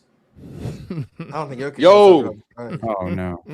Oh, you brought your ass outside? Incoming 4-hour episode. Yeah, nah, You because decided to come outside? Oh, I gotta be out here in 5 minutes. Because what we're You not decided gonna to come do is outside? misrepresent people's position on certain topics. Up Oh, here. the irony. The irony. What we're not gonna do is act like The things irony. can't be implied when you say them. So when you The say, irony. people are saying Luka can't get to the rim, but I'm seeing Vando in the corner, you don't have to say that it's every play. It's implied because The that's fact what that it you happens said at all in is the problem. response to people saying he can't get The to the fact rim that it happens anymore. at all is the problem. That's the point. You said what? The fact that Vando is ever in the Okay, strong but side that corner is doesn't the problem. but that doesn't discredit that we're watching Luka not being able to get to the basket. Oh well, yeah, I'm watching Luka. Okay, so that's not an agenda. That's just a fact. I'm watching Luka get into The the fact paint that with Luka is regularity. shooting So the I'm least saying. amount of his shots at the rim in his career, that How many isn't shots he an shooting in the agenda. paint? That's a fact. Out of curiosity, how many shots is he shooting in the paint? Just out of curiosity. You said what? How many shots is Luka taking in the paint? Out of curiosity. Let me see. Let's look it up. You want to look it up? NBA Yeah, Rap just in the paint. Yeah, just in the paint. How many shots? is he NBA shooting? Rap'em says that location. Luka Doncic is shooting only 11% of his shots at the rim this year. Even last year, it was 15%. I asked how many shots he's shooting in the paint this year. Okay, and I answered what I wanted to answer. Do you have the answer to your question? No, that's why I'm I looking asked at the you. facts. I'm looking at the facts. The facts is I asked you for this year in 2026, Luka Doncic is only shooting 11% of his shots at the rim. Last year in 25, it was 15. The year before that in 24, it was 16. Last year he played with Jared But Van what Order. about the paint? He didn't want I said he can't get to the rim, so you're not even disputing what I'm Luka saying. Doncic. Okay, so Luka Doncic 2.4 shots per game in the restricted area and 5.9 in the paint non-restricted area. So what's that? 6 plus 2.3, 8.3. Luka last season. Bear with me. It's less. No, actually, Luka in 24. We'll do Luka in 24. The prime of Luka. Luka in 24, 3.2 shots in restricted area. So 1 shot every 2 games in the restricted area. And 4.6 shots in the paint non-restricted area. So 4.6 plus 3.2. Let's do some quick maths. That's 7.8, which is less. But because every 2 games, Luka will take 1 more layup. Despite the fact So that he he's actually not shot getting worse. to the rim. You're still not disputing what I said. The restricted area. So every 2 games, Luka will It's take at 1 the more shot rim. at the rim. He has lower percentage of his shots are at the rim. So I just want to make sure everyone knows that all the crying about Luka Doncic is because every 2 games, Luka will take 1 less shot. You trying to use right every under 2 games that matters. Right under the basket. Hey, by the way, guys, hitting 1 more 3 on average per game when you shoot 4 threes a game is the difference between being a 25% 3-point shooter and a 50% 3-point shooter. That kind of matters. That's how average. Yeah, that's volume. That's not volume. I don't know if y'all know this. That's how averages work. That's not makes. That's volume. That's not makes. That's volume. That's not makes. That's volume. Because you don't want to do makes. You don't want to do makes because Luka in 24 made 2.2 shots he at made the rim. the step back 3.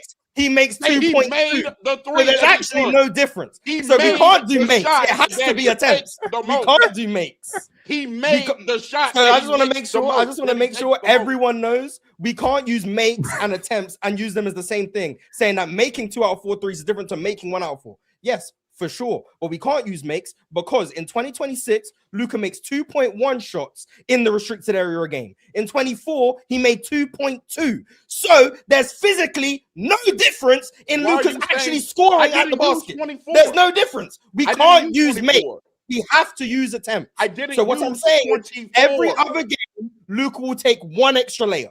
That's what's happening. I didn't and use that has led 24. to people poo-pooing everything Luka Doncic has done. Is what I said a lie? Is what I layup. said a lie? Is what I said a lie? Is he taking the lowest percentage of his shots at the rim this year? Yes or no? In the restricted area, no, it's not a lie. It's not a lie. That's absolutely correct. Okay. His lowest percentage of his how shots are in you the restricted combating area. what I'm saying? I'm not. What I'm combating is how much it matters. That's what I've It always does been matter. combating. It matters. Okay, real talk has no ears. I never said it doesn't matter. I said I'm combating how much it matters. That's what I said. So once again, listen.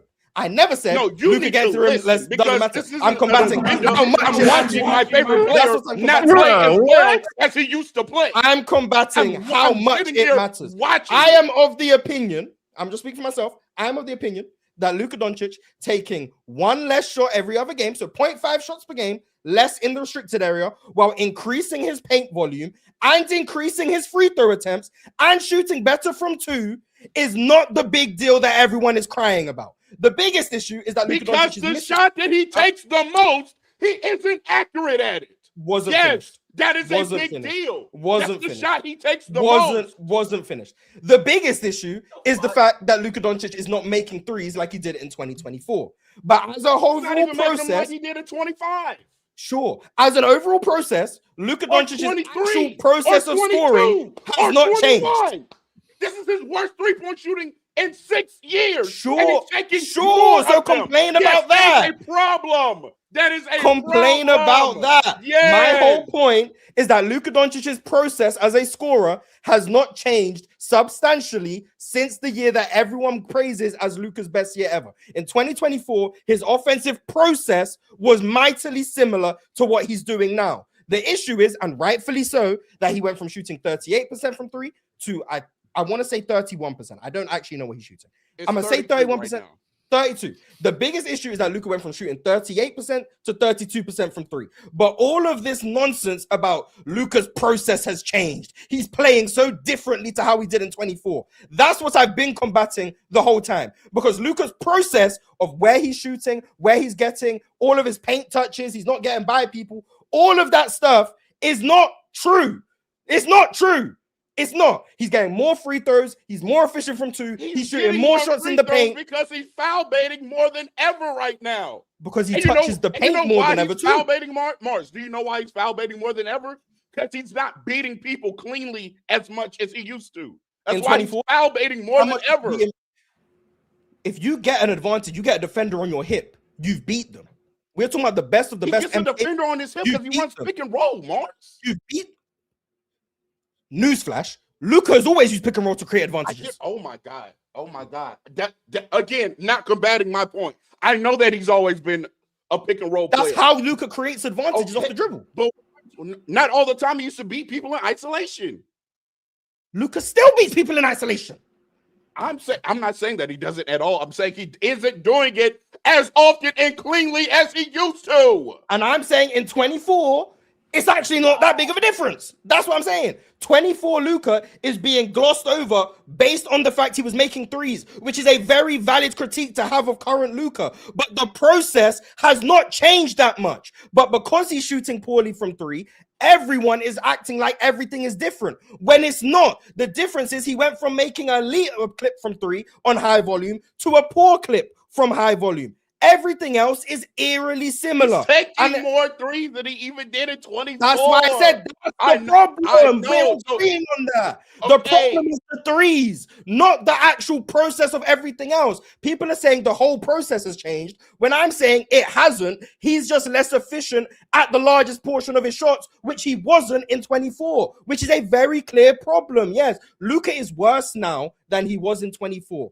Anyone with a brain can see that, because when you yes, everyone can see that. But saying that his process has changed is not true. The process is the same. The same things Luka did in 24, he's doing now from a process standpoint, not from an outcome standpoint. From a process standpoint, the same things he did back then, he's doing now. Whether you want to look at it from a volume standpoint of shots in the paint, shots at the restricted area, very, very similar. If you want to look at it from points per possession in isolation, all that great stuff, I believe they're very similar. They might not be because of the 3-point numbers, but at least in 2-point numbers, very similar. In fact, he's a better 2-point scorer now than he was in 24. The process is not different.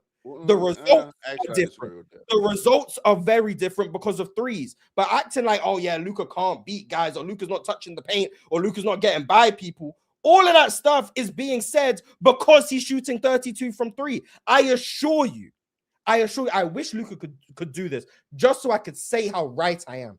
If Luka Doncic shoots 38% from 3 from now till the end of the season while playing the exact same way, I promise you, people will say 24 Luka is back. I promise you, they will say he will do the exact same things he's doing now. He will do the exact same things. All he has to do is make the threes. And people, maybe like Real Talk, maybe Real Talk himself, but definitely people on the Real Talk side of the fence, they will say 24 Luka is back. I guarantee they will say that. I beg Luka, please shoot 38% from 3 for the rest of the season. Please, Luka, I'm begging you. That's what they will say. I promise you. Okay, so okay, you done? So now I want to reply. So again, to the chat, what my complaint about Luka has been is that he is not shooting shots at the rim, not the short mid, not the floater area. I said at the rim. And like I said, which is still correct, he is shooting 5% less of his shots at the rim than even last year, fat ass Luka. He's at the rim less than fat fuck Luka. Okay? So that's a problem, number one. Number two, I do not enjoy Luka foul baiting to the degree that he's doing right now. Has Luka always foul baited? Yes. That's not something I'm arguing. But anybody that has been watching Luka for years can see that it's even an uptick in that this season. Foul bait, foul bait, foul bait, step back, step back, step back. And guess what, guys? Yes, if Luka, I've never understood this point. Yes, if Luka shoots better, we're going to acknowledge it and give him the credit for shooting better. Why is that why is the kill so? Oh my God, if he was actually making the shot that he shoots the most, you would change your mind about him. No shit, Sherlock, I should. If he actually is efficient and not inefficient in the shot that he's shooting the most, my opinion should change on him. That's what should happen. Until then, he needs to stop taking 13, 12, 11 threes a game and hitting 2 or 3 of them. Yes, that is bad. And until he changes that from either a lessening the volume or making more of them, we are going to talk about that. Period, point blank. And yes, we're going to give him credit if he starts actually making the shot. Absolutely. I don't know how you can listen to me and still misinterpret what I just said. I didn't misinterpret anything. You very clearly, the whole rant you just went on about a damn thing. The whole point of, yeah, we're gonna praise him when he makes shots. You're missing the point I just made. Clearly missing the point. But I also started that he also isn't at the rim as much as he was in we're understanding that point. The last point you just made about if Luka was I don't know how it's a kill shot. If Luka was making threes, yeah, we praise him. That's not the point I was making. The point I was making, and I'm gonna say it one last time, and then we can agree to disagree. The point I was making is if Luka was making threes, people would say it's 24 Luka again and wouldn't be complaining about the process because they actually know the process isn't different from what it was in years past. That's it. Change. My whole argument has been about the process being the same. Yeah, we're arguing different things. You're saying the process should change because he's not making shots. Cool. I'm saying people are arguing that his process is different than it was. You're arguing the process should be different than it was, which is not the point I'm combating. The point I'm combating is the people saying the process is different to what it was, when in reality, they're saying he's not making threes, therefore we're saying the process is different when it's not. We're arguing two different things. I'm saying the process is the same, the outcomes are different. You're saying the process is, I think you're saying the process is the same, but not saying it's the same. But the process should be different. I do think he got to the basket more in 24. Well, not think, he did. And I also think that he wasn't as foul baity as he is now in 24. I'm saying I saw Luka going up more majority of the time, and he actually did this last night to his credit. Luka last night was not taking shots just trying to get fouled. That is a lot of what Luka has been doing this year. And anybody that's watched the Lakers and Luka, and again, people that have been watching Luka for years, acknowledge this. Luka in 24 used to go up to shoot shots to make the basket, to make the shot more often than he is right now. Again, he did it last night. Kudos to Luka for that. But I think that, number one, Luka's also turning the ball over more this year than he did in 24. He's foul baiting more in 24. And he's not getting to the rim as much that he did in 24. And he's not making the shot. So the process isn't all that different. I do think there are some slight changes. So I kind of am with you there. But I do think it is still slightly different. But yes, I think people should be arguing about him changing his process if the guy isn't making the shot. Yeah. And I agree with that. Okay. So just want to we can wrap it up there. We're not going to agree on the importance of these rim attempts. We're just